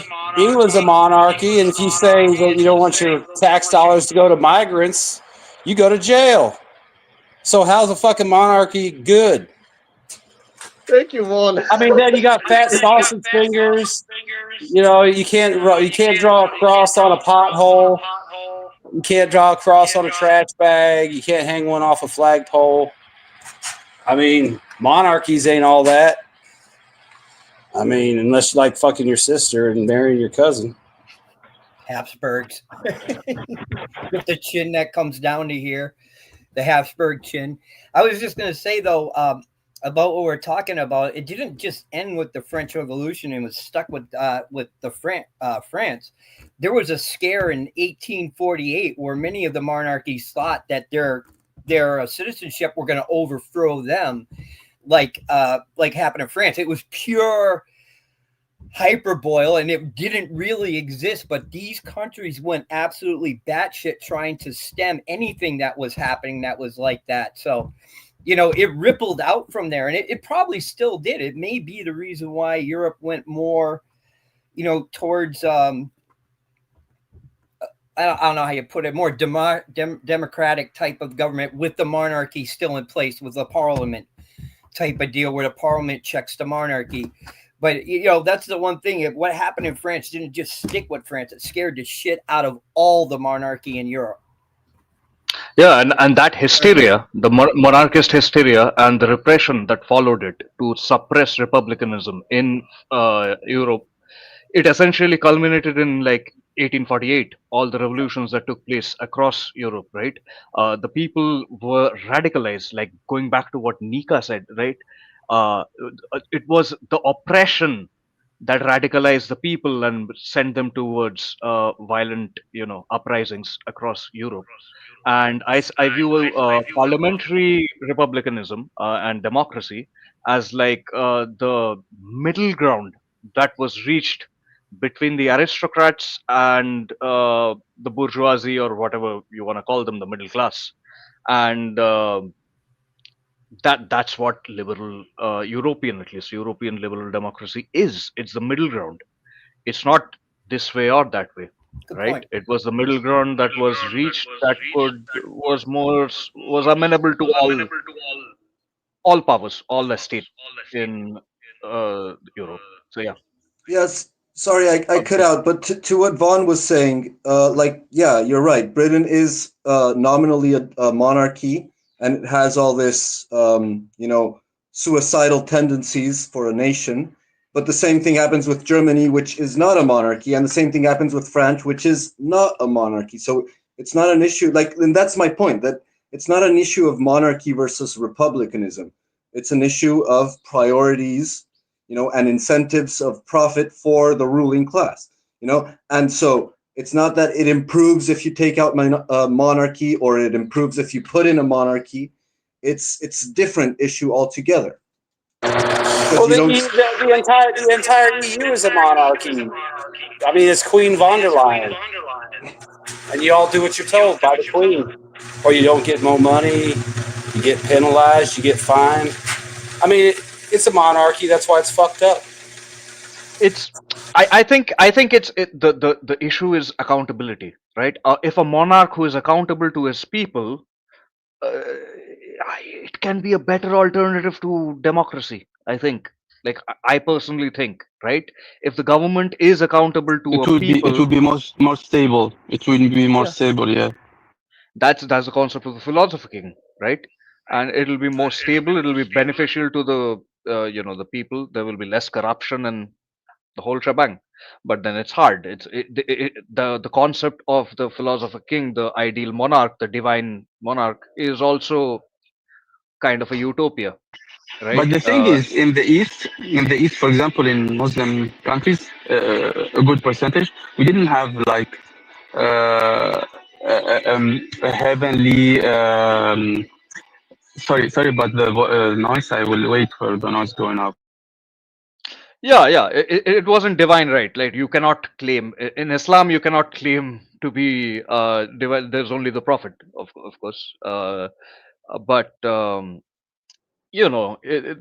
is still like Yeah, people try beliefs. to. Yeah, but we had our share of crazy rulers, but there were more dynamism and changing monarchies. But it went like with bloodlines. Even with bloodlines, there is like checks and balances. So if you go too much on the board, people will revolt because you are emphasized not to accept any um, uh, like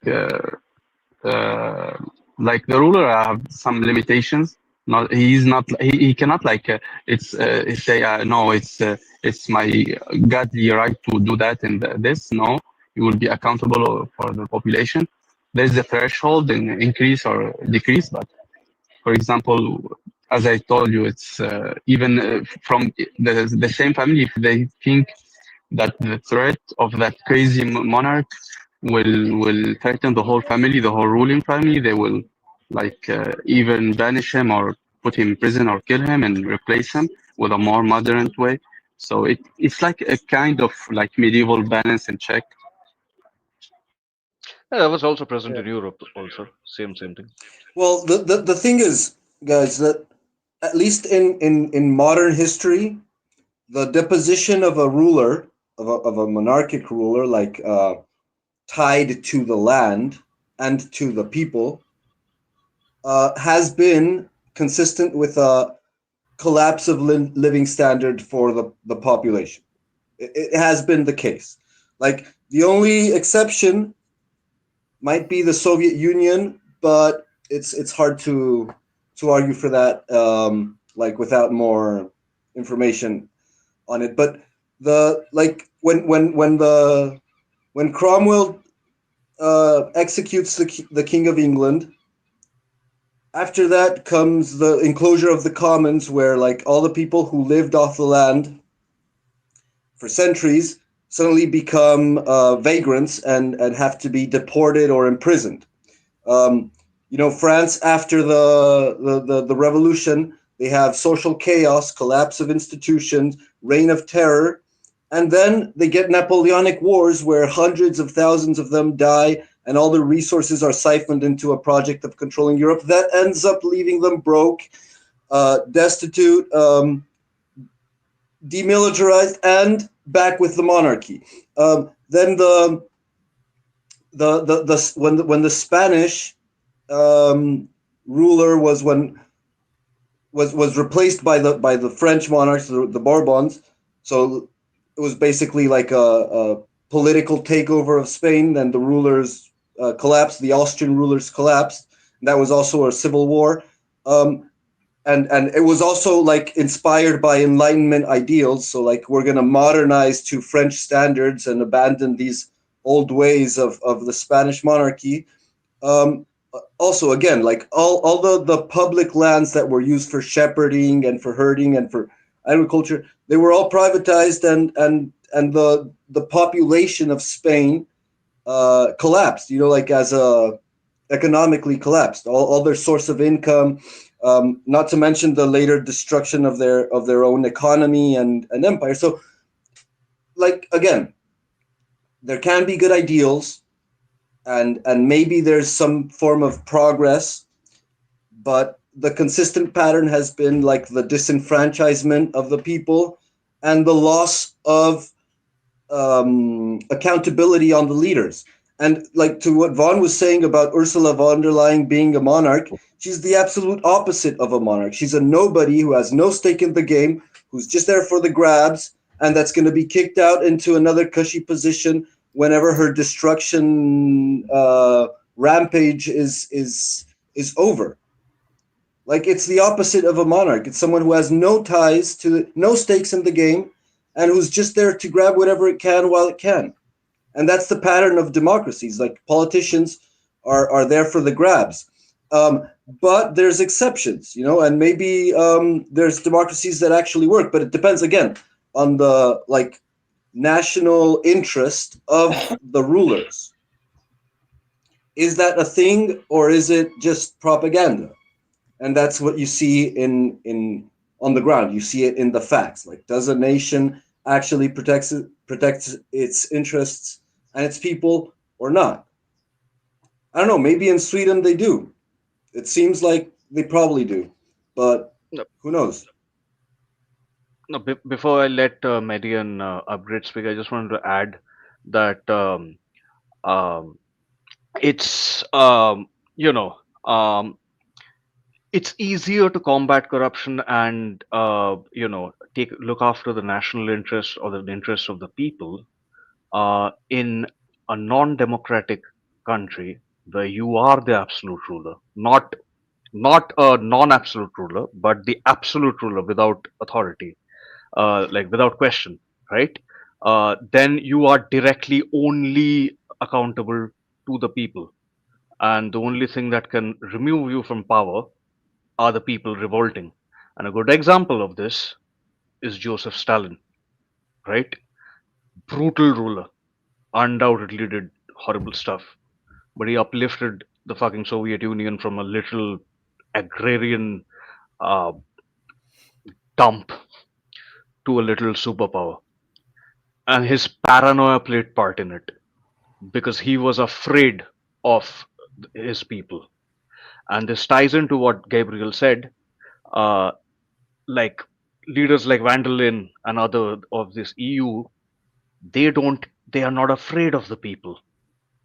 They are afraid of losing their own cushy jobs and their own salaries and their own paychecks, and that makes them unaccountable to the people, and the interests of the people are not their top priority. Their own interests are. So if you are literally the state, if you are the monarch, if you are I am the state, your interest will automatically align with that of the state. And I think Napoleon and Joseph Stalin are good examples of this.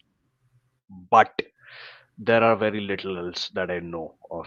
And monarchs can also, if they are not do not have absolute power, they can also fall into the same problems that our current liberal democratic leaders do. Yeah, Upgrade or Medi, I don't know who wants to go first. Me. Let's go. Just go with me. I think it's something very important what you just said, the accountability part, right?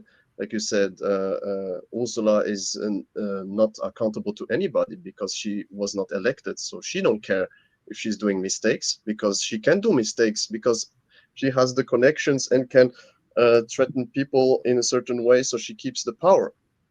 And on what you said about Napoleon and Stalin is in certain ways true, because for example, for Napoleon, he was very popular amongst French people, especially after the chaos which Gabriel described before with Robespierre, who were just cutting people's heads off, right? They wanted stability, they wanted security, they wanted a prosperous country.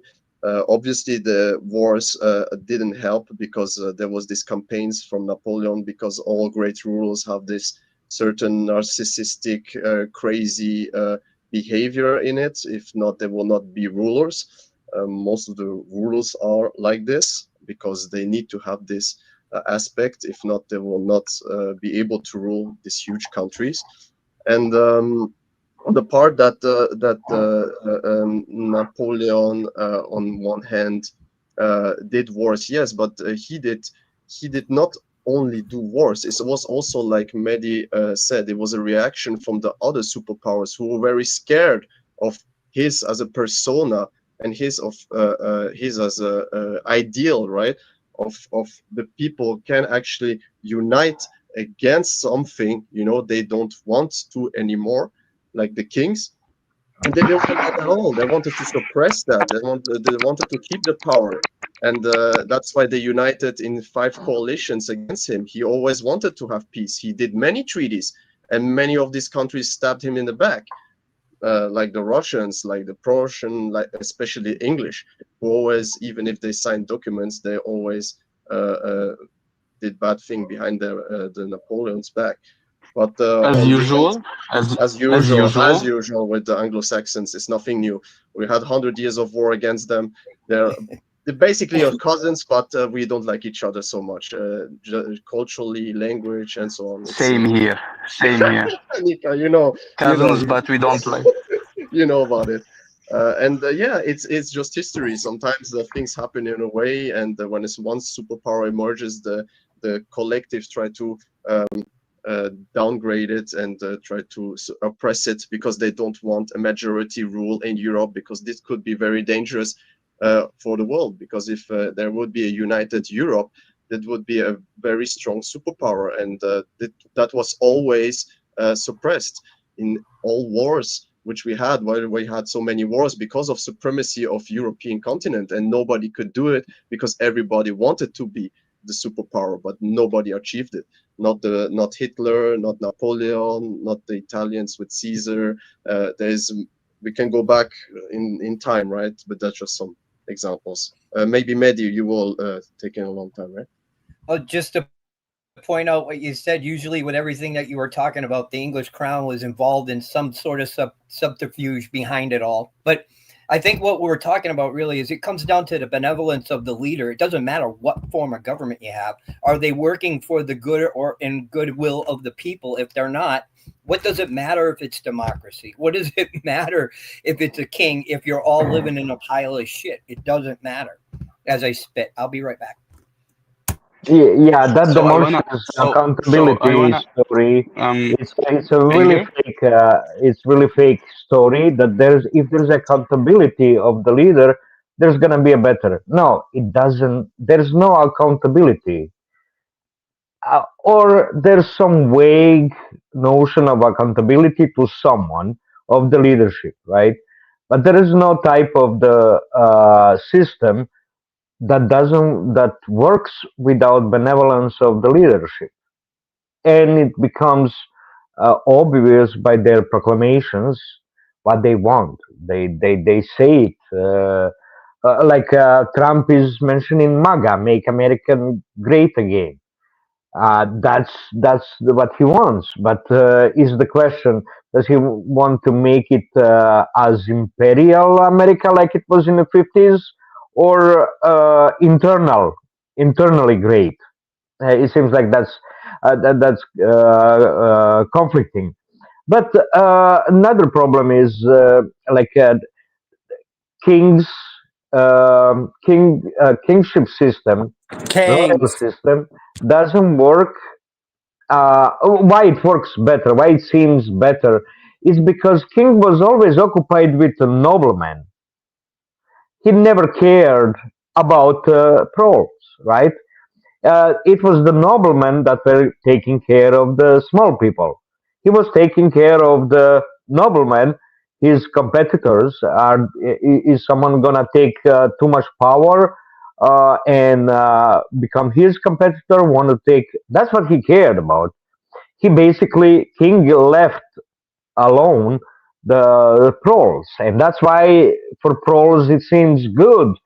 King was good because it was always the noblemen that were killing them, torturing them, taking big taxes from them. Never king, right?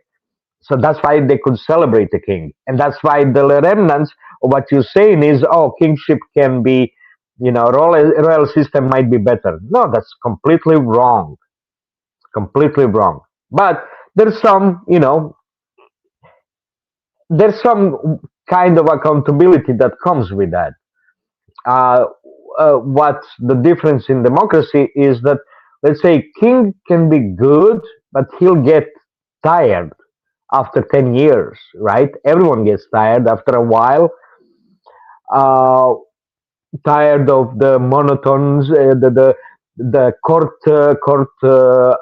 relationship and all of it. But with democracy, when you change the leader and change the whole setup around them, he brings in his own people. This is the new enthusiasm, new elan that drives the better decision making, and they get tired after a while, right? They can get tired after 10 years. Look at the Gaddafi. Gaddafi created a great country, but he got tired. He got like tired of everything. He just went, forgot how to do it, how to make country great, the better and better and better. He just wanted to keep the power because there was a threats of bad people against him. So that's what he concentrates on, and that's why the change of the leadership is good, because they get tired and they get different preferences. This is the real thing. Not so much philosophy, not so much of the philosophical type of the. This is really practical thing, right? Everyone gets tired of same thing. That's why it's good that we have democracy there where you can change and those leaders and so on. And they I get think sick too. that's the saying of how everyone is every hero is a hero, but live long enough to become a villain or something like that, right? Like That's what I want to say. I don't like the we stuck with titles or names, or it's because it can be confusing. Whether you are king or president or whatever your title, if you have absolute power, you are human after all. You will mess up. But if there is no one, if there is no checks and balances to correct you, whether you are a monarchy or a democracy or whatever it is, whether it's a group of aristocrats or a group of elected people or a group of clerics who will correct you. If there is a power and there is a correction, things will go to the good side. Wherever, even if you are, for example, we have presidents in Arab worlds. All of them are corrupt. So it's the checks and balances that will ensure that person will go to the right direction, even if his intentions are good. It's not guaranteed that his rules will be good. Anyone can have mistakes, but if I have a mistake, my family will get the consequences. But a president will get a mistake or a monarch, the whole country will get the consequences. So there is mechanism or people that correct that person, whether he's benevolent or he's good or he's whatever it is. I don't care. If you are human, you do mistakes. That's human nature. Maybe direct democracy will be something, right? It depends. Whatever the system, because each country, each population have different mechanism, different mechanism, different structures. So maybe your structure isn't the same, isn't as good as it doesn't apply on this population and vice versa. That's why I'm saying I don't care about the names. I don't care about if there is a power and checks, things tend to go to the good direction. If there is only absolute power, things can go sideways. Maybe. Can I step in and add something to what Nico said?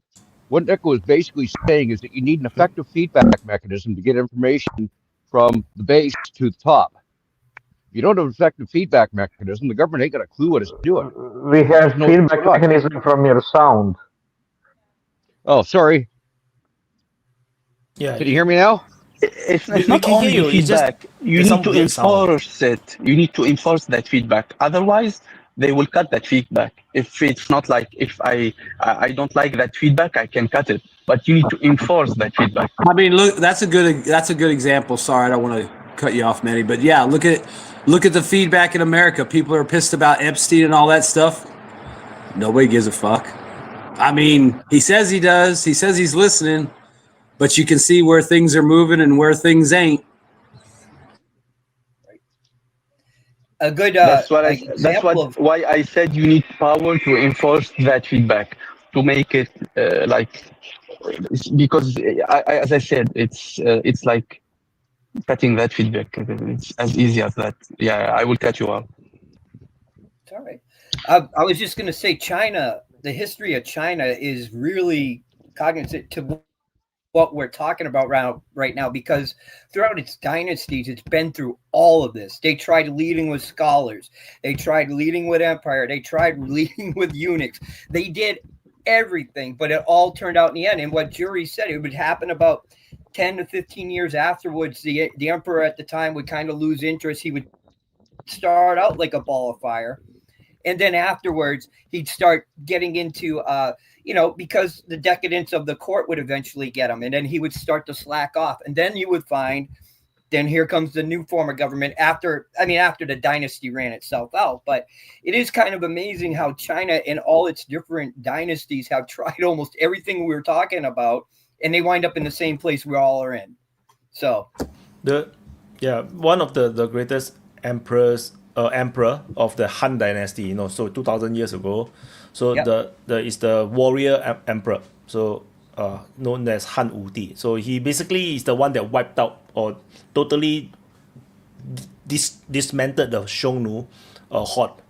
So, but then he started very young. There's a lot of politics within. Then he took a long time to consolidate power. Then he get horses from the steppes region and then breed them so that they can compete with this Mongolish horde, because they have a better horse than the Chinese horse. Then after they fought, they finally wiped them out or totally destroyed them, break their backbones. But then over that time, he went from a pretty good emperor where he do these things for his country to he become too obsessed with the power that comes with it. You know, he becomes like he can't stop fighting the war. He's like a hammer that cannot stop hitting the nail. And he neglected his people, and people become very poor because he's constantly fighting war, right? So yeah, and then he didn't do succession properly. The son actually, you know, got framed and then suicided. And then after that, then he realized that, oh, he actually wanted to give his son to become the emperor, but then he was so power drunk, you see. So no, what Julius say is correct. No, if you don't have this renewal of leadership, no, people will get crazy. Even the best emperors, like he's one of the, like he's really smart, he's really, you know, do things, you know, he know how to work the politics, but then in the end, you know, he still got power drunk and then go crazy. And yeah, I wonder if Donald Trump is, you know, slowly getting a bit drunk on power. Who knows? You know, some of the divisions are horrible. Upgrade. Hopefully he doesn't turn into Herod the Great. Do you guys know the history of Herod the Great? The Roman Emperor Augustus said that it was safer to be Herod's pigs than it was to be his children. And of course, you know that's because Well, you know, Jews don't it eat might pork. not be a bad time to have Herod a killed all Herod his come kids. back. You know what I mean? It might not be a bad time for some Herod to come along. We got some Herod type problems that need to be dealt with. Yeah, destroy the entire country. Hey, Ron, sometimes though you gotta think of it that maybe the person that comes in, they first need that bulldog, that one that's the attack dog that does all this, but then you need somebody else, because like Wyatt said, this guy only knows he's a hammer, and that's what he's gonna do is hammer. He's not necessarily a politician or good at legislation. So I think that's part of the problem is the hammer stays in place when really you don't need the hammer. You need the shovel to start building your infrastructure and stuff like that. I think that's where in history we see a lot of these problems happen is, like you said, the hammer remains a hammer when the hammer's not needed anymore. And then eventually the people catch on to it and they try to put something in there that at least is sustainable for them and the country to grow further without war. Because many times, you know, Chinese scholars would tell the emperor, listen, you need about 20 years without war so your population can recover. You know, this is written there, you know, and you really think about it, it's true. If you're always at war, that's all those resources are going outside of your country and are not remaining in. All that manpower, all that labor, all that, industry, all that product is going outside the country and it's not servicing the people within it. And that's the problem with perpetual war is that the people don't profit from it because it's taking their resources away and putting it someplace else. That's it. Yeah, and also like it's common in history. Empires rise and then they fall. You know, it is what it is. You know, it's history. There are many great leaders in history, and they did some good things and they did some horrible things. You know, like the mention with the Chinese or the Russians or whichever empire existed, or Rome, and also the Mongols, and you also the Romans. Empire. I think the Roman is the Roman most Empire. spectacular one because it's a Exactly. 1,000-year reign, right? Rule, like no yes. Chinese empire lasts that long, no, not Yeah. even a half of it.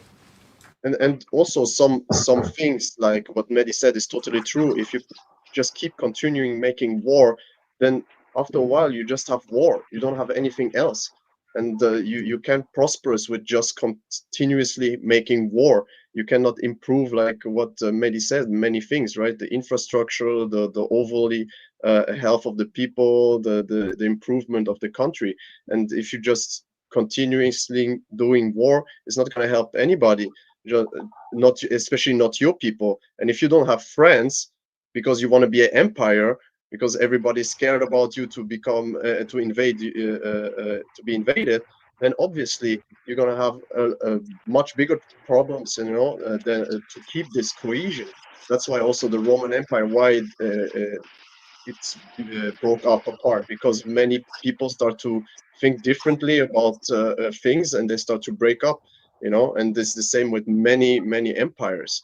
It's not just one time know, thing which happened, one and it's and the most important part is you need to find the balance, right, to make the right wars and then to stop. Like when Hitler would have stopped, let's say he would have stopped at Poland and just didn't invade Russia, maybe we will all speak German right now in Germany, in Europe, because nobody would say anything about it, and Germany would have the capabilities to actually rebuild itself, and become even stronger. But no, he started to become power hungry and crazy and wants to have more and more and more. And that's also this psyche thing, which all these leaders, they become too power hungry. They want more and more and more.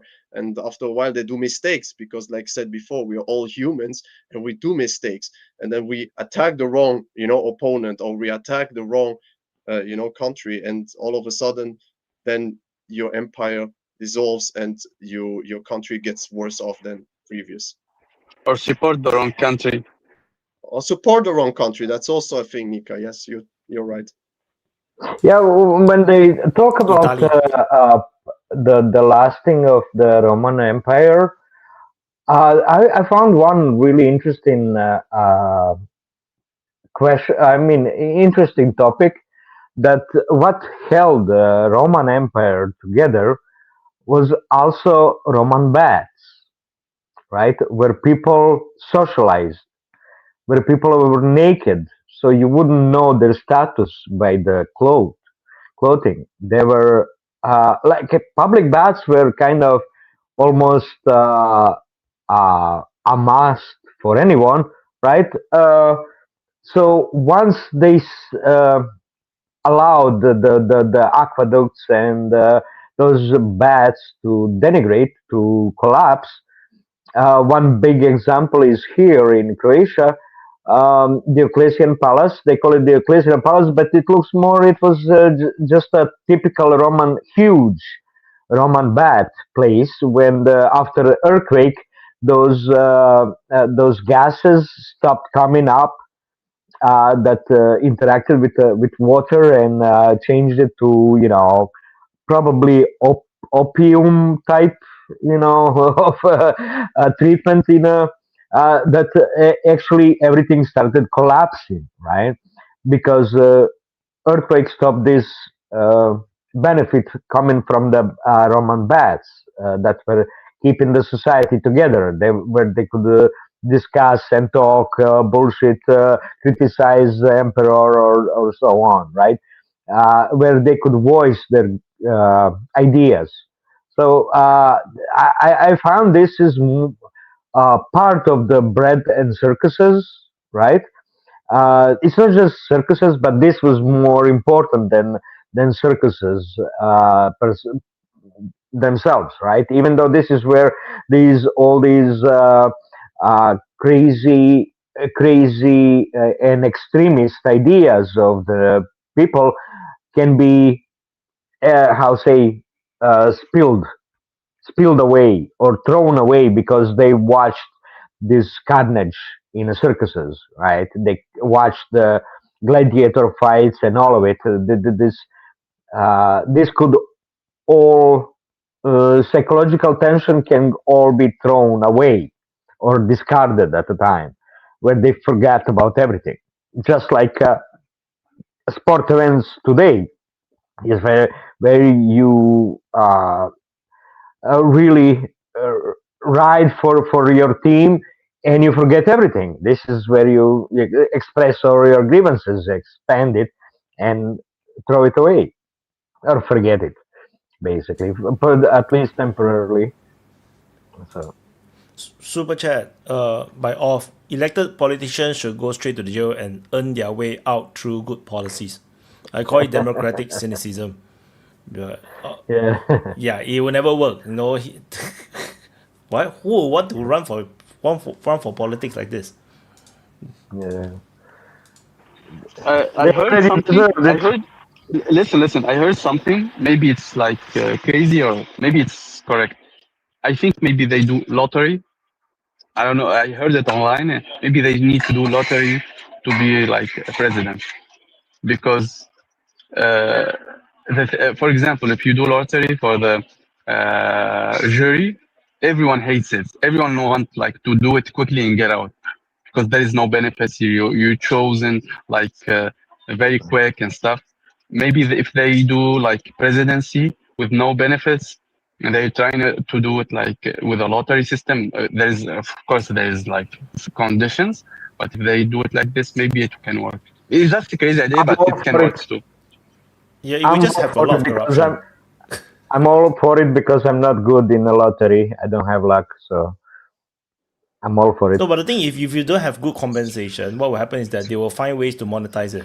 And if you're a politician, you're powerful enough to find ways to monetize it. Like you can just suddenly make one stupid policy, and then you just buy the stock accordingly to how you know the stock is going to be affected. No, when Like you are Nancy president, Pelosi, you don't have any right to do anything but do decisions, and you don't have any right to do any amount of money.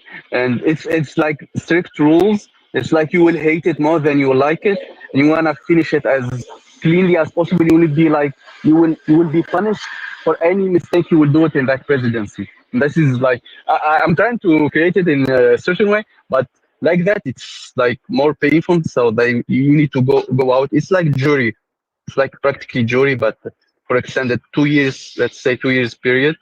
And there is need conditions, don't need to have jail system, did any crime. You need to be like a certain age and stuff. But I think it can, because we cannot have like more stupid politicians than what we have now. I think random is better than what we have now.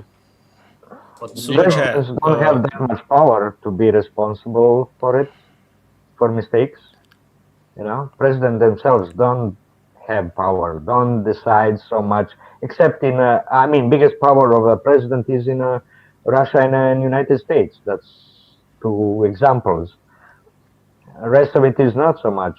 Even China is not so much. So Super chat by TechDerp. How often do men think about Roman empires per day? How many times do you all think about Roman Empire? I'm not Western enough. I'm not European enough to think about the Roman Empire. I think about the Chinese empires though.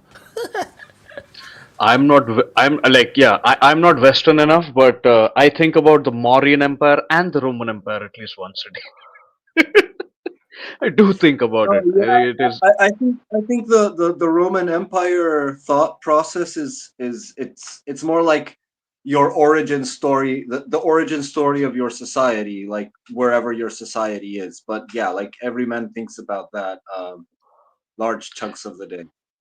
It also draws a lot of parallels to what, like, especially if you live in a liberal democracy. There's a lot of parallels to what essentially happened to the Roman Republic and then the Roman Empire, essentially. There are a lot of parallels, essentially. But I also think a lot about the Weimar Republic. I think a lot of people do not think about the Weimar Republic enough. And there's a lot of Yeah, they lessons to don't be think learned about from that that. enough. There's a lot of I mean, lessons to like be there's thought about. people thinking about the Holy Roman Empire, about any kinds of empires, we have no this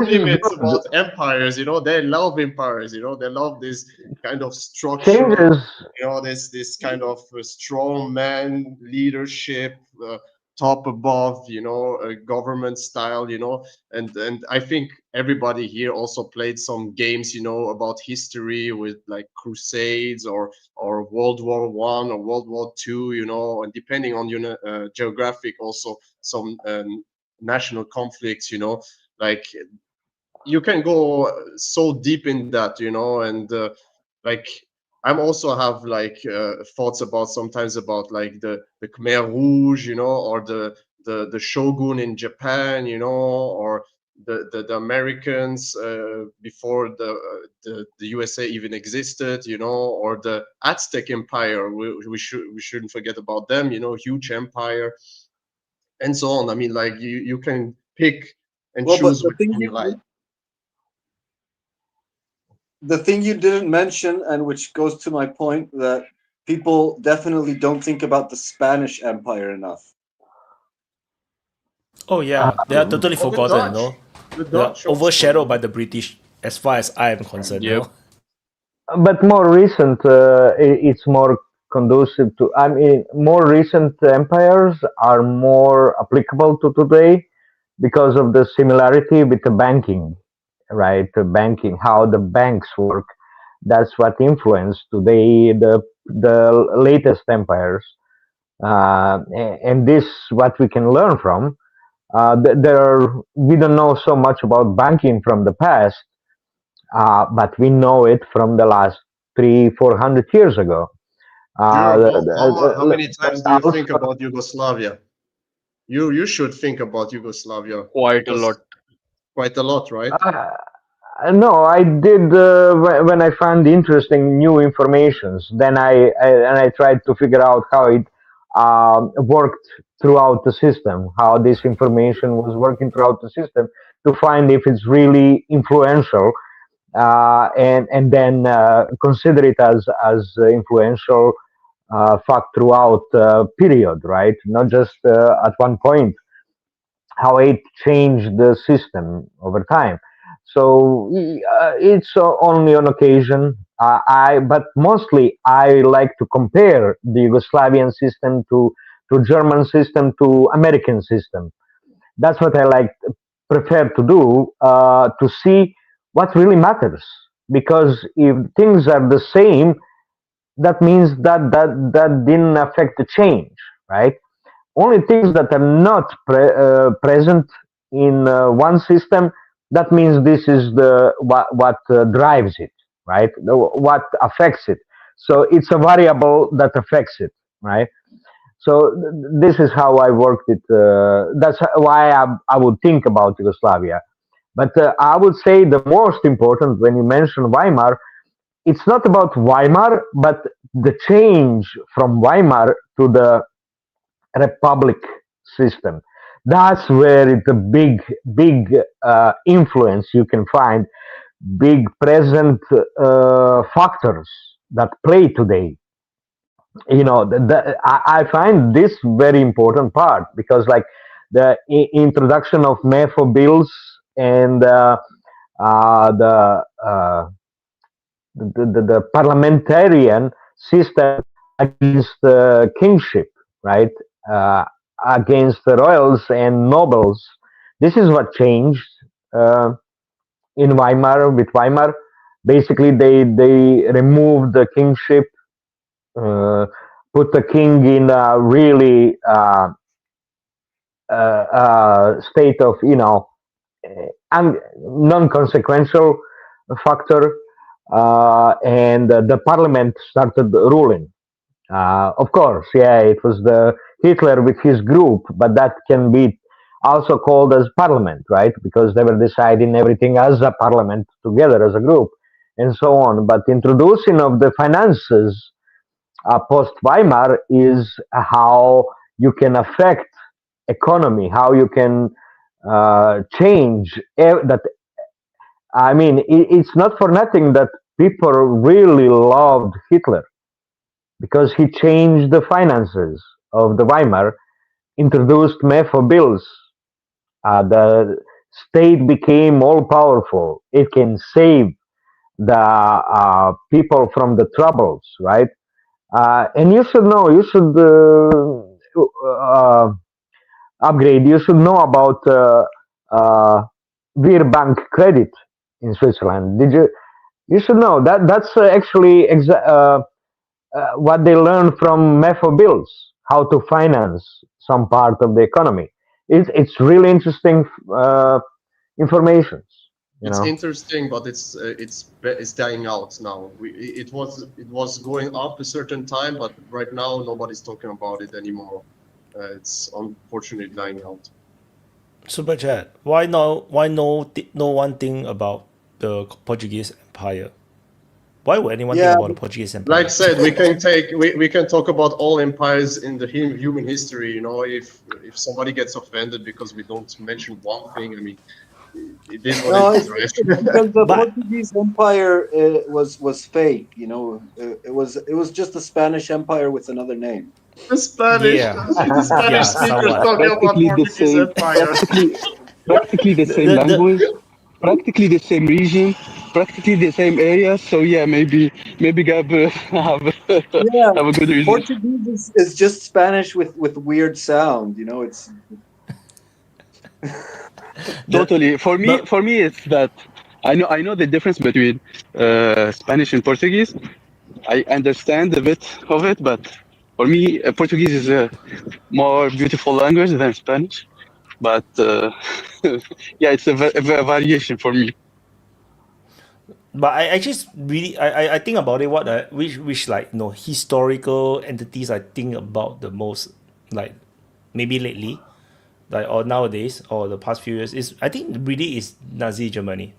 Like it's really fascinating, like you just can't stop thinking about how advanced they were, how much things they have done right, and then how much things they have done wrong, like incredibly wrong, like how close they were to success, and then There is how one like thing they they just didn't fuck it up complete all over. yet. That's It's the very sad thing. extreme. They're super extreme. It's like they conquered France like so quickly, and yet they make strategic like mistakes, like declaring war on United States, like for no reason whatsoever. Like you don't have to do it. That's why we said if you don't have a good feedback, you can enforce it. You can do very horrible decisions like this. If I think if there is a good feedback and you can enforce that feedback, maybe people will Oh, like Hitler hardly had a disagree with great. this. Oh, no, no, no. Hitler had a great feedback from his population. They hated Yeah. Jews more than him. Yeah. So he just followed Yeah, but their you don't follow the desires. population wherever whatever they Great said. feedback there. They were going crazy, Okay. man. They Now were you going don't crazy. follow. Oh, so you have to choose what feedback you consider. Okay, That's okay. popularism. Yeah, if you follow the population for whatever thing they said, it will be going to chaos too. You will appease the people. It's not always good to follow the population. I think it's wrong. There's a balance between the good thing to do for the nation and what people want to do, because people want to do stupid things too. Yeah, but let's take this in context, right? The Germans were defeated in the First World War and have had a horrible Versailles Treaty where they lost territory. They had to pay back a lot of money to all the countries. You know, they were basically bankrupt. They were lining up at the bakeries for bread. You know, and they had this anger of the First World War. And this guy came up and promised to change.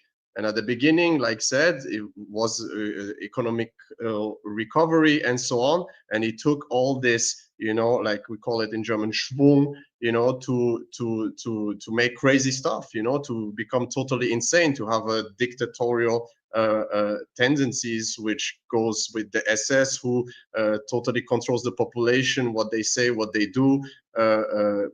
Make propaganda, to actually have Hitler Youth, and to make experiments on people, especially on Jews and on the minorities, and start to attack all the other countries in Europe, So he was very popular at the beginning in Germany until they started to see that they're losing. When they start to see that they're losing, then people start to become even more crazy, not against him, more crazy, because the people who go against him are traitors, are the fucking Reds, are the fucking Amis, So he started to kill even more people. So it's not like to just not listen to a certain part of your population makes it go away. No, it's just radicalizes them more. But it might be the extreme, right? Because if they have extreme success, that's why the people who believed in the success cannot believe that they are losing, which is why they double down. I think there might be that case, because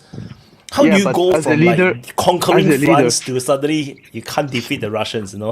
How do you sorry, get Desi, but as a leader, as a ruler, you have more information than the population, than the common people. So you can never like conquer the might of the American in that era, and you can never out compete them in production. And there is a notion both ways, so it's useless. Just ignore the damn Yanks and follow what you are doing.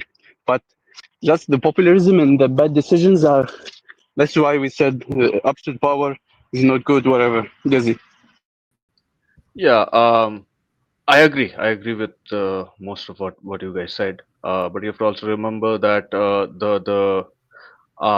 it wasn't just the defeat of World War One that fueled the rise of Hitler, and do not forget that Hitler was not the It's one only of the solution. factors, right? It's one of the factors. It's one of the It's factors, all the and asshole who don't buy his art. It's all those assholes. If we had become a successful artist, he would have never become a politician. Exactly, that's what they thought. No, Exactly it what they was thought. it was deflation and depression. yes, It was deflation, yes, deflation, not inflation. It was deflation, deflation, deflation. deflation, and But depression that inflation due comes with it. to paying back all the debt which they had to pay back, right? Essentially, Germany did go through a kind of a resurgence in the 20s, but it collapsed. It collapsed in the 30s after the Great Depression took place, and the people were really suffering, right? And Hitler was not the only solution that was there. Because don't forget, there were the communists, there was the SPD, the Spartakists, but they were more, discredited because their Spartakists, Rosa Luxemburg and everyone, they failed. They had failed to essentially deliver, and then they were crushed, and then they kept promising and whatnot. And essentially, it was just luck that Hitler won. However, after winning the election, Hitler became, as Upgrade said, more popular because he did deliver on his promises. He recovered Germany, and that was remarkable what he did.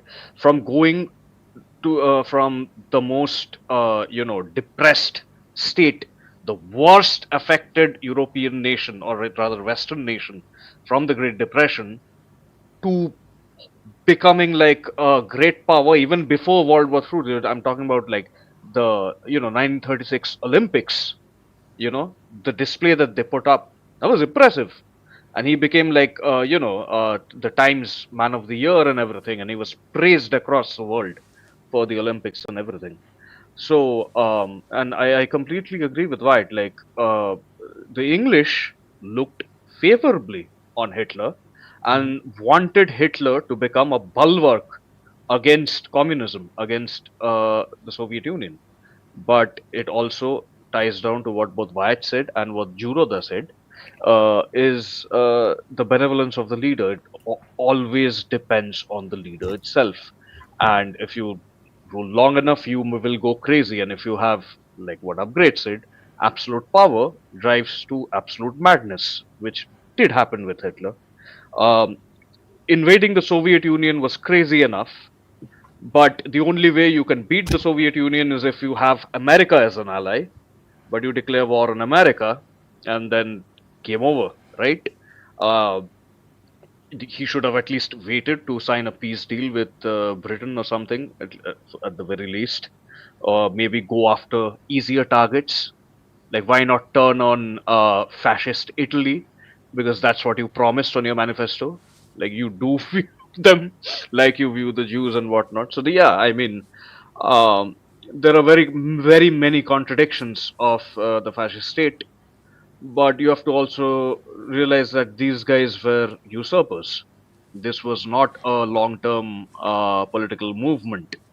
These guys were just birthed and had absolute power in their hands, and they just didn't know what to do with it. Um, so yeah, that's one thing, and another thing is absolutely it depends on the leader itself. I want to go back a little, like you guys were talking about the hammer and the shovel, right? There are leaders like the Han king who crushed the Xiongnu and turned them into the Huns, who later invaded Rome. So yeah, he was the hammer who failed to become a shovel. But there are examples of people who were hammers. Stalin was the shovel who became the hammer and became later on the shovel again. But at the very end, even he had like stagnation in his policies and in his whatever theory making and criticality, which eventually led to the rise of Khrushchev and de-Stalinization and whatnot. I don't think Stalin really wanted de-Stalinization. Another Chinese leader you can take who also fell on the same trap was Mao. Mao is like a brilliant revolutionary, but not a very good, emperor.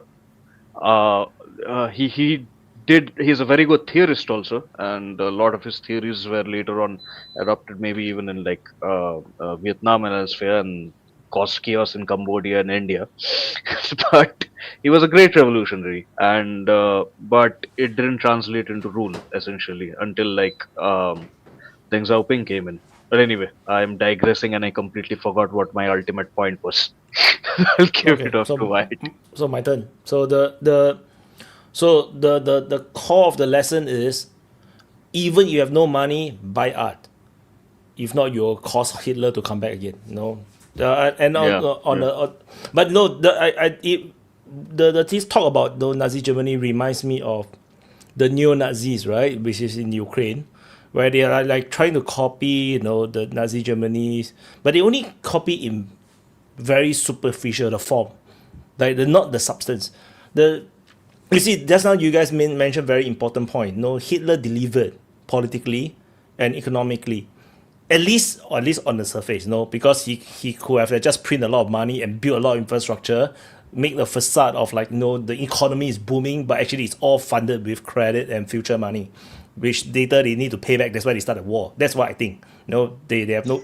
From my Yeah, a lot understanding of is that historians say that too. Yeah.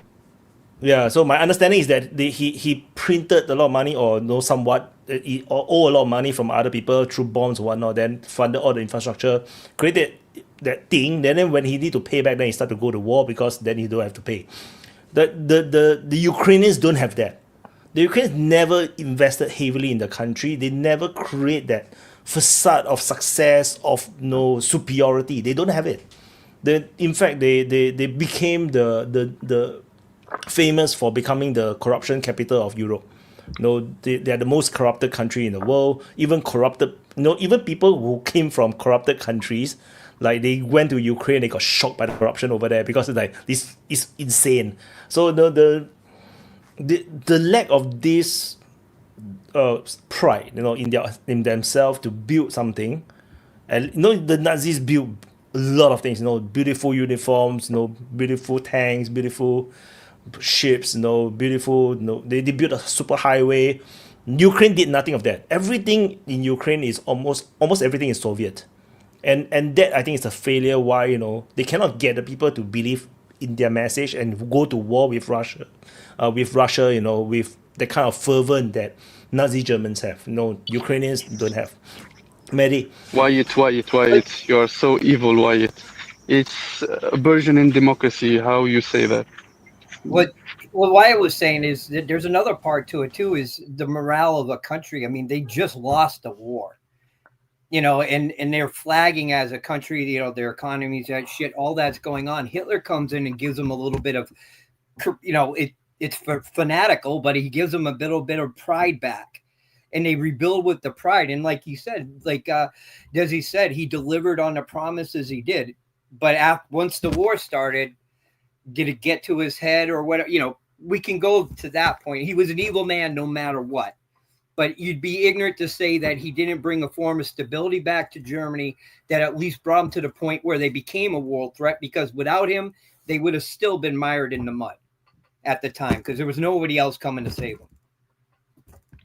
He was still a murderous bastard. Super chat. Not even close. So the Ukrainians are the hot taps of Europe, by whatever rocks your boat.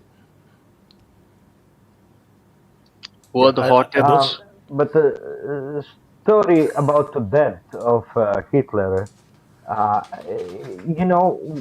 when you get into debt to someone that has money, you don't have to repay him. You just renew the contract, because they have that money extra. They will never need it to use it. So that's why the country can always go more into debt, especially because of the banks. They will always use that debt. They will never need that money, but they will need the contract renewed or refinance it, because they depend on that debt too. So it's a fake story. What I imagine, the Hitler was brought into power by iron magnates, right? Krupp, Siemens and all those. They brought him to power. So the best way to spend much iron is to produce war machine, right? To spend it in a war, to produce shells, to produce tanks, all of that. That's how you spend more and more iron. That's what they wanted, and that's what got him. That was his debt, not financial, because in Switzerland the real credit still going after 36. It was created in 1936. It's still going well. Now maybe slowing down recently, but it was no problem. Never had to be repaid. That was the MEFO bills that Hitler financed. So there was no debt that he needed to repay. His debt was the iron magnates to spend more and more iron. That's how they got rich. That's what they was getting him to spend for war, right? To spend iron for war. That's how what I believe was his drive for war, more and more wars, to spend more Well, iron. Crazy. to what Wyatt was saying, and also the super chat from Effie. Yeah, they literally are the Khoteps of Europe. They think that they dug out the Black Sea and crazy stuff like that. And to what Wyatt says about their lack of pride, there's fanatical pride in the lack of substance. Like in South America, you see that a lot. There's a lot of people who have a lot of nationalistic pride, and they have nothing going for them in the world and in their history either. They don't even have like a great conquest or some, like maybe some internal skirmishes of the balkanization of Hispano-America. You know, that they skirmished amongst each other, financed by France or Britain or both, and America, and like carved the unity of the Hispanic America, and that's their major achievement as a nation. Maybe some minor indigenous extermination, but they have nothing going for them today or back in their history. No great achievement, no inventions, nothing, and yet they're full of pride, of nationalistic pride. And so, since it comes from nowhere, it's fanatical. Like, it cannot be rational pride. It cannot be, because it has no substance, it has no standing. So it can only be like a football hooligans or soccer hooligans for the Americans.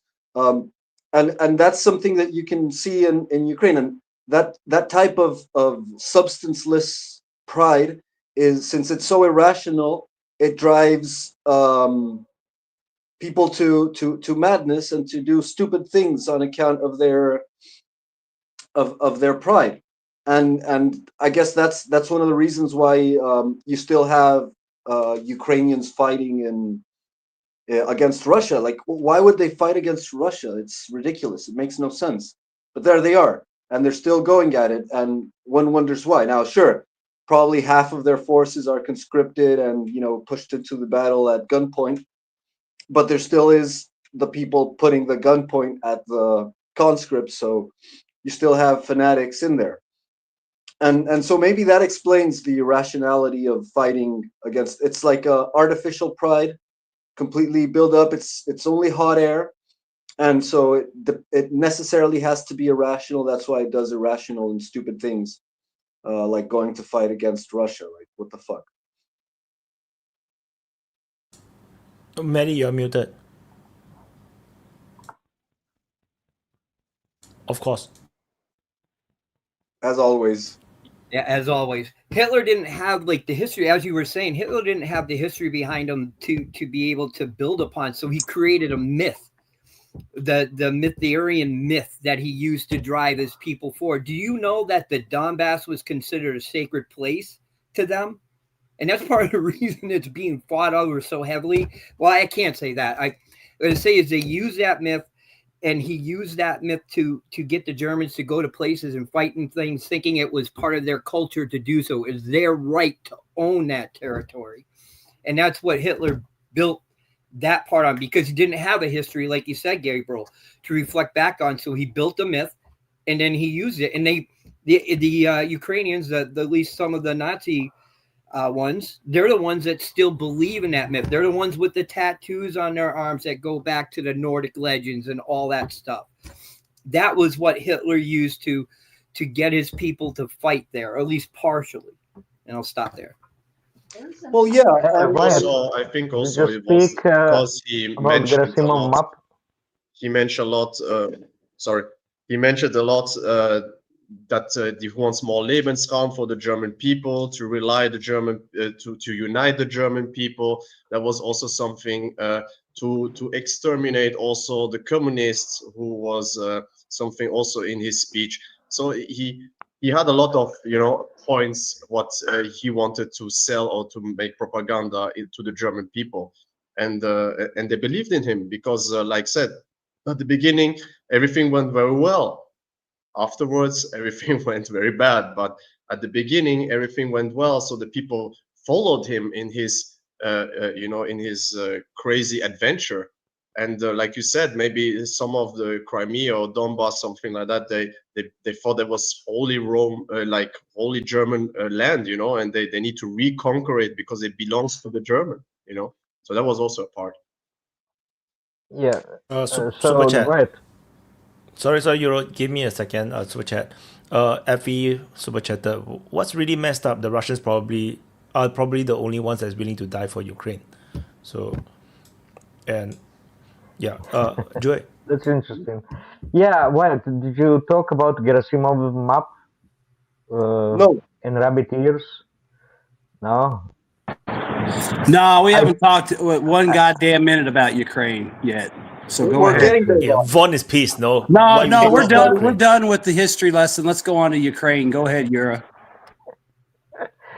Yeah, so this time with Gerasimov, video of Gerasimov talking to generals, explaining the summer effects, results of the summer. Yeah, so this time they allowed to the map of the territories held by Russians be presented, shown in a video, and it's kind of interesting because of these rabbit ears that north of Pokrovsk. They are. I've sent you a map, like Wyatt. Did you check it? You can post it. You can post it now to see how those rabbit ears changed into the mouth. Oh, there it is. Yeah, big mouth. Yeah. Yeah, they look like an octopus or like a Medusa now, more than rabbit ears. Yeah. But, or like maybe it's Yggdrasil, growing in the blood of the brave Ukrainians that are dying for the Aryan race. Yeah, it looks somewhat different, right? Mm-hmm. But yeah, but it's very hard to read. Everything's blood, So, but I think it's very close. I think we are quite close to. I think the breakout zone is not the thing. The shocking, because this breakout zone, it looks more or less like our mapping on DPA. I think what's shocking is this blood trail. They already crossed the main road, and they are basically encircling Pokrov already. This is north of Pokrov, so this is the shocking one. So is this cooperating with your analysis? It's more dangerous too. It's more dangerous for that area. It's practically encircled, So I would say we should take the pinch of salt for this because if you see Konstantinivka from Chasiv here, they are already at Konstantinivka. No, I would like okay, like I'm not so sure if that's the case. Many. No, there are a lot of still Russian commanders that will provide fake reports, right? And this is the case with Mirne and Novoekonomichne. was never really taken. And now when the Ukrainians did the counteroffensive, all of a sudden they're in a Mirne and Novoknovichne. It was never taken properly. That's what many voinkors, Russian voinkors are saying. It was never No, yeah, taken. of course, But we it was have to take it with a reported pinch of as salt taken, because and now, yeah, and now all of a there's sudden definitely the propaganda purposes in there, and also now whatever. all of a But it's sudden really there's interesting a to see. Mirne counterattack, and what they were sending extra troop in order to do counterattacks, but it was never being taken. That was the problem. And Yuri Podolyaka map doesn't show it like this, but it shows that Ukrainian counterattack actually got them surrounded. The Ukrainians got deep inside the breakthrough, but then they got surrounded because obviously Russians were waiting for the counterattacks to get all those new capable brigades reserves to show up and to be now demolished. And now they're eradicating those leftover reserves. They got to move to be exposed. They moved those reserves from Sumy down to Pokrovsk, and in a movement with observation, with ISR, Russians now can, find them and hit them with the FABs and all the type of artillery and everything. That's what is going on. And as soon as the Ukrainian counterattack against this breakthrough against the rabbit ears started, the Russians already started to work offensive behind them. They're attacking east of the Ukrainian counterattack and trying to surround them. So they were prepared. They really waited for the reserves to be brought into the Pokrovsk in order to demolish them, and then there will be nobody left to counter them. I want to go off of what Jury just said because that makes a lot of sense. How many times did the Russians kill Robotyne? Over and over, they enticed the UK to come, AFU to come in there. They would splatter them. They would fall back. Here they come again. They'd splatter them. They'd move up. They'd come back. They'd splatter them again. I mean, they basically destroyed the forces in Robotyne like 10 times over. Those were people they didn't have to chase down. They came to them to die. And that's why I'm wondering if you look at some of these places here that it takes time to set up something like this. You got to get them to commit to it first before you show your hand. And that's what I'm kind of wondering. And Wyatt, I have to ask you, are you seeing a lot more like false reports starting to float around from the AFU side saying they're here and then they're here and then they're here, but it just makes no sense? Are they kind of flooding the airwaves trying to, I don't know, trying to build up morale or? Not very obviously. There are claims from the pro-Russian side saying that they already take some video drone footages of them waving the flag. Then they retreat. Then they claim that they have taken back. But the thing is, it's hard to say.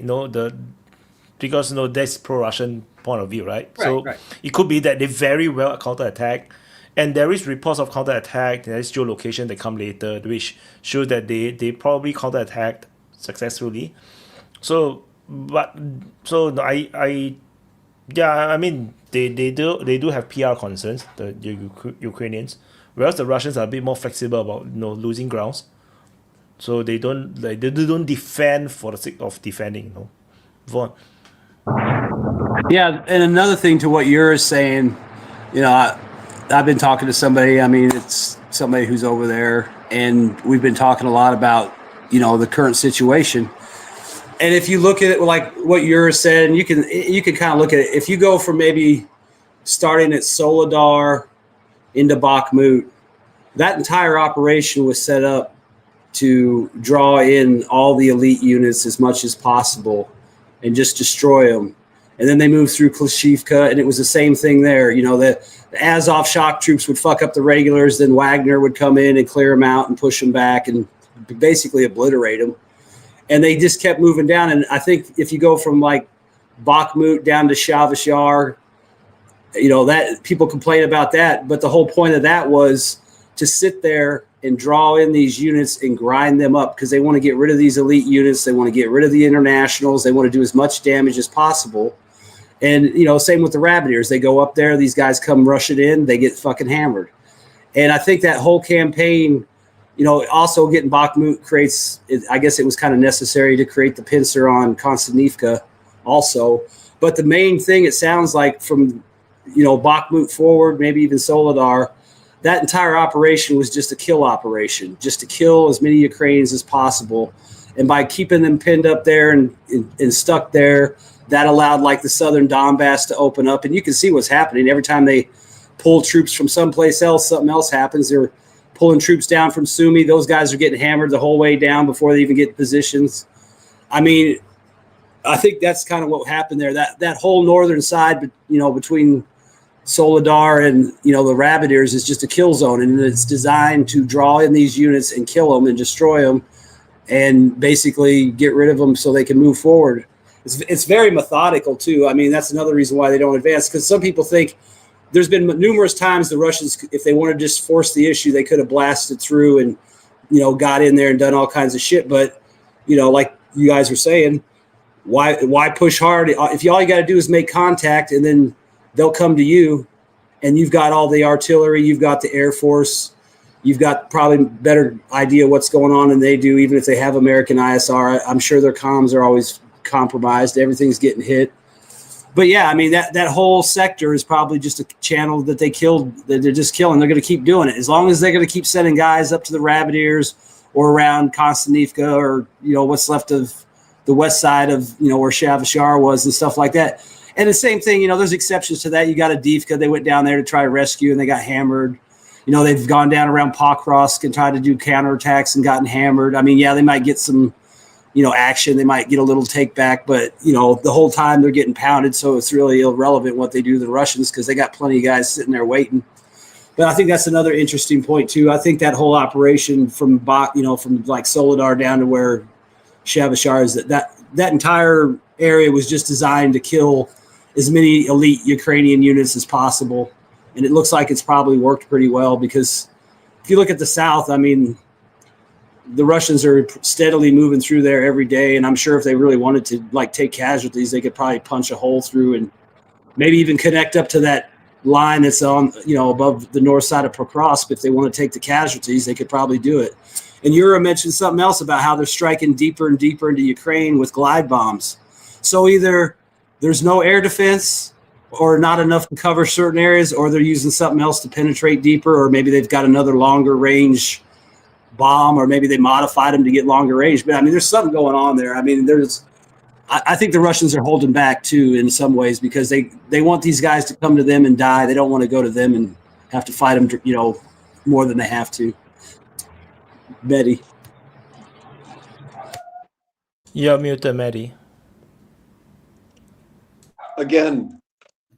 I know. Can I show something on the screen? Yeah, that's it.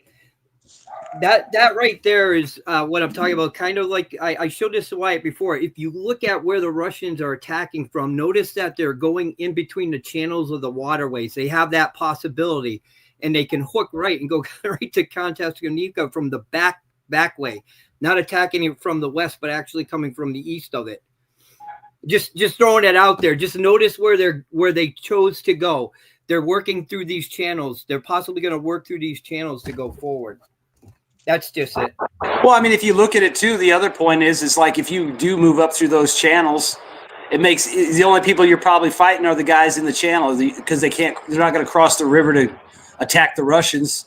So it's kind of like you got a little bit of a screen there as you move up, and then you're only dealing with the Ukrainian army that's inside the channel.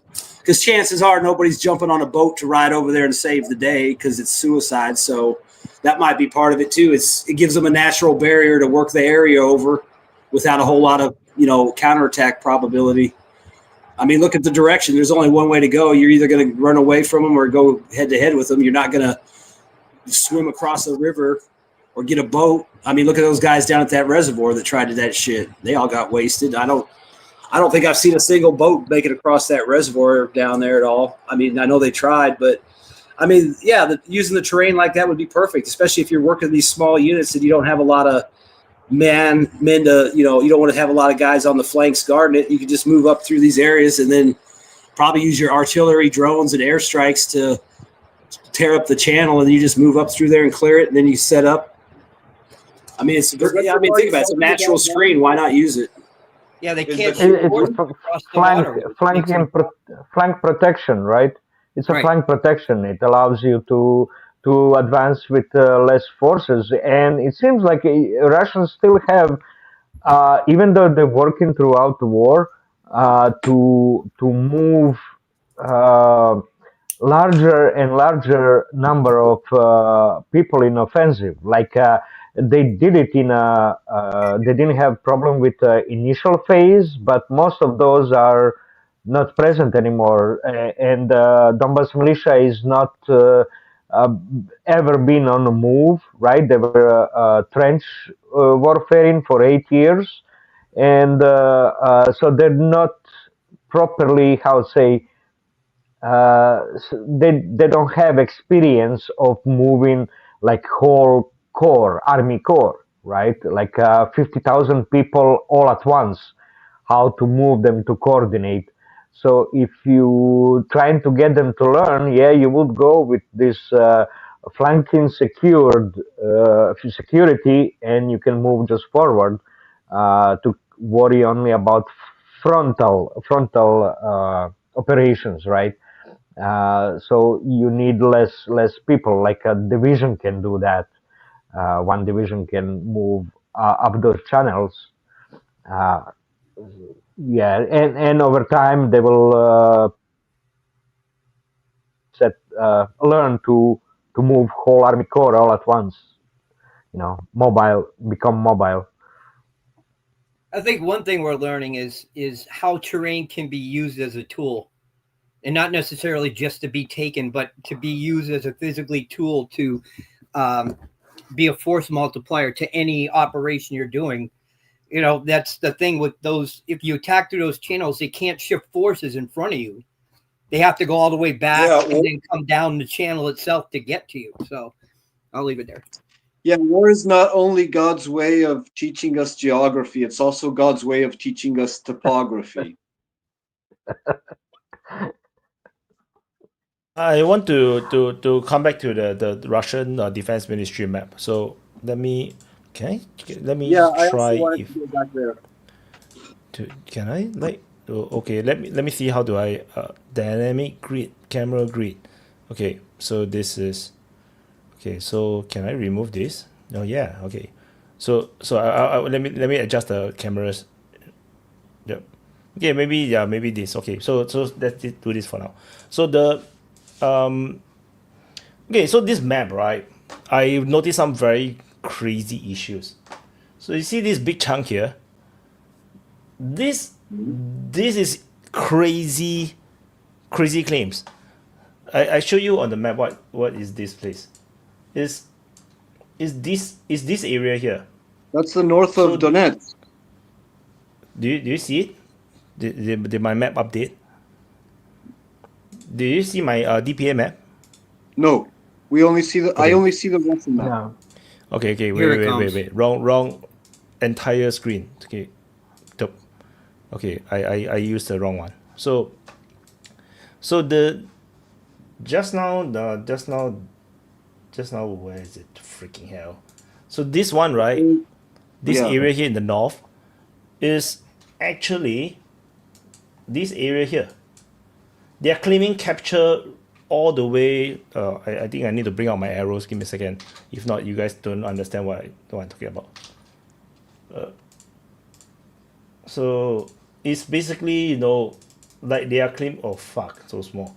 They're claiming like something like this. Some crazy claims. It doesn't make sense at all. Like you can see the forest here. This is basically like some crazy place. I can't even tell. Can you zoom out a bit? Okay, They're basically claiming places where there is basically no reports of fighting being reported by either side. So the same thing actually goes for like oops, for this part here. Whoa, no, the this Chasip this north of Pokrov, no one talk about fighting around this area here. So this is where Stinky is. There's no fighting being reported there. Yeah, so this is quite a lot of insane mapping. You know, this is the corner. This is the tri border. This is a border, you know, all the way at the top where the Russians incurred and allegedly captured that one place. But then they claim it's way bigger than that. Their claim is super huge. The Oskil River is here. This is where the Voreshna front is.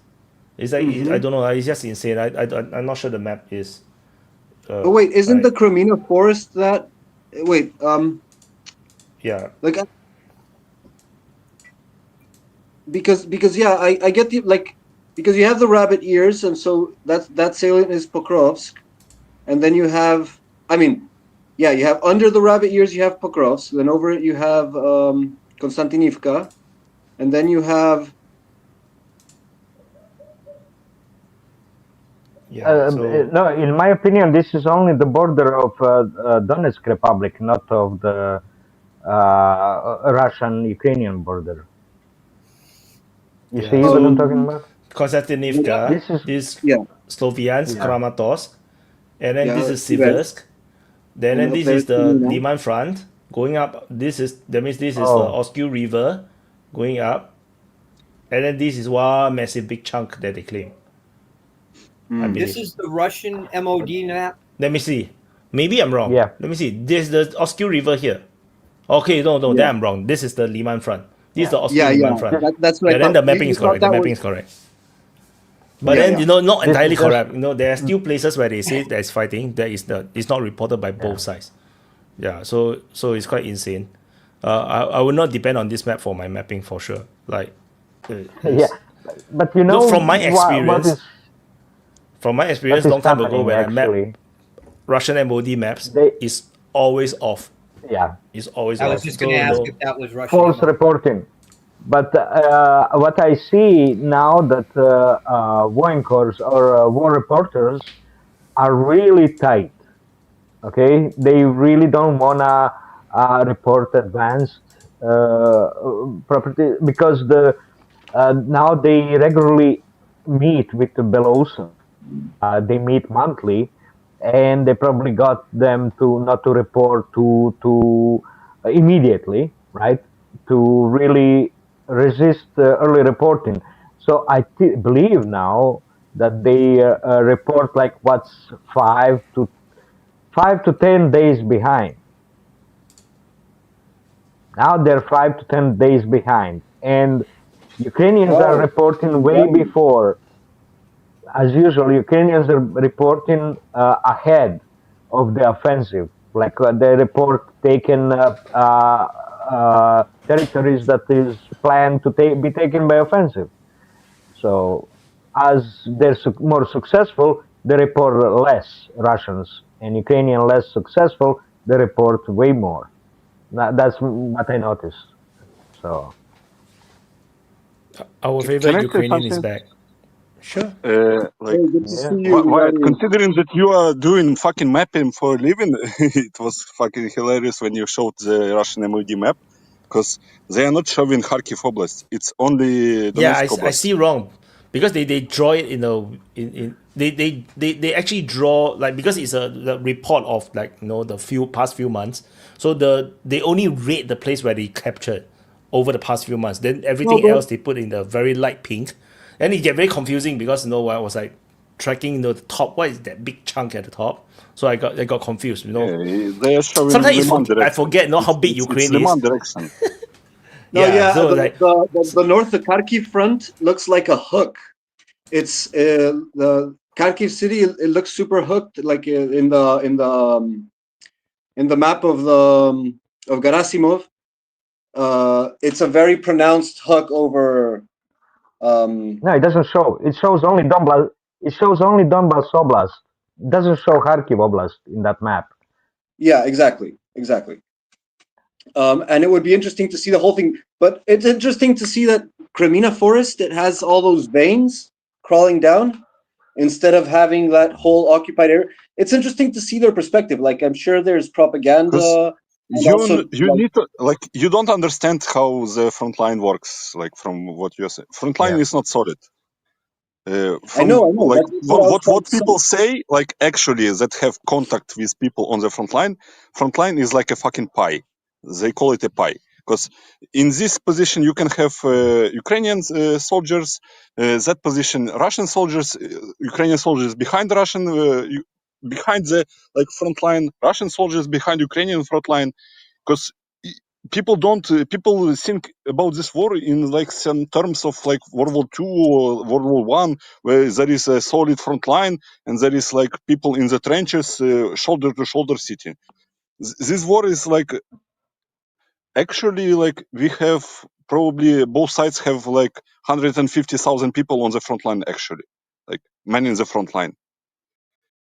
If you watch the Yeah, but videos, this is if you listen to people who actually speak to the soldiers, every action is carried out by the groups of 2 or 4 people.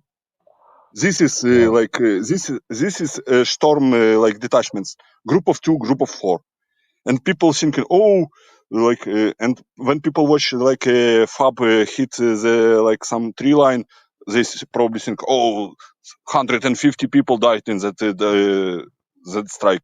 Probably 2 people died because the only 2 people sitting in that position. Like, people or don't none. have They already fucking moved. Yeah. have no fucking clue how actual combat works in this war.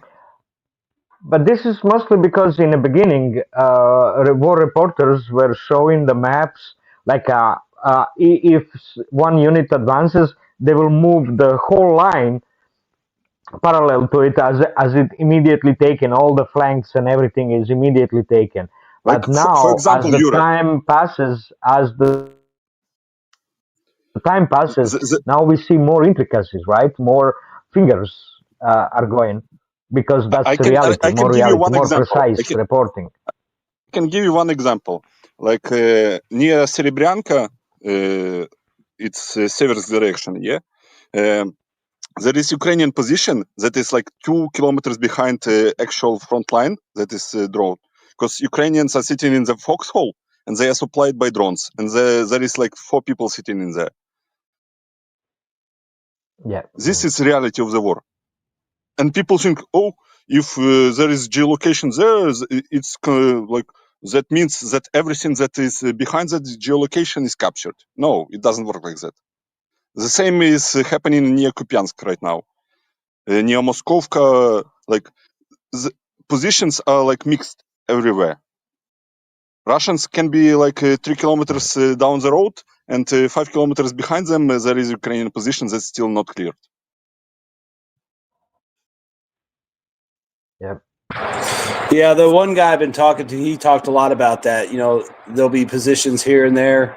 It's a lot of times the Russians will bypass a position and go just to go behind the lines and attack mortars or drone operators and stuff. So, you know, you get a geolocation. You know, they might have been there. Maybe they were there killing somebody and then they left, or maybe they're trying to hold out with a couple guys and see if they can keep it.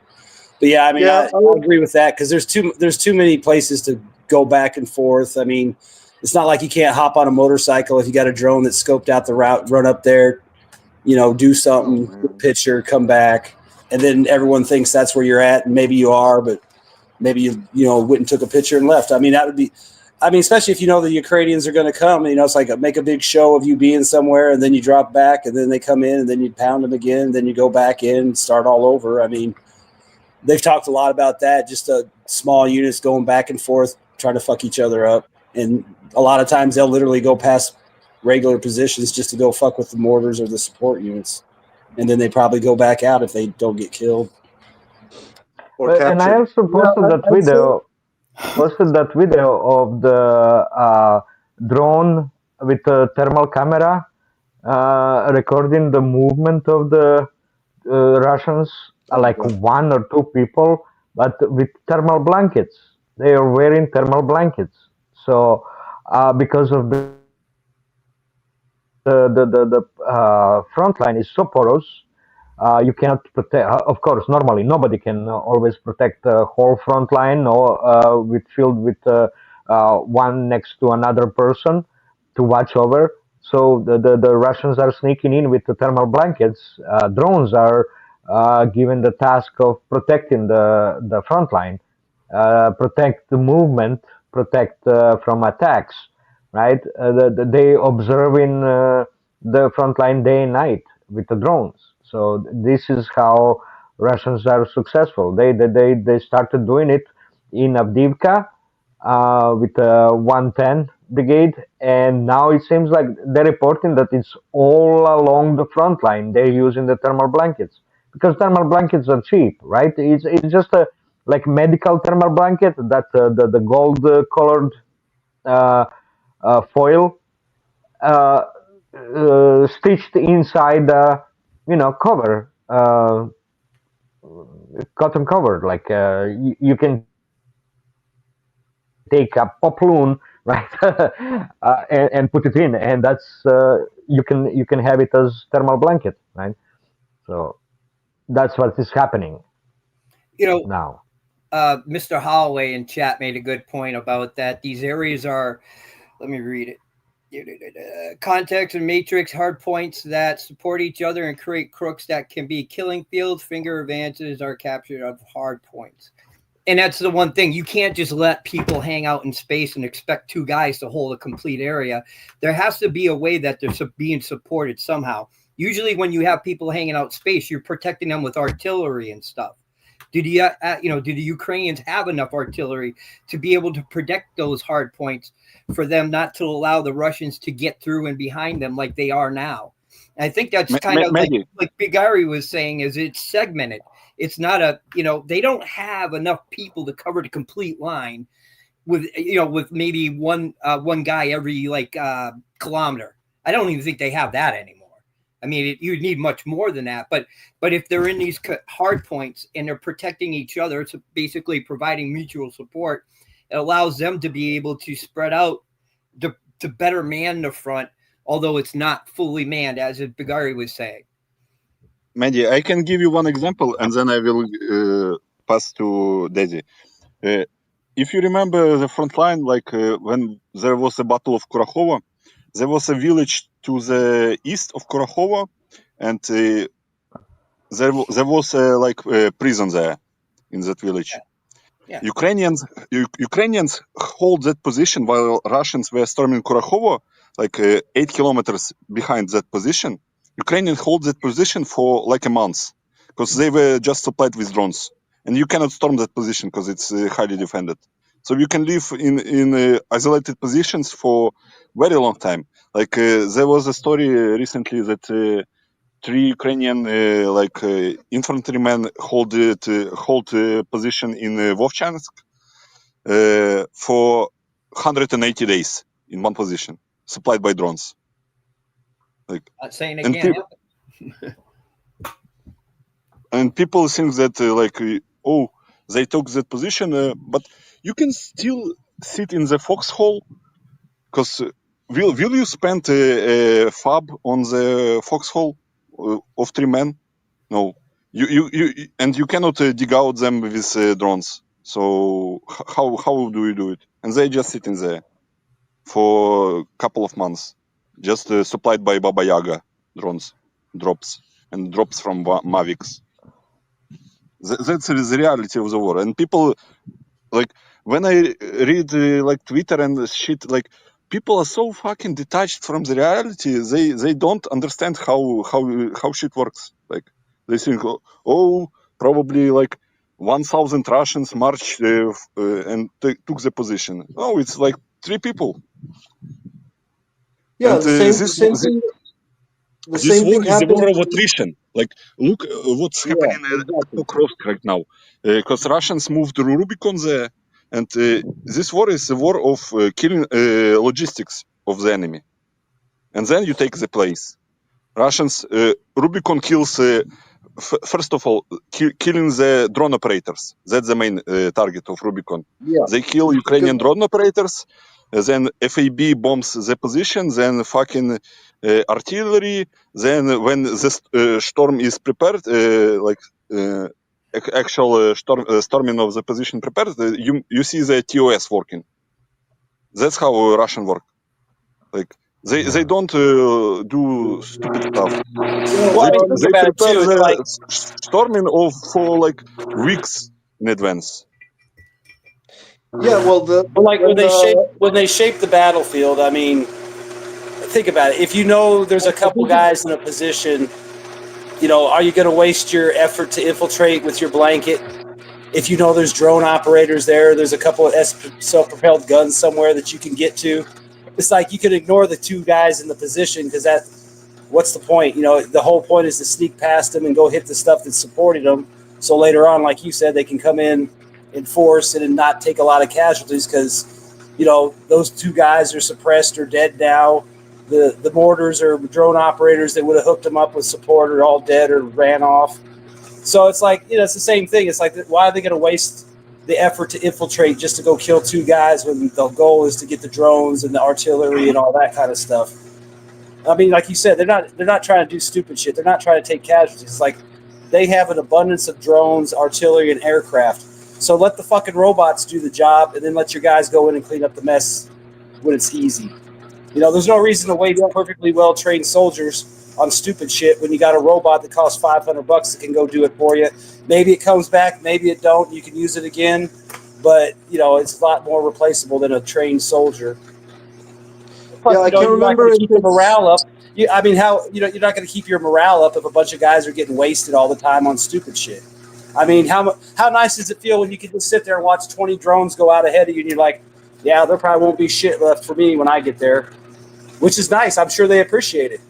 I'm sure they love getting a couple artillery strikes in, a few FABs, and then a bunch of drones go out in front of them and they just walk in there and do what they want. I mean, you've seen them do it. I mean, they're literally walking along. There's drones calling out targets. There's FPV drones hitting the guy dumb enough to stick his head out to see where the Russians are. I mean, I'm sure that, they take casualties, but it's like you got all these robots and machines that can do the work. Why waste your guys? Yeah, well, the thing I've seen, I can't remember if it's Center Group of Forces or South Group of Forces, but when they publish their updates, they always make the sequence. Like they show the territory in red that was taken, and then they show the FABs, and then the toss, and then the drones, and then the guys picking up the flags, the guys waving the flags. It's always the same sequence. Like when they prove, and Wyatt's been mentioning that, like they try to prove him that they're there because Wyatt is so skeptical and so conservative with his updates. So they're like, oh, so instead of raising one flag in one place, they put guys all over the city waving flags. But it's always the same sequence. First the FABs, then the toss, then the drones, and then the flags. And Raising so that's of the clearly flag doesn't mean that the position is controlled, because what we were talking about, like you can walk, like there was the video by geolocation by Krimi Kapris near Sobolivka, near Kupiansk. That soldier that was like fucking 5 or 7 kilometers behind the line, like, and people were like, "Oh, Russians are cutting off the road to Kupiansk." That soldier was there on the mission by the command he was guided by drone to show that they are there, because MOD announced the capture like 3 months ago, so they need proofs. It's one soldier. There's only one guy, which is why I also the same is with all these flag raisings. Like you can raise the flag, and then the combat is going on in that village for like 2 months after that. Which is why I said that which is why I said the Ukrainians would have sent a hunting party to look for this guy. Although I think he would have been long gone. Because I was quite sure that the best geolocations are not flag raisings. The best geolocations are actually striking the position, because that means that the soldiers are there and you are striking that position. It's kind of inhumane way of looking at it, because people are dying when you're striking the position, but that means that you are actually in that position and not just waving the flag. Correct. Totally agree. Yeah, the thing is, there's two issues to keep in mind. One is like in all the reports, official and also non-official, because there's a lot of overlap, like of the ministries interacting with the OSINTs. But there's a pattern. There's a pattern of what they express. And also, yeah, people get things wrong all the time. People are always talking about an operation as being a failure or a success if like they took territory or not. That's the main consideration. That makes no sense in an attrition war. Everyone knows it's an attrition war, but they're always talking about intention of capture and failure or success in terms of capture. And that's also a misconception, but that's normal. Like there's all sorts of misconception, you shouldn't get stressed by that. It's interesting when people get it. And yeah, the board looks much more like a Go game, like a game of Go. Like the capture actually is to be able to encircle a position and close all routes of access, especially the air, because the air is, yeah, it's a light form of supply, but most of the units are small units, so you don't need a massive truck to take them supplies. You can do it with drone. And so as long as there's a line of connection, even through air, there is support. So there's probably a lot of polka dots and islands of control, maybe with a airline, a route through the air which they can reach the point, and that there's no enemies that can intercept that air delivery. Because drones are also low flight. They don't fly very high, so you gotta keep them. You can take them out of the air with interceptor drones or with arms.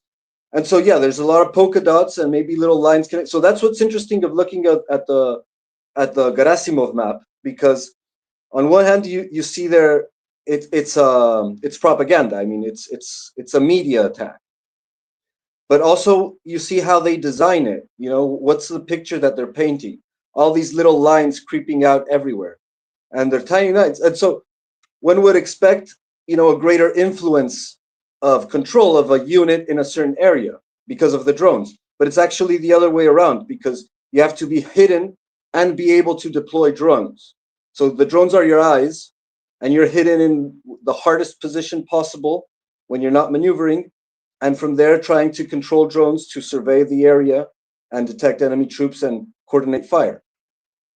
And so there are a lot of polka dots all over the place, and they have a certain like circle around them of vision. But that circle changes, because if they have 3 drones, they have a bigger circle.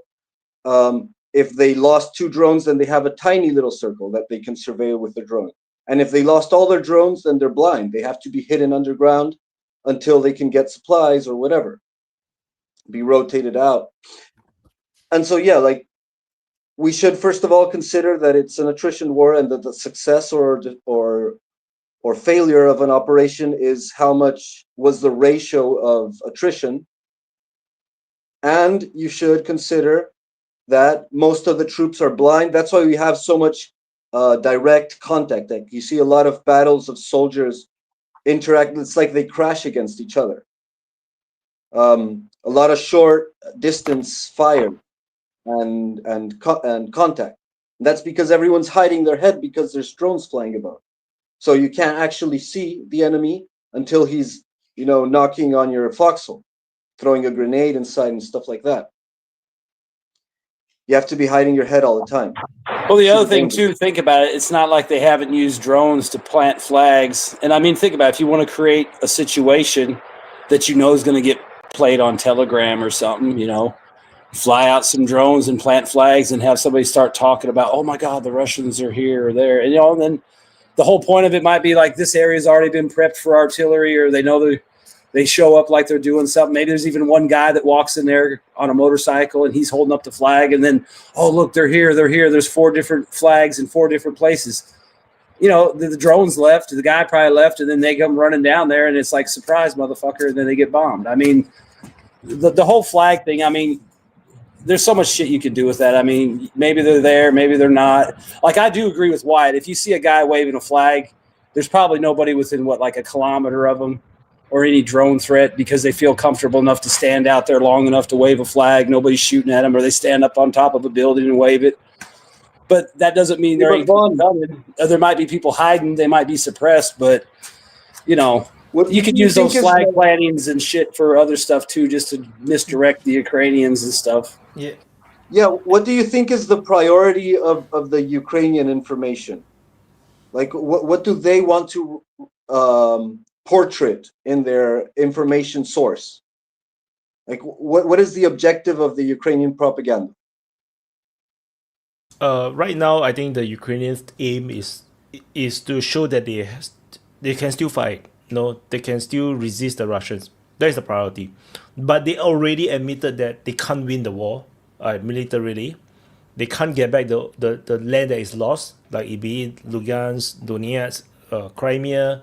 They can't get it back. They admitted that they can't get it back. But so that is already a far cry from where they used to be, in terms of propaganda points. Yeah. So now the No one point is is talking about the war in Ukraine. Wyatt. No one is talking about the war in Ukraine. It's I like know. in the background. Yep. Well, we So, are. Bigari, I have a question. Bigari, I have a question. Why did Rada allow the young ones to leave the country now? Is it to hurry up Western weapons No, and troops?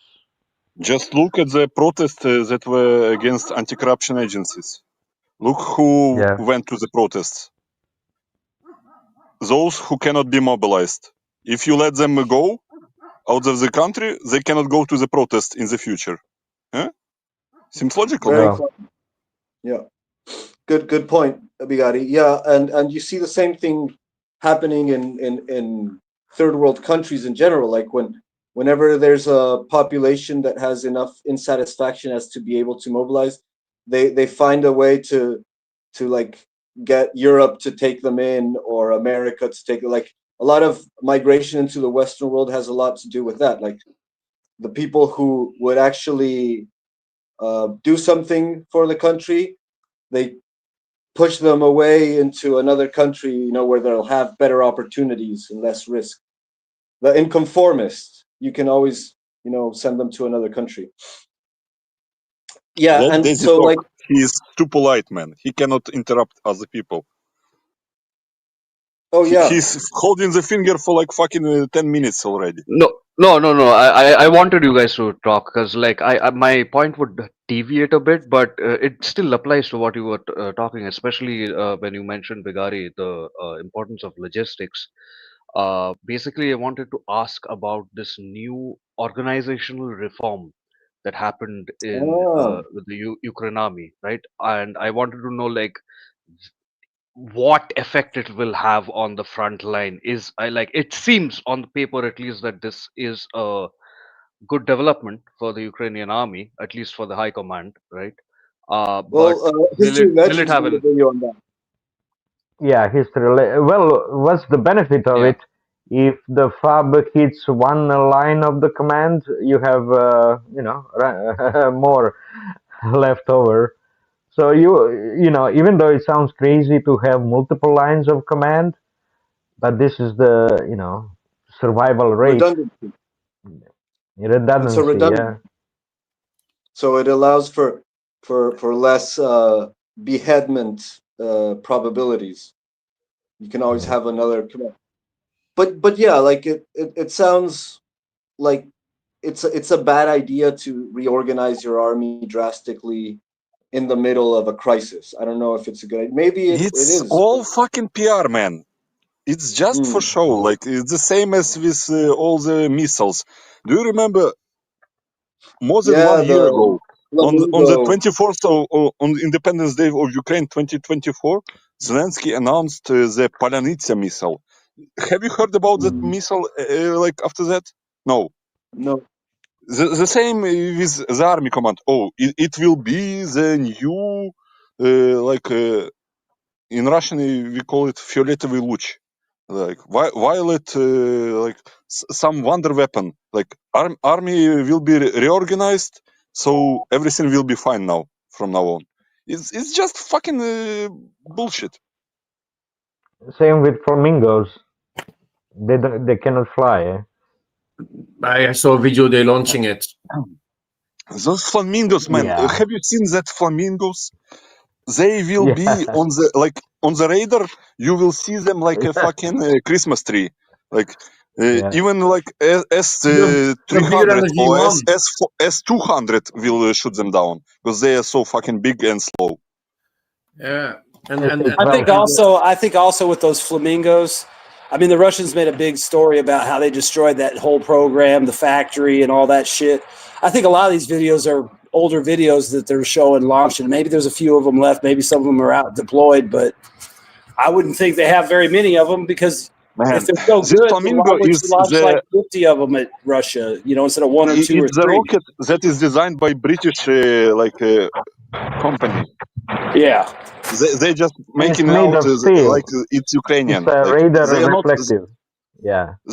They just move it to Ukraine, slamp a sticker on it, made in Ukraine, and it's like Ukrainian missile. Like with everything that they do. Like people people were copying about Russia hit Bayraktar like factory in Kiev. Like this is the biggest fucking money laundering shit ever. Like who in the right mind will build a factory in in the war zone? Ukraine. Yeah. No. Yeah, that's what I was wondering. You're You're Western company. You invest like tens of millions of dollars on paper in the factory in Ukraine, and you know that it will be probably hit by Russia at some point. So nothing is actually being like manufactured at the site. It's just a fucking money laundering. All those monies end up in the pockets, and like Russia hits basically empty building with like minimal production. And if Russia doesn't hit it, you will just blow it up yourself to No, you write don't off have money. to. You can secretly, provide the info coordinates to the Russians. You can secretly provide if they can discover your scheme. You just call them, Russians. Hey, can You you can hit just blow it this up yourself and point say for? it was Russians. Like Yeah, it's like Yeah, that too. the art of money laundering is how to make money disappear, how to justify losses, and so that's why you have this this very anti-Semitic stereotype saying that says Jewish lightning or things like that. It how do you make money disappear is the way you can like funnel it. Like, oh, we have this proper investment with real legitimacy and all, and we lost it. So all that money that we invested there, poof, it's gone. Too bad. So sad. And that's perfect opportunity as war then. So like you can all sort of things make them it blew up. It was a good idea, we wanted to invest in this. And that's why Europeans are so clinging to Ukraine. It's like their last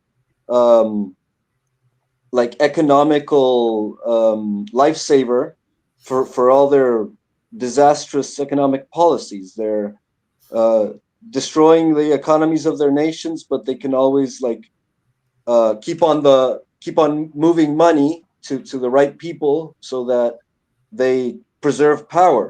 And something similar is probably happening in Ukraine. That's like but how long can that go? What about Rheinmetall chemical factory that was supposed to produce explosives in where did they do it, in Czech Republic or in Poland near the Belarusian border, that's exploding for 4 days now?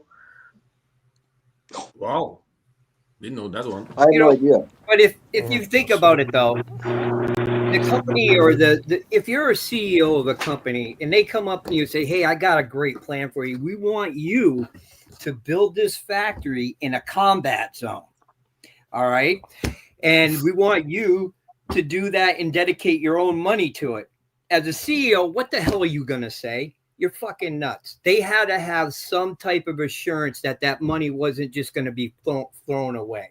There's just no way they would have done it. Nobody in their right mind would do that. So I feel that they had some Evie brought up, I think, did they have insurance?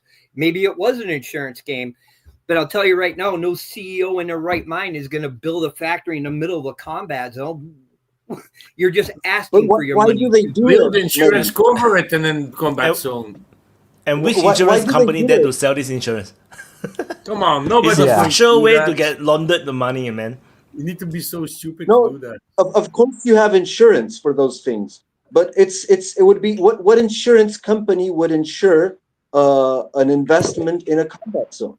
It's insane. But that's the thing, because you have the legitimacy. Yeah, but if the government controls the insurance company, they may be told that they have to insure it. That's why the PR is so important. That's why so much propaganda, because it's basically a way of getting governments to give their approval. Like they give all the legitimacy in the world. Like this is the most important thing in the world, is to do this thing of making Ukraine the iron porcupine that will defend its democracy against Russia. Because that way they can legitimize sending billions of dollars of state funding to insurance companies and to the investors in all this projects in war zones. They have the legitimacy to do it because of the propaganda. If not, people would be outraged. They would be like, what the fuck is our government doing throwing this money into the black hole? Everything. You don't think they can come up with a way? Yeah, I think that the West can definitely find a way to war profiteer, and I Well, that's definitely what they're sure people doing. are profiteering. Just I'm pretty sure read they're the gonna be fucking profiteering. read the articles by mainstream media in the West. Read articles by Politico. They openly say it. It's a scheme. They use the word scheme in the article. Yes, It was about Russian confiscated assets, like frozen assets. Like, we are working on the scheme to make use of that money. Like, they are not even hiding, man. It's like petty theft if you look at it, but in trillions of dollars. It's crazy. And the thing is that that's what liberal democracies do. That's why the whole idea of like that's why all the history of liberal democracy is of fighting invisible wars, like wars that are unwinnable because they're like completely undefined, like war against terror or war against COVID or war against drugs, war against poverty, like all these invisible wars, all these ambiguous, undefined wars. They're things where you can pour money into the vacuum, like it's a black hole where you can never prove the results. So it's like it's perfect. You can just throw money into this black hole and make it disappear, poof, from the public, from the state funds, and people just take it because they're convinced by this idea of like this invisible war that we're somehow going to win against something that is absolutely existential. It's a threat to our existence. It's apocalyptic, and it's absolutely priority. We need to do it. War against homophobia, war against intolerance, against the far right. Like everything is a war that is completely unwinnable because it's undefined by definition. And so that's like how the financial system practically works. In the current stage of global finance, they have to Just look at the legitimize. Germany. Look at the Germany. Merz is saying we cannot longer sustain the welfare state, and then the same day his vice like some minister goes to Ukraine and gives 9 billion to Ukraine, and look at the They pledge billions every month. It's a crazy. Look how they use, because they passed the law that going into the debt was prohibited in Germany, like going into the like budget debt. Increasing the debt. But they Increasing the debt passed the law. They passed the law allowing it for the military expenses, and just look how they use that loophole, because they use it the for loophole with military expenses to cover for the like salaries, construction, everything. It's military expenses. Maintenance. Yeah. Yeah, because everything. country is going bankrupt and they are covering it with we are spending it on military, because they don't have money to spend it on like actual things, so they are going into the debt, and we are spending it on military. But in reality, they just covering the like fucking deficit of the budget. Well, what's the difference, Bigatti, between throwing the funds at social security and throwing it at Ukraine? What's what's the material difference between using the money of the state or the debt for social security or throwing it at Ukraine? You have to defend democracy. What are you talking about? Democracy need to be defended. All those generals and commanders, they work so hard, so tired. They need to relax. You need to pay for their clubbing, their drinks, their alcohol. These are legitimate military expenses. You have to take care of your soldiers. There are many homes. The schnapps. No, but seriously, like, what's the difference? Because the only thing I see as a difference is that in the social security, it spreads out, those funds spread out across the population. It redistributes the wealth in a certain way, and throwing it at Ukraine throws it into a black hole where the money disappears without any accountability. The funny shit is that when Zelensky allowed under 23-year-olds to leave, all the chats in Germany is like, do your county is still accepting refugees and on the welfare? No, they only accepting it in Bavaria. Move to Bavaria. So Germany is gonna spend some more money after new Ukrainians come. I hope the Germany goes fucking bankrupt because that nation is a fucking nation of cucks, fucking retards, man. And all those people are saying about Russians. I heard it in Ukraine for 15 years. Oh, Russians are cucks. They cannot overthrow Putin, and he makes the life miserable for Russians. Look at the Europe. Look at them. They are governed by leaders with 20% approval rate or below, and they are saying, "Oh, okay, we will live like." There is an anecdote in here in Russian language, where father says, "Oh, my son, I lost everything in the casino. Now we will and son says, "Oh, so we will spend less?" And father says, "No, you will eat less." So this is the German and European actual approach to life. Britain and I France had heard are that getting one. bailed out by IMF. This is fucking hilarious. Yeah, I had heard one. I had heard that one, but it was like, we will have less money, and the son asks, "So you will drink less?" And the father says, "No, you you drink will less. eat less." Yeah. Super tragic, and that's what they're doing, and they're all seeking bailouts from the IMF. The Britain, France, Germany, not yet, but it's about to start doing that, and their governments are collapsing. They're not approving. They can't approve budgets. They're about to. In 2 weeks, we will have the confidence vote for the French government, if I remember correctly. Yeah, it will probably fail. So, and then we will see what Macron does. Will he rule by decree, or will there be a new government? Because ruling by decree, it's probably his dream right now. I think we need a UN regulation that any country that take IMF loans will be removed from the Security Council. No. Oh fuck yeah! How can a country, nuclear power, have no money? Then how are you going to sustain your nuclear weapon? Why are you still on the UN Security Council seat, permanent seat some more? No, India should be on it. No, why UK? You have nuclear weapon now. It depends on the American nuclear weapons. Your economy is shit, and then now you no money. Why the hell are you making global divisions? Give it to someone else. Like Ukraine. Ukraine. It goes from worse. That's what Russia is pushing for, this narrative for reforming of the UN.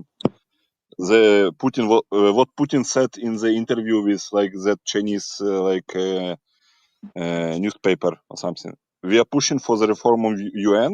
We need to remove the irrelevant security member councils, members of the council, and That's a put very India, diplomatic way of putting South it. American countries, African countries, so basically BRICS countries. So, because from South America it will be Brazil probably, from Africa it will be South Africa, because like they are pushing for that. It's a narrative. I think that during this meeting in for Shanghai Cooperation, it will be a topic that will be brought up. For But sure. I think but the thing is, it will just make the Security Council fail. Like it will just cannot do anything. You cannot have countries. It's irrelevant right now. Like No, so. I know. But the thing is, the point of the Security Council is just to prevent a world war. So you have to have the countries that actually have power to be on the seat. The current members were powerful, like 80 years ago, but now it's not really, like. I mean, France maybe still can still be on it, despite it's like half the strength of what they used to be. But UK is totally You like have to gone. put them Like on probation. Yes, If they get rid of Macron and get their shit together, then they can stay. But right now they're on probation.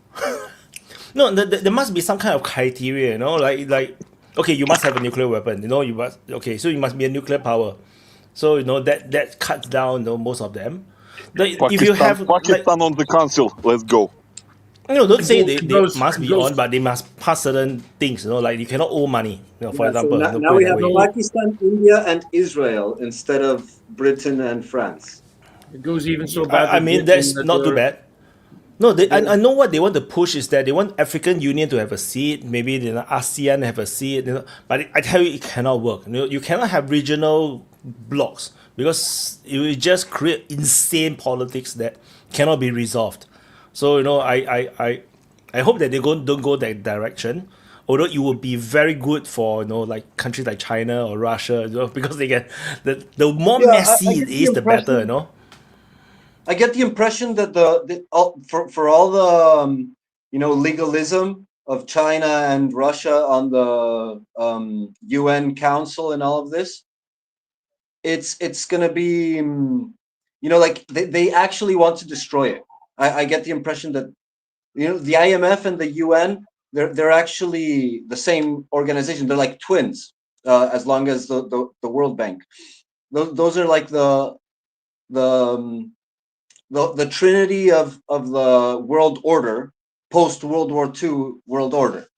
And so it's fundamentally it's just the Western hegemonic power, and they actually want to get rid of them, and that's why they're constantly using it as a weapon against the owner, which is the Anglo-Saxon world order. And Gabriel, if you read the interview from Putin, I don't know if you read it. Like it was just published like 2 days ago or 1 day ago. He said in the interview, we should prevent like institutions to be weaponized by the neo-colonial powers. That's what we are saying about. He says it like basically openly, like institutions that's like destroying the IMF, UN. etc. Yeah, UN, IMF, all these things that they have to go, but very diplomatically. World Trade Organization.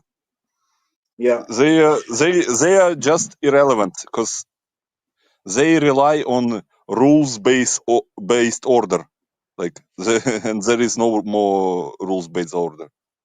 Yeah, so every time they cite the international law and the UN Council resolutions and the Security Council, they're always like framing it in the way in which they become irrelevant. Like, this is what should be upholded, and this is where you yourselves, the main influencers of this, the owners of this institution, are doing. So like they're constantly like counter-argumenting or debunking the UN and the IMF and all these organizations. But you know So what, that Gabriel? Sorry. Yeah. I kind of disagree with you about that. Like Putin, for example, or Russia or China wants to destroy those institutions. No, they are still clinging to the idea that they can work, and they just want to reform them, not to destroy them. That's the problem. I understand that. That's why Russia is so obsessed with like, oh, is it legal or not? We need to approve of UN to do that. Like look at Israel. Israel is the only country on earth, like right now, that gives zero fucks. They already like admitted, understood that all this shit is like just for show, and no one will like pay attention if you violate every fucking rule. And they are actually playing only country on earth that are playing by the rule of the strong. Israel. Yeah, I understand what you're saying, Bigari, and I account for that with what I'm saying. Like that's included in what I'm saying. Like what I'm saying is that the all these institutions and international law, they are they're not international law. They're instruments to be weaponized by the neocolonial hegemony. That's what they are. They're not something else. So every time that the Russians or the Chinese, they appeal to the international law and all these things, like it sounds like they're defending it, right? But actually what they're doing is exposing the contradictions in that system. So that is what, because if it weren't held to account, if you don't say, oh, the law says this, then you cannot contradict the judges of the law, the enforcers of the law. The judges and the enforcers of that law are the world hegemonic order. And they do whatever they want. And if China and Russia wouldn't be claiming international law all the time, then they could continue doing it indefinitely. The fact that you hold the law, you uphold the law, like Russia and China, it means that you're trying to show that they're wrong. If not, you would break it as well. They would break the law as well. They would do the same thing that the West does and say, oh, you did it first. But no, they're like, we're the real law. These people who own the law, they are not the law. They break the law. It's fake. It's hypocrite. And that's the legitimacy that they're giving themselves to be able to change that law, to be able to take power over it and change it. And that's when the UN and the IMF and all these institutions fall apart. That's the end of that world order. That's what I'm trying to say. This is holding the finger, but I have a question for him. Are you in India right now? Yeah, Bigari. Yeah. Okay. I just wanted to ask, what's your like general opinion in India of Trump? And I think that Trump is deserving a Nobel Peace Prize for just uniting India and China India and and China, ending the exactly. conflict. Yeah. Personally, Absolutely. yeah, I absolutely, I agree. But Imagine if Xi Jinping just nominates Trump for the Nobel Peace Prize. It will be the greatest fucking troll job ever, I man. swear, I swear. We were just talking about like Wyatt just mentioned that if India and China does come, have like good relations now, the whole South China Sea conflict thing will just evaporate essentially. Because China will now have a corridor through to the Indian Ocean through India. But as far as Trump's, what we think about Trump, the general consensus, the population, no, I mean it has changed. People do not curse Trump. I mean, the opposition curses us for being friends with Trump, but public opinion is just we are confused essentially. It was off guard. It wasn't just Modi. It was everyone who was caught off guard. And there was backlash, but it was for Indian media. It was quite diplomatic, I would say, because like if you compare it to what we have been saying towards China or Pakistan, the criticism towards Trump has been quite restrained, I would say, especially from like nationalist media. But yes, there is still resentment. There is still a pivot. It's a wake up call essentially for a lot of people. But rhetoric wise, we are thrust aside. I wanted I to would say say something. I that forgot. Henry Kissinger is turning in his grave right now, Yeah, watching you the Yeah. United Yeah. States foreign policy. Like, imagine, like, United Like States should you connect. have your Peter Navarro, who was called by Elon Musk very accurately Peter Ritardo on Twitter. Like he says that it's Modi war. It's Modi's war. Like Not what the Putin's fuck war. are you saying, man? It's not Putin's war. It's Modi's war. Oh, Wyatt, yeah. Peter Ritardo, you are great. You are owner of the book. I haven't read the books at all. I got 2 books by him, but I haven't read it at all. I haven't even opened it before. Like, this is the first time I opened the book. Wyatt actually just shows he's smart by showing some books when he's doing his live You streams. know, you will understand his intellectual level if you read Project 2025, because he wrote the chapter on the foreign trade policy, on the trade policy, and it's just retarded. But yeah, he is not very smart. Wyatt, you have to exile the friend that gave you that book. No, I bought it. No, the thing is, his yourself. ideas and policies, or his conceptual things are not wrong. No, in the first term, the thing is, since the first term, many years has passed. The geopolitical situation, what's happening in China, a lot of things have changed. Geopolitically, because of the Ukraine war, even more things have changed. So if I don't know what he do now with Trump, but if he's advising Trump to to tariff Like an India, economic and advisor. that would be stupid, because geopolitically now it's not you can't do that. You need India on your side, but he just whacked and then he's like, I really want. He's right.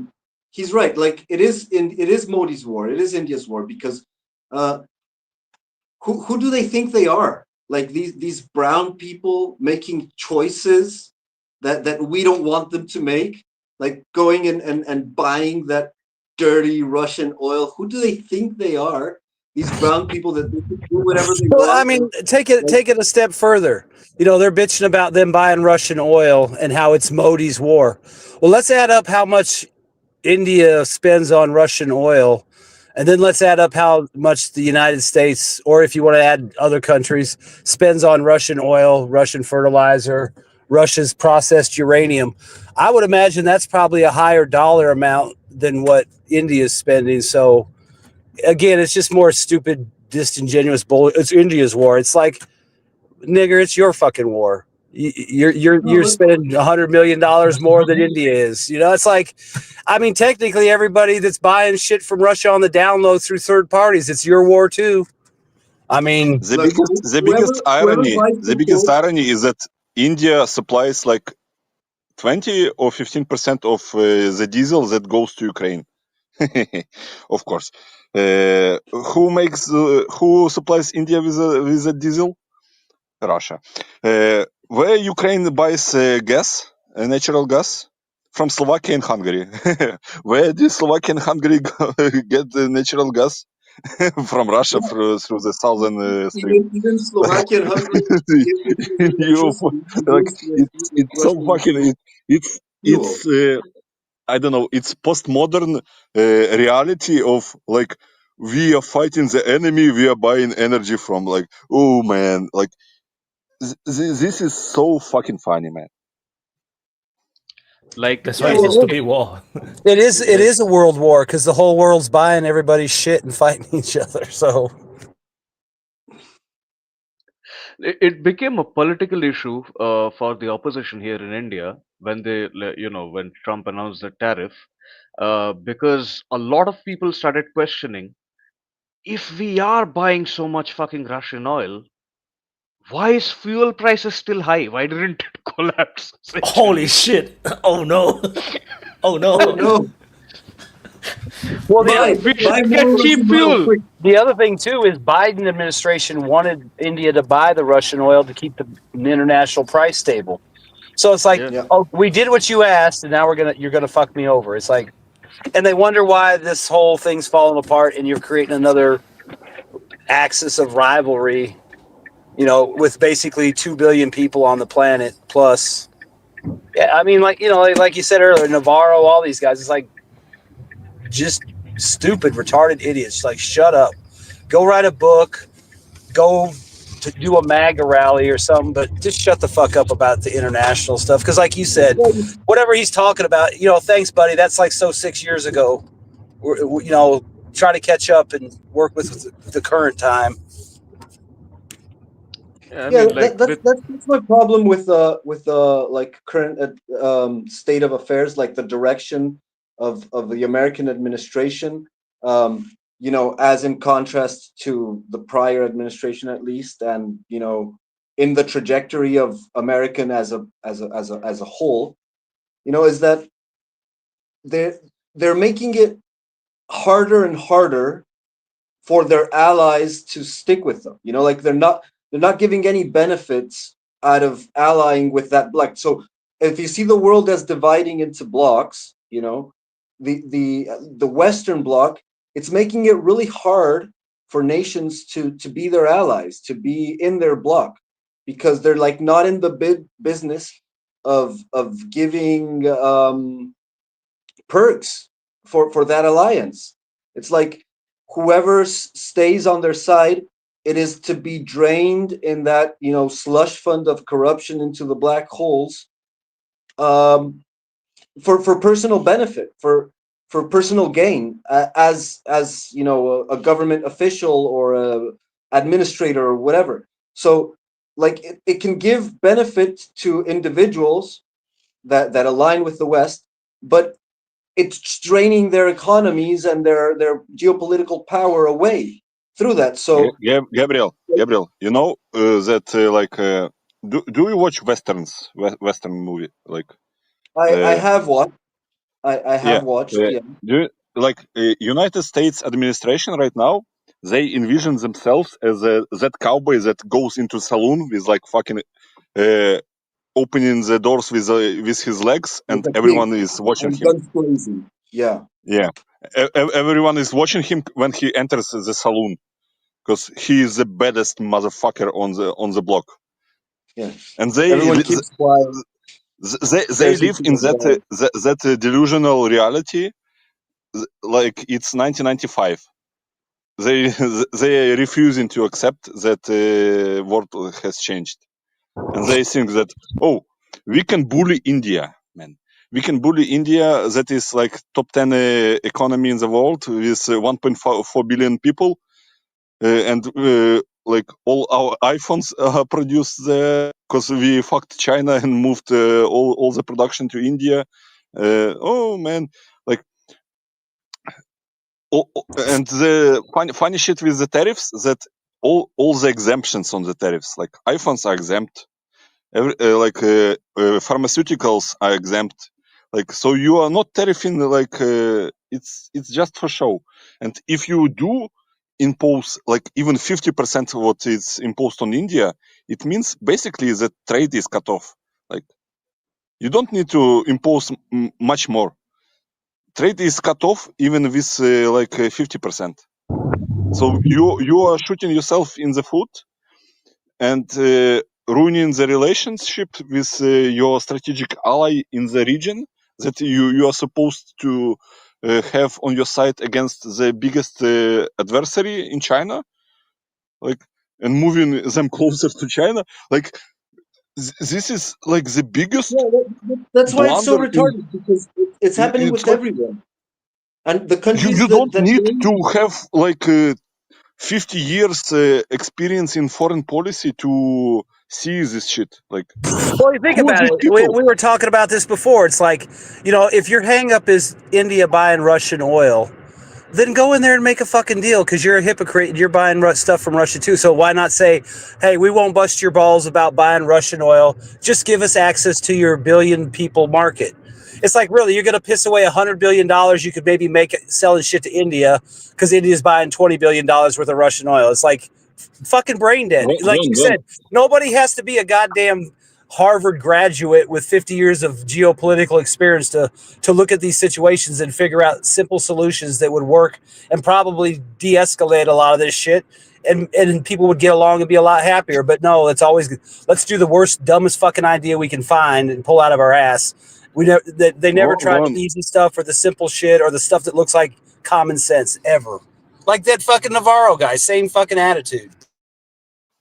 What I think is the following situation took place. Like, United States got stuck in the trade deal with India because India would not budge. So they created they were thinking that, oh, we will use Russian oil as a leverage to put on India so they can agree to our terms on the trade deal. So and they were actually thinking that India will budge and cave in and accept the terms of the trade deal. But the Indians were like, oh, fuck you. And then Trump administration were in the corner, like, oh, we need to do something, like, otherwise we are another taco situation. So we put tariffs, and it's only India, like, because you could put tariffs on China, but China already showed them that, yeah, man, 90% of your military industrial complex relies on the fucking materials from China, so maybe don't fuck with us. So they like, oh, we will make India as an example, and now they're in the corner because it's a bad deal for United States, but they cannot back out of the deal. They need to find the way out. Like the summit in Alaska was like, people think that, like, oh, Russia asked for the summit. It was mainstream media narrative. No, it was Trump that asked for the meeting to put him out of the fucking corner that he put himself in with the threat of tariffs. Because if you have a meeting with Putin, don't need to put tariffs on everybody except India. Because India is a bad boy that didn't agree to the deal on trade. I think the ironic part is we actually did do some trade deals before the tariffs were brought in several issues, and we were very much compliant with what Trump said, both with like immigration and everything. Every other illegal immigrant was flown out to Guatemala using American planes. We sent Indian Airlines to bring our own illegal immigrants back to our place.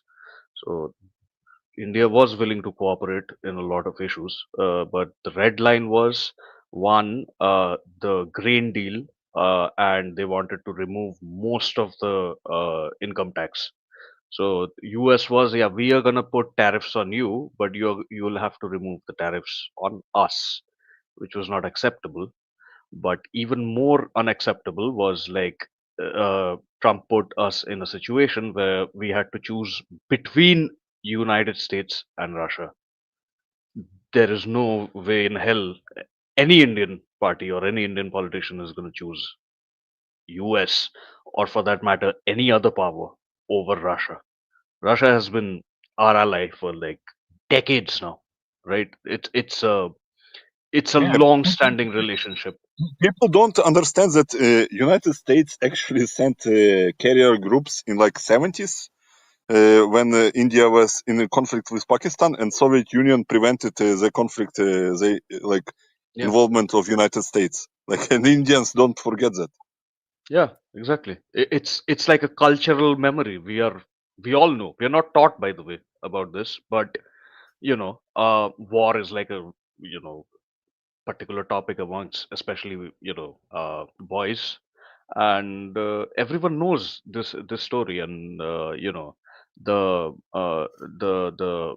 like our viewing Russia as an ally is not just like a practical thing or anything. It's also a cultural thing, right? And it's not just like leftists or right wing. It's throughout. It's like a whole national thing, because it has been like since independence essentially. Russia has been an ally of India, so it's politically, even domestic politics. In domestic politics, it will be disastrous You to will say see anything this. against Russia. You will see that they are going to manage to sell my Sukhoi 57 to you. It's going to work. Someday. I hope so for you, because good planes. But can we change a little bit the topic? Because you're also here, Big Harry. I want to have some advice, your comments to what I'm going to tell you, if you allow me, is about the AWOLs of Ukraine. Some pro-Ukrainians are claiming that these 250,000 or whatever are not only Ukrainians or a lot of mercenaries. And there is one and a few very true cases of it, but there is like a very, very big corruption in it. There's a YouTuber called Matt Tario, something like that. Matt Tardio, and he has a channel, Speak the Truth. I watch it because it's propaganda, and you need also to watch propaganda. But he had contact, he's a veteran, American veteran. He had contacted a lot of mercenaries from the Ukrainian side. One of them, called Adam Ennis, aka nicknamed Braveheart, because he's actually more Scotsman, wearing kilts. And he went also a lot on propaganda videos of Ukraine. And you see him wearing kilts, like camel kilts, to a tradition. The thing is, so a Ukrainian war hero has been illegally detained by the Ukrainian military police for being AWOL. The only problem is he isn't AWOL. As you read this, he's being transported back east of Dnipro. While serving for Ukrainian military from the spring of 2022 until December of 2023, he fought in some of the toughest battles: Kiev, Kharkiv, Bakhmut, Pisky, Adjevka, Liman, and Kupiansk, during which time he was wounded in Donetsk and required a medevac. He never received his injury pay. Since January 2024, Adam has been volunteering for the war effort in Ukraine by bringing in over 200 vehicles used on the front lines. For all his efforts, Russia labeled him as a terrorist and issued a warrant for his arrest. The embassy in Ukraine has been notified. He states they can take no action until the morning. Meanwhile, Adam is on his way back east. This information contained in this thread has been confirmed by a rebel source familiar with this matter. The thing is, he also posted videos to the mats to say he was in danger and he still loved Ukraine and blah blah blah blah. So the thing is, he was legally been out of service from Ukraine army.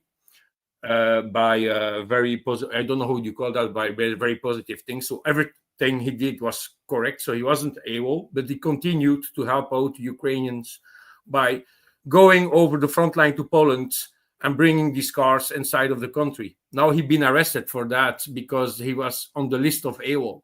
And apparently he's not the only one. There are a lot of other mercenaries still in active service also, and they just joined back the Ukrainian army. So they just went back to say, "Oh, I'm here, don't arrest me."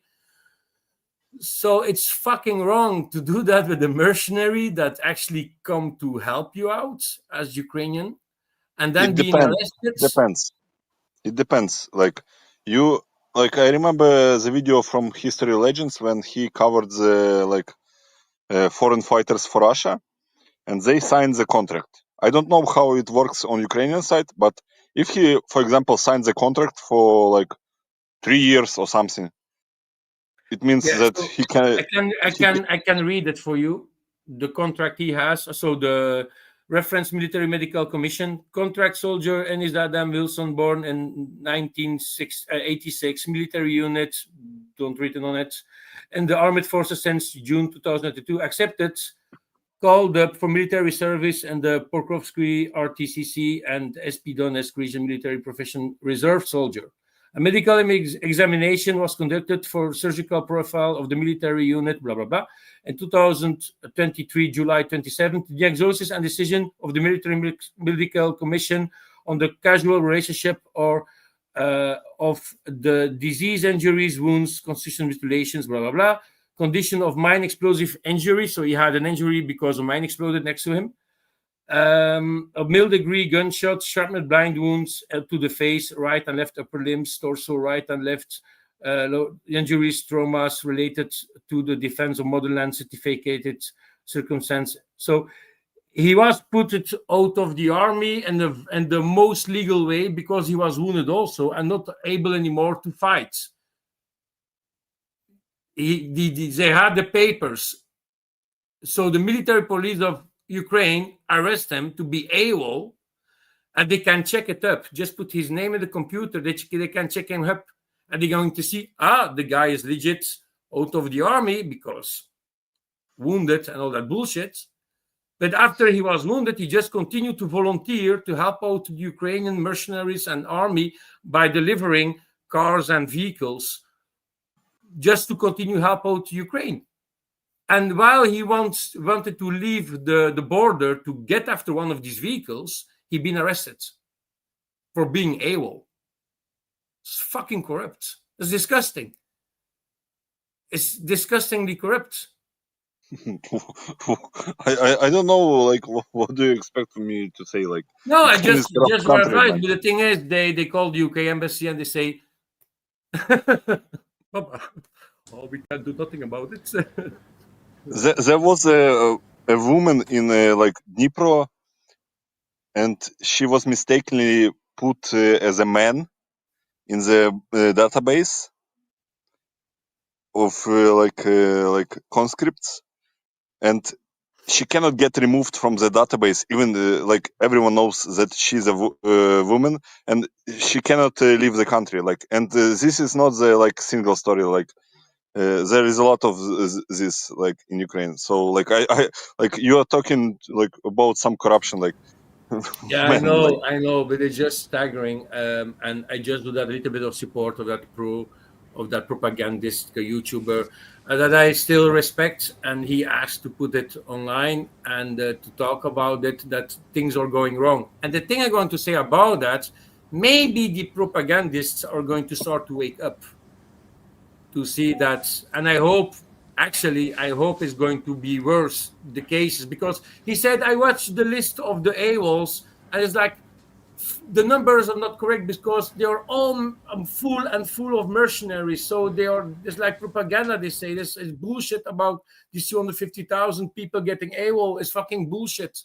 It's fucking bullshit. And the reality is, they're going to put mercenaries on it, maybe, that just left the country because they were afraid or stopped and didn't do that legally. But the ones that really contribute for Ukraine got actually even more punished, harder punished, compared to a lot of other ones that run out the country. He didn't run out the country. He just continued to help them out. And the guys maybe going to be put back on the front line. So they don't know his fate. So it seems that he's going to need to fight again and die, sadly. So it's just like disgusting. I have no sympathy for the people that come to foreign country to fight other country, because like I want to have some thrills, and then you get stuck in the situation where you are forced to fight. Go fuck yourself. I have a friend that is now in Ukraine, the asshole from Belgium. No even military experience, and the guy is he was I posted sometimes on the WhatsApp group and also on the open mic, on the Telegram. Team Leux, the guy is so stupid. Going to see if he's still alive. I really comment that on his press X for doubt if he's still alive. I said if he's still alive, press X for doubt. Yeah. So anyway, I want to do closing. So Desi also need to sleep. It's 3:30 here in India. I can show you. This is India time. Yeah. Damn. So I have You I have have it the ready. whole wall of clocks. I actually have a whole wall of clocks, world clock. So Desi closing. Okay, I would close, but I like if Bigari or Lambo or any of you guys want to speak, I will like just stick around. I have no problem with that. But I mean, um, Anyway, it was great talking to you, all of you guys, as always. And I mean, um, now where to begin? I mean, Rome, with the Weimar Republic, or like the current crisis in Ukraine. Uh, the the war is still continuing somehow. Trump had promised that he would stop the war in 24 hours. It's been 6 months. The war has not started. He has met Putin. The war has not stopped. Um, there won't be any ceasefire. There has to be a peace treaty in Ukraine, and Europe should definitely stop interfering in what's happening in Ukraine and the peace process. They should not be there. I think Ukraine definitely should be there. They should be part of the peace process because without Ukraine, you cannot legitimize any peace treaty. But Europe, no other Western European country has any business being in that room whatsoever. And but there needs to be peace. Something has to be drawn out, and like given the um, realities on the ground, it is going to favor Russia. But ultimately, like this is the best outcome, even for Ukraine. I think so. And the rest of the world, Gaza is being Gaza. It is still continuing. Uh, what can we even say about that? The rules-based order, every passing day just seems like chaos-based order. Um, the Western, the Western Empire is basically losing legitimacy every passing hour and just breaking its ties with vital allies, not acting according to its own interests. Um, I had expected I truly had expected better from Trump. I was in terms of at least foreign policy, he has made some blunders, um, but so did Biden. And this is a ongoing process that has been going on for a long while. The American empire definitely seems like an empire in decline, which is why the topic of Rome did come about. Remember that, you know, um, even in Rome, if you look at the slaving classes or the barbarian mercenaries, you can draw parallels to what is happening in Europe, um, especially for the working class in Europe and in America and the rest of the West, somewhat even here in India. I'll let you guys in chat draw the parallels for yourselves. I truly hope that um, cooler heads prevail, better leadership comes about, the current leadership takes better decisions, but eventually it's just it's like entropy. uh, the logical outcomes will be implemented even if the world needs to take a few detours, even if they're bloody ones. um, in terms of the rules based order, you guys, like I did wanted to talk about it but didn't get the opportunity. I think maintaining the rule based order is actually on it's like it's in the interests of China and Russia. uh, in the current trajectory of where the West is going, it seems like they do not want a rules based order to exist. Essentially, it's a West based order that they want, but I think the rules based order would actually be beneficial to Russia and China in legitimizing themselves, in like gaining influence and soft power with other smaller nations, influence in that way. So I think rather than breaking down the United Nations, or like maybe they do abandon, or like United Nations becomes like a secondary object, and they find like BRICS or some other forum that can do what the United Nations was essentially meant to do. Anyway, that's all I can blabber on for a long while. I'll give it off to Vaughn then to do the closing. Thank you, Desi. Vaughn, closing. Yeah, I just want to, like always, I want to thank Wyatt for providing the channel so we can all come on here and spout. And of course, all the people in the DPA Army, I hope you're watching, and make sure you support Wyatt with Patreon or Super Chats. Yeah, I mean, I don't have a lot to say. I mean, the whole diplomatic thing is pretty disappointing across the board. I mean, what Desi said, we're alienating people that, that thought we were their friends and stuff. So we'll see what happens there. I'll throw one zinger out there. We'll probably attack Venezuela this week sometime. I think that's the next thing. But I don't know. I'll just throw it out there so I can say I said it. We'll attack Venezuela this week. The Ukraine, I mean, it's going to keep going the way it's going. I mean, obviously the chances for any kind of deal there aren't going to happen. And then, obviously around Pokrovsk and, Kupiansk and the southern Donetsk front, that's where all the action is. So I guess just keep watching that and see what develops. I'm sure there'll be something this week also. Maybe there'll be another front opened up. There's all kinds of rumors about Zaporizhzhia and stuff. So when it happens, around the three cities. Don't expect any miracles out of the Trump diplomatic corps. Y'all have a good week. Take care. Be safe. Make money. Fuck bitches. Have a good one. Thank you, Vaughn. No, transmitting in message in the nuclear bunker must be difficult, man. Yeah. To pass through the fire. Yeah, that recession is horrible. And yeah, I got to mute Vaughn then. You need to put at least Wi-Fi in his bunker. But no, the Wi-Fi sucks. I use mobile data. Yeah. The Argentinian is very happy about Venezuela getting invaded, man.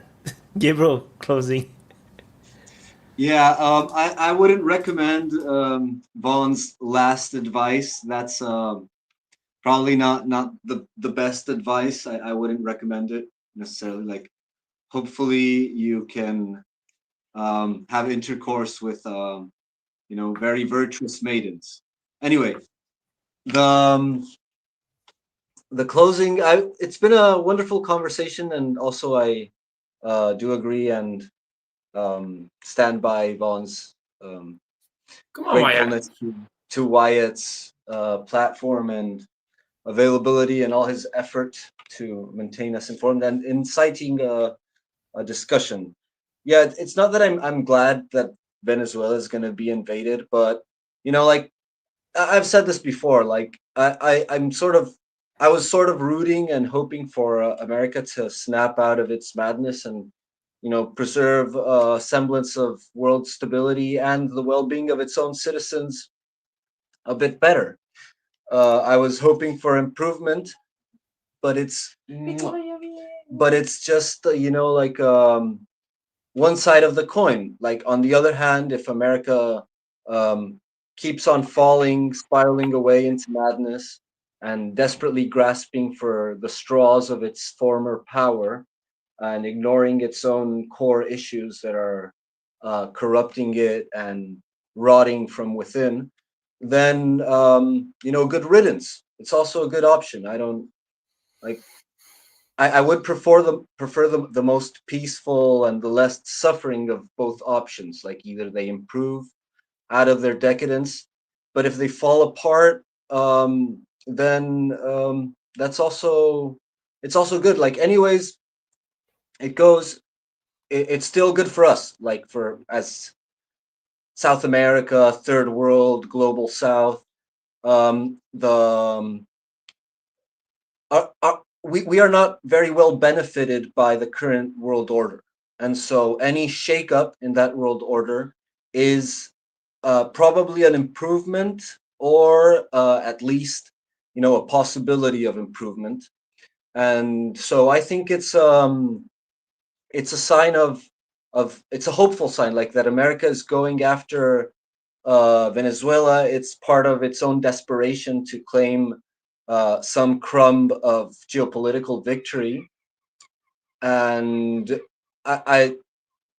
it's a proof of relevance of South America. You know, it's like bouncing back into relevance, and I think it's going to have vitalizing effects on South Americans to have some action occur. Like, as I said, I'm not endorsing it. I don't think it's necessarily a good thing, you know, and I prefer the path of least suffering, but I'm not going to shy away from that either. And I think it has potential for improvement.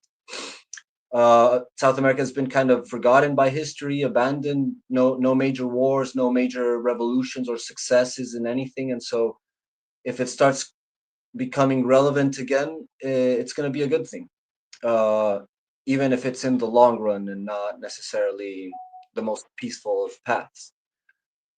But we'll see what happens. Hopefully, it's just a bluff, you know, and trying to grasp at some leverage on the Russia, the BRICS allies in South America.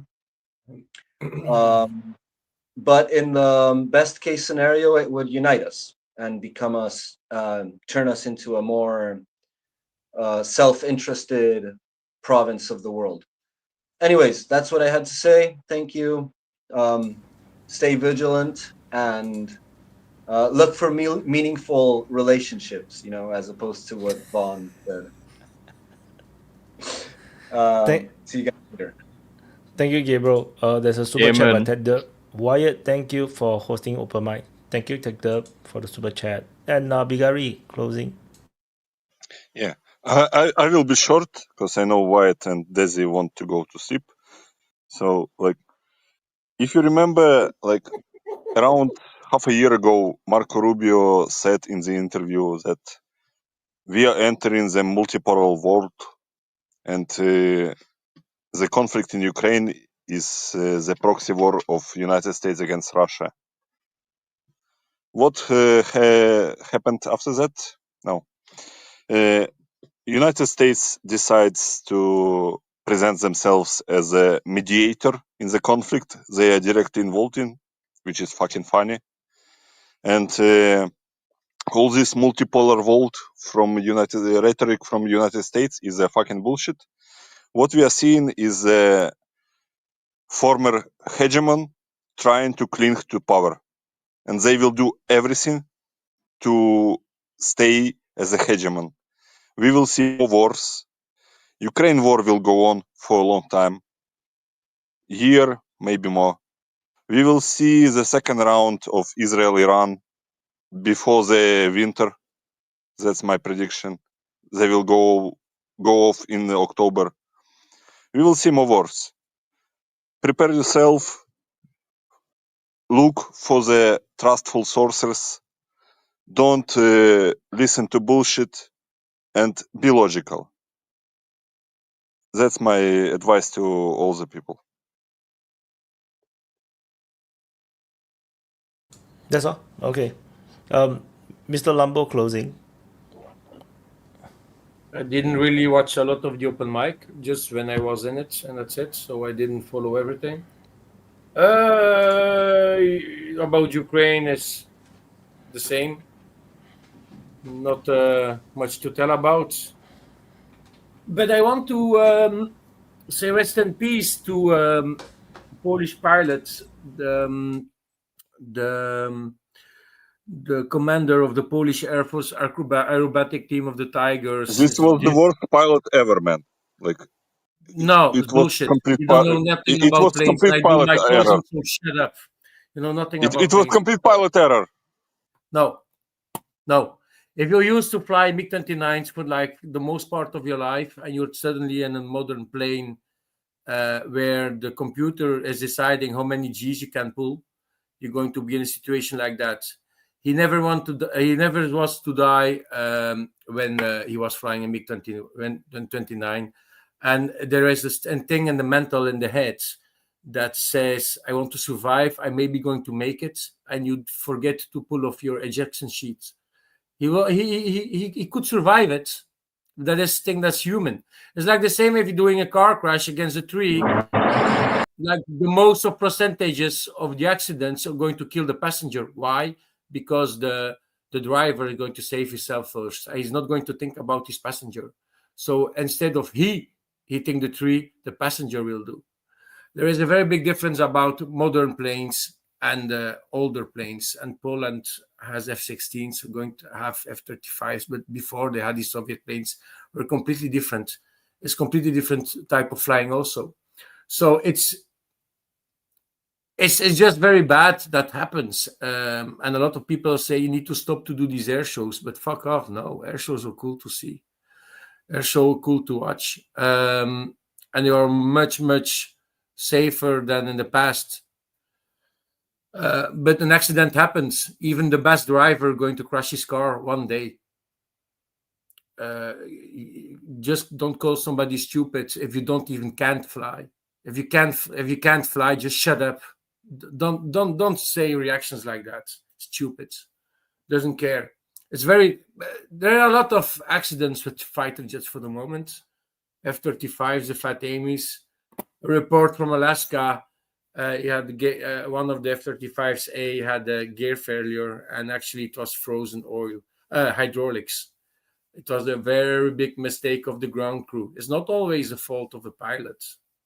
They did very amateuristic things in a place where it's freezing. So the plane took off, and immediately the hydraulics froze because more than 60% of the hydraulics was actually water. I think it was water of the opposite. There's still too much, and the oil can was outside. So yeah, the plane they did a crash because of that. They tried to save the plane, but didn't work out. The stupid mistakes is going to cause death. There in Alaska, the F-35 they didn't die, but the F-16 pilot, yeah, it's a stupid mistake. It happens. But it's sad. I think I saw the pilot. That's why I was referring to the pilot. I think I saw him flying in the past during an air show in a MiG-29. That's why I see the face of the guy in front of his plane. That's why I want to refer. I did a lot of air shows in my life. A play enthusiast. But yeah, it was I think a great open mic. I didn't follow it a lot. I hope to see more speakers because now we're not even queuing anymore. It's very sad. I want to see the old speakers come back instead of talking trash about me and the launch. But no, if somebody pays $200 and in a super chat, giga chat, I will twerk in front of the camera. Just saying.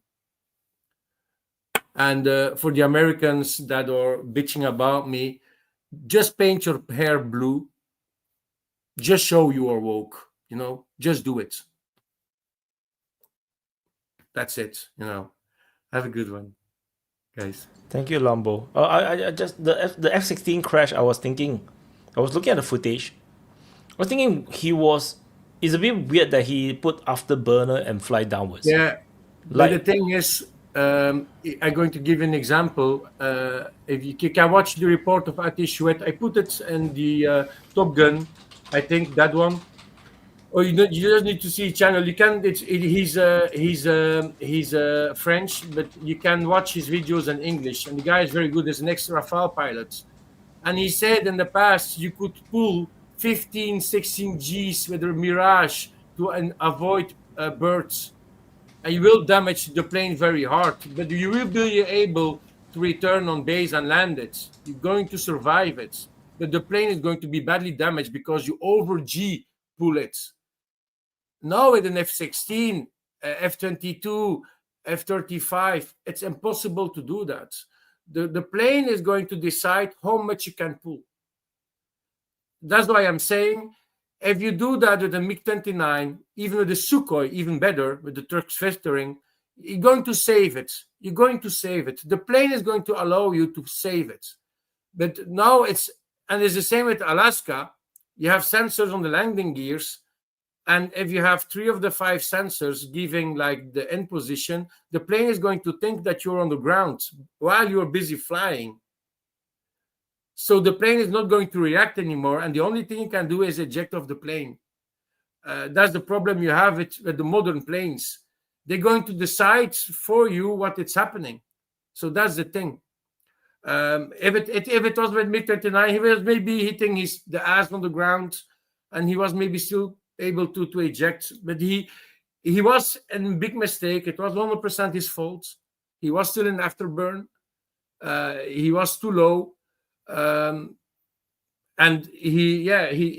but the plane is not giving the same amount to pull back compared to another plane, to a MiG-29, for example. Because I just referred to MiG-29 before the F-16 Polish army had MiG-29s. I just cannot visualize how you can afterburn downwards and expect to pull up. You can cannot see the afterburn. angle of the plane. It's like not going too hard. Yeah, it's different. It's too fast. No, momentum is too fast. I would say that when you are turning up, then you afterburn, then you get the lift to fly up. I think if you go down, I'm not sure. The physics just doesn't work for me. I saw a crash in the Ostend air show in the end of the 90s. It was the I forgot the name. It's between Israel and Iran. You had the country, good friends with Belgium, and they have a demo team with propeller planes. I forget the name of that country. Oh fuck! Between Israel and Iran or Syria, you have Jordan. The Jordan Air Force. So you have the Jordan Falcons, acrobatic team. So they're flying with single engine planes, propeller planes. And they first do the demo with 4 planes, and then you have the captain of the group that doing the solo. And during his solo, he did a crash, and it was actually very the same thing. The thing that happened with him, he blacked out, and he also he went in deep dive and pulled the plane too late. Have a lot of dead people, and I was lucky that day. I was very ill. I think I had 39 degrees fever. And my dad decided to go into the farmers' grounds to watch the air show and not going inside of the air show. And it was on the Saturday. And normally the plan was to go to the Sunday to the air show. The Russian Knights were there also, I think. Basically, the F-14 Tomcat was there at the same time. Concorde was there also. It was a fucking good air show, actually. And I saw that crash.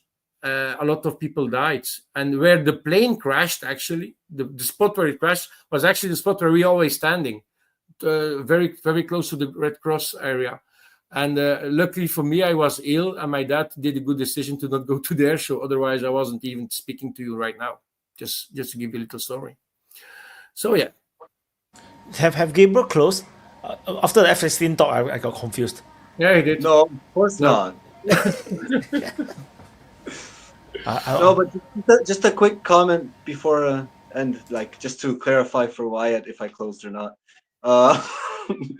I think it's closed, right? I think Lambo was the last one from him. I think it was the last one. I think it's important to observe what's going on in the Middle East because it's a good example of how certain technologies are going to be applied on whatever form of internal conflict that might be in a country. Like any population is going to be subject to certain levels of control, from AI and targeting, weird ways of targeting people. And the thing with the Houthis and also with Iran and even with Hamas as well is that they get targeted. Their leadership gets targeted all the time, and so it's interesting as a form of social organization. It seems to be ever more important to not have a pyramid of authority, like to have a form of replacement of your leadership really quick, or any form of coordination has to be very redundant, because if not, it's going to be very useless. Anyway, that's it. Have a good one. Thank you, Gabriel. It's funny. You look at the live chat, they also cannot remember. It's like I'm quite sure Lambo was the last person, It's like, I think I was the last one. Hey, Yeah. It's Sunday night for everybody. Hey, for me, it's Sunday night. So it's Sunday night for everybody. So That's certainly for Desi. Yeah, for me it's like it's 6 a.m. 6:30 a.m. for me. It's So anyway, thank you everyone. it's midnight 30 half before. All right, thank Salute you your guys. service, goodbye. Bye-bye. Yeah, see you guys in the Open Mic Speaker Lounge. See you guys. And yeah, it's my turn to do closing. Yay! So yeah, thank you everyone for watching the DPA Open Mic episode 143. Where we have a brilliant discussion across all sort of things, geopolitical things, history. I think it's a great session. And yeah, the crash. I was looking at the footage a number of times. It just feels a bit weird. Like I watch a lot of air shows. Like I have watched a lot of air shows, all in Singapore. But I don't remember seeing fighter jets putting afterburner and going like this, going straight, and then fly downwards in the afterburner. I just don't remember ever seeing planes flying like this, because your downward momentum will be so high. How are you going to pull up? You have to be slower, and then as you're going to straighten up, you fire your afterburners, then you get more lift, and then you'll be able to go up. Like if you're, I don't know, I'm not a fighter pilot. No, I'm not a pilot. It's just based on my understanding of how the physics works, like it does feels like you're not gonna get enough lift. So it's RIP to that guy. And I just said there's another point I wanted to talk, but I forgot about it. Yeah, so it's okay. Never mind. Yeah, and that's it. So I will echo that the same. We are not getting enough new people, and then we are getting a bit attrited, I would guess. There's some attrition to the number of speakers that we have. As I mentioned in the beginning of the open mic, I'm already working on. I found a new AI app to help me do the clippings and the shots. So I'm doing. I'm gonna put out a lot of shots coming from the open mic sessions and putting up clips. And hopefully that will help to bring in more people who might be interested in the open mic. I'm not sure, the YouTube algorithm is very hard to predict. And of course, open mic, as I always say, it's a very acquired taste. It's like eating durian or eating caviar or something like that, or the weird stuff. You need to try and tolerate it a little bit, and then after that you will fall in love with it. Although I don't eat either of those things. So anyway, that's it. So hope you guys have a great week ahead. For those that are still on Sunday, particularly the Americans, have a great Sunday evening. And that's it. Nothing more to add, because I already forgotten my points. So but that's it. So thank you for watching, and I'll see you guys. I'm gonna drop the outro, and I'll see you guys. And thank you for all the super chats. I'll see you guys in the next update. Bye guys.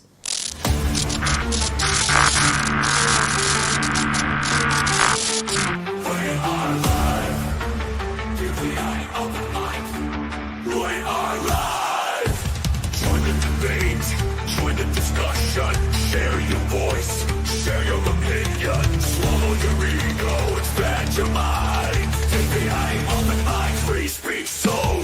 DPA Open Mic, we are live. DPA Open Mic, we are live.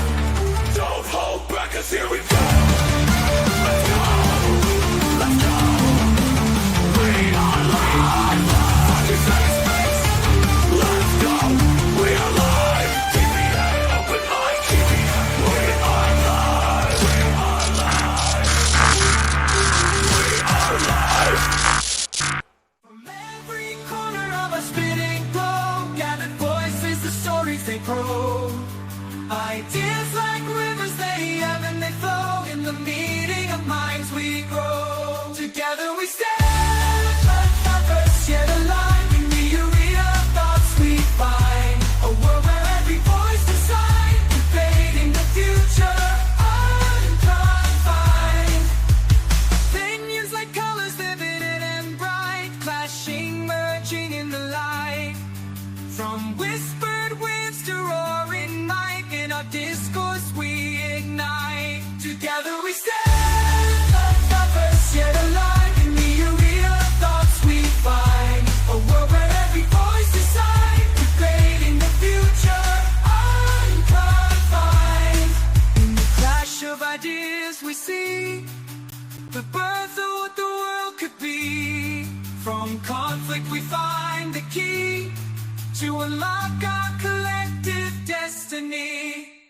on the table, the world convenes, every culture, every scene. In the marketplace of dreams, we chart the course of unseen streams. Together we stand.